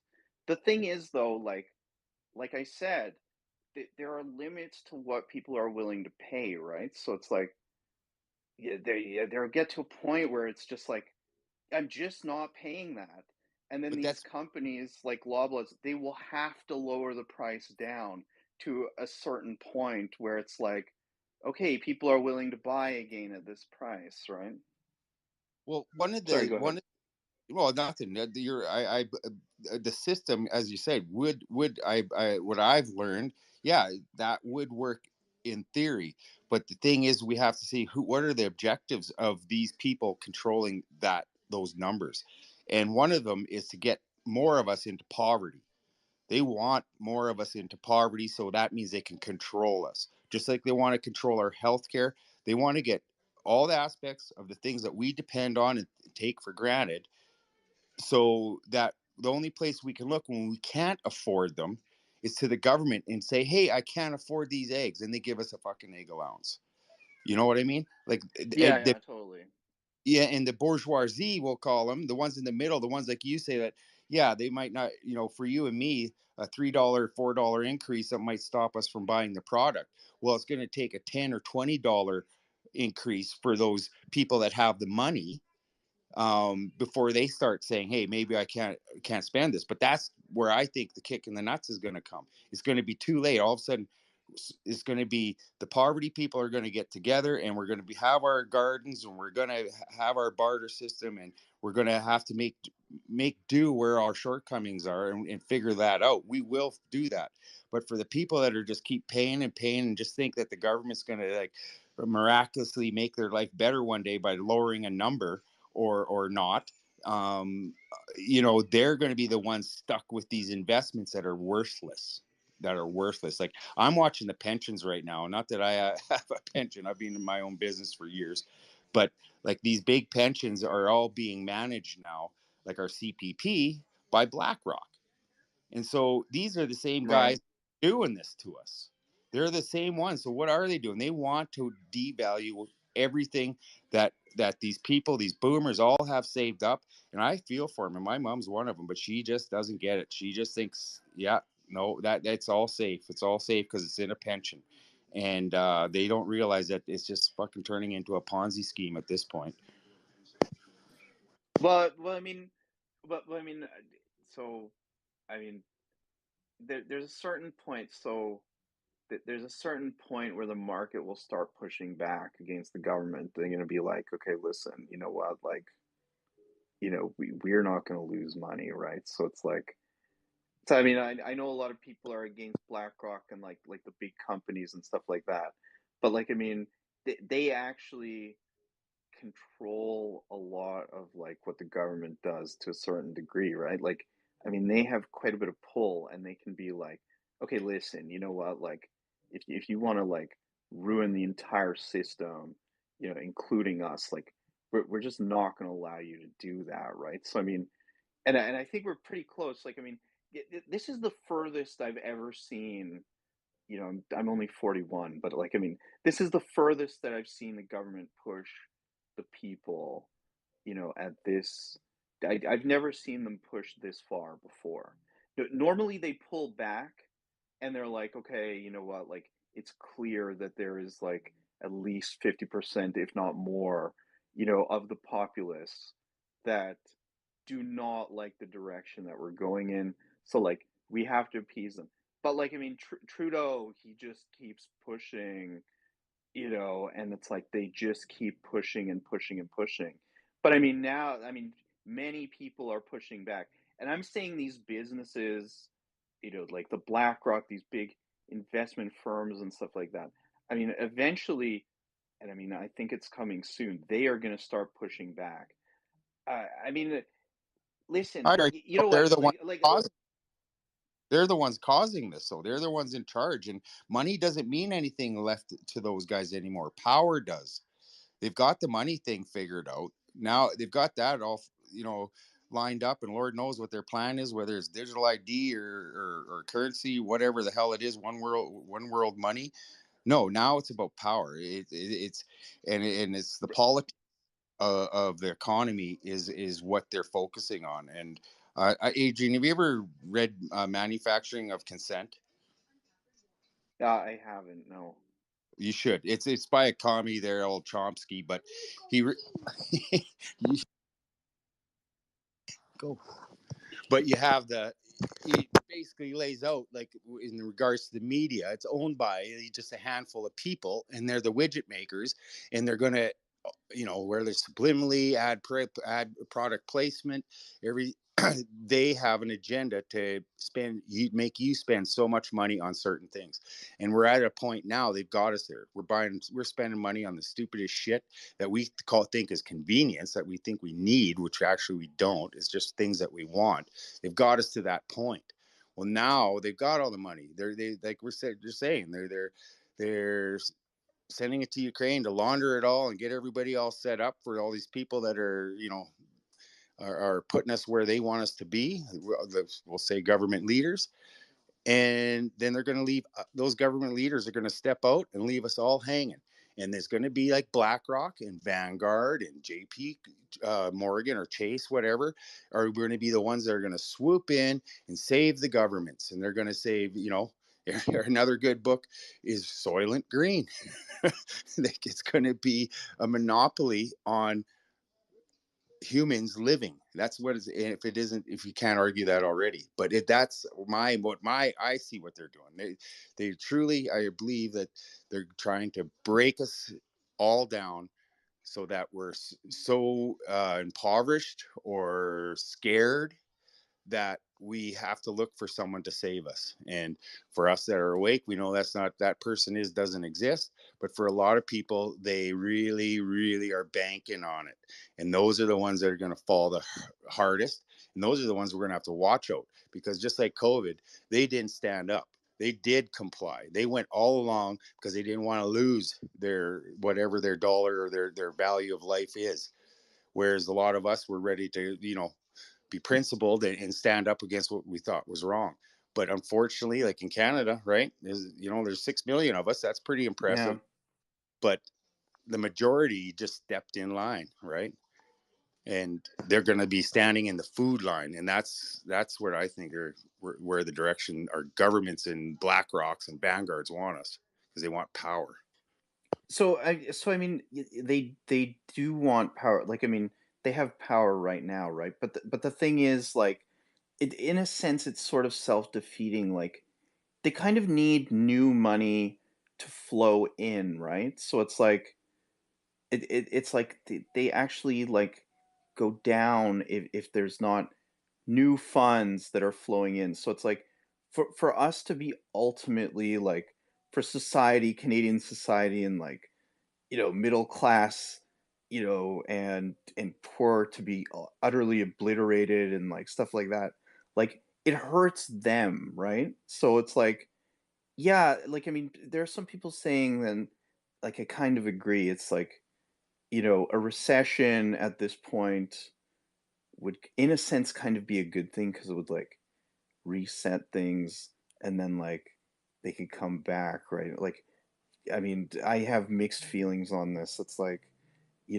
because now, like, I watch the business news every day, right? So it's like they're saying, oh, we might have a shallow recession, right? And like now they're trying to bring back, oh, we might have a soft landing.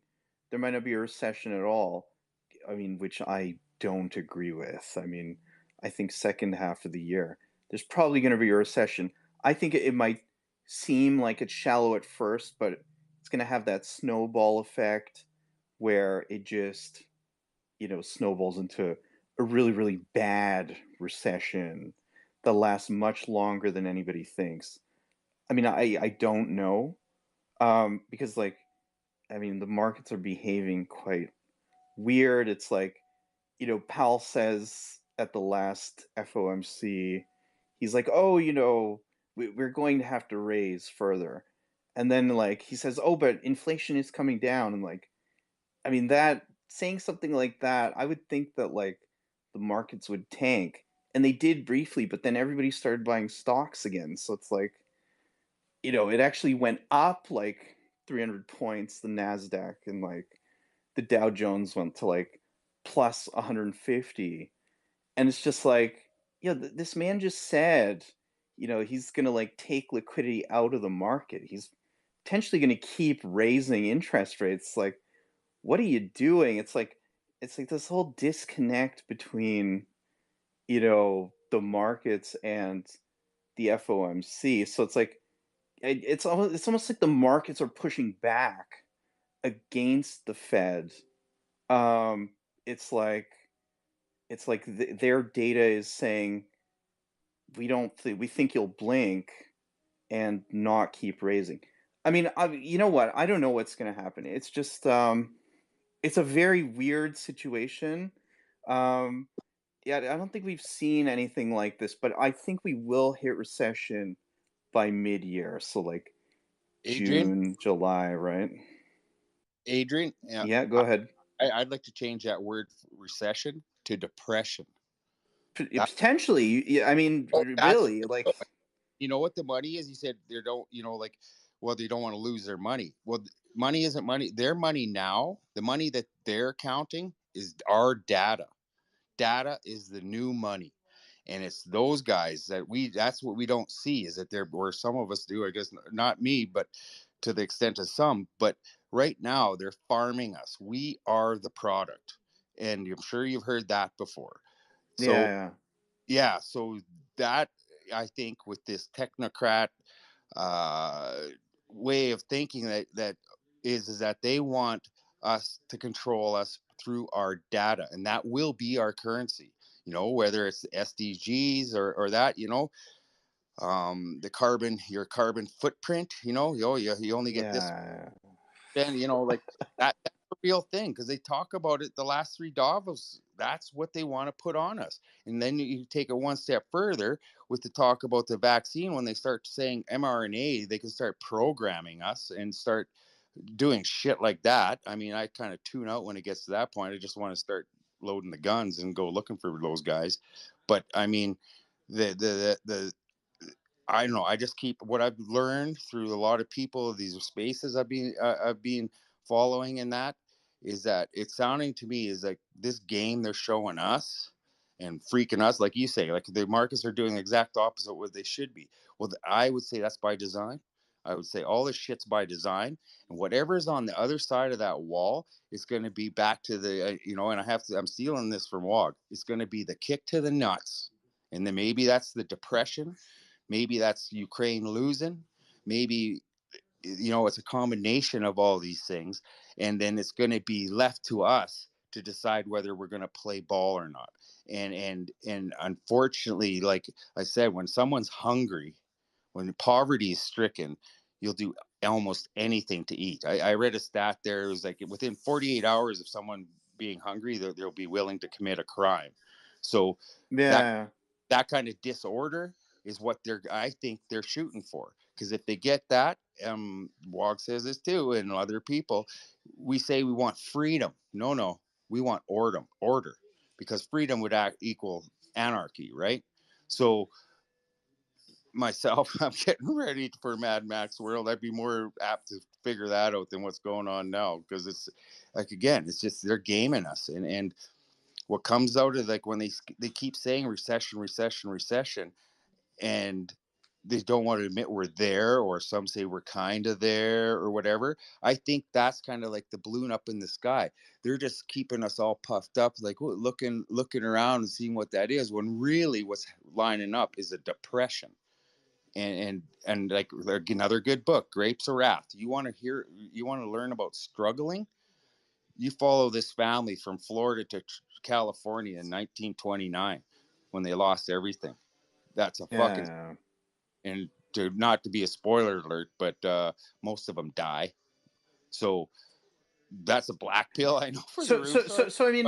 I mean, so on the depression comment there. So I mean, you know, if we think about the 1929 depression and like you think about where we are right now, I mean, the world is a very different place right now. So I mean, we have much more technology, you know, in that like almost 100 years. We have like, you know, there are many more solutions that come with technology.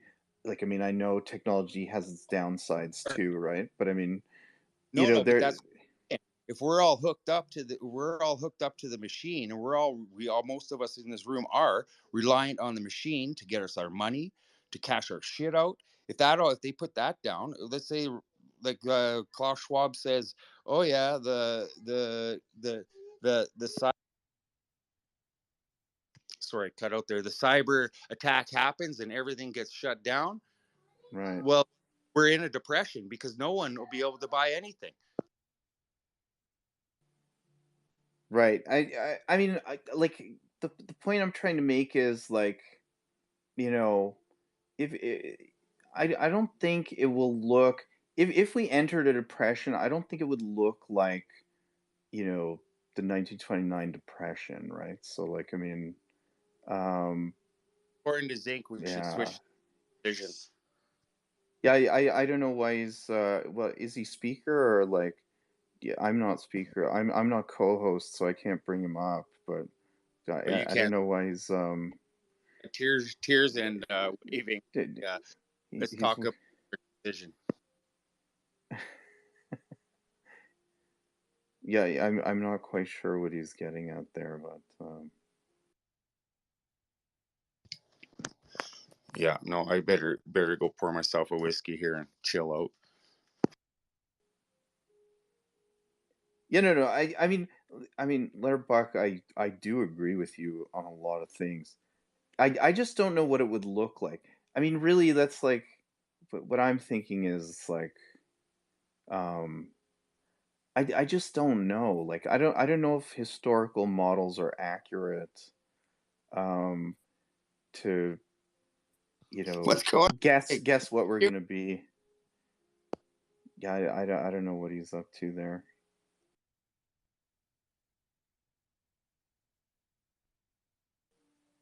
Maybe he's trying to get some of the co-hosts to bring him up, or Lechuga, can you bring Zinc up, or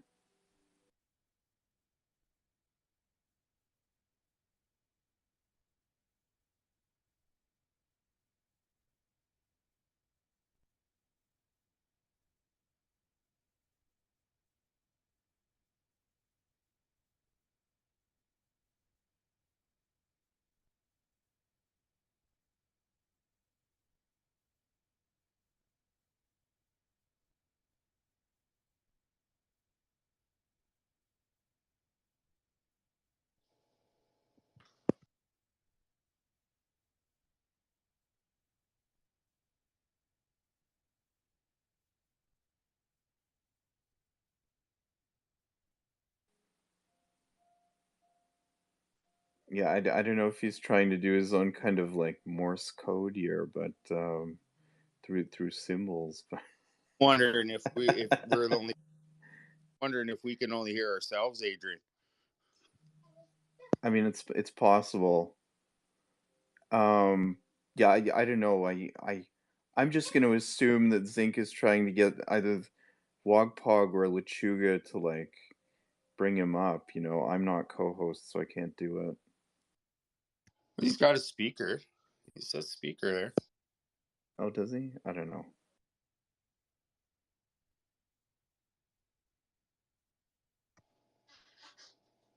Yeah, maybe I'm gonna bounce out and see come back.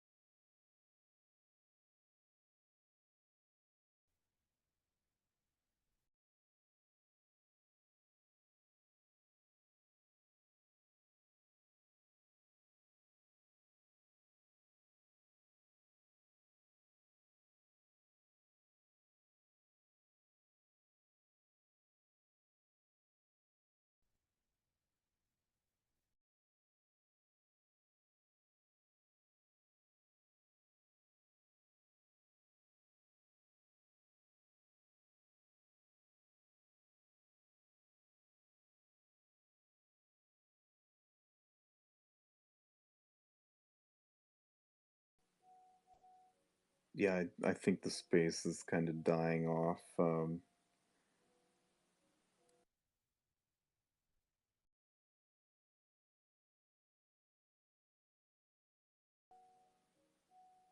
You still there, Letterbuck, or no?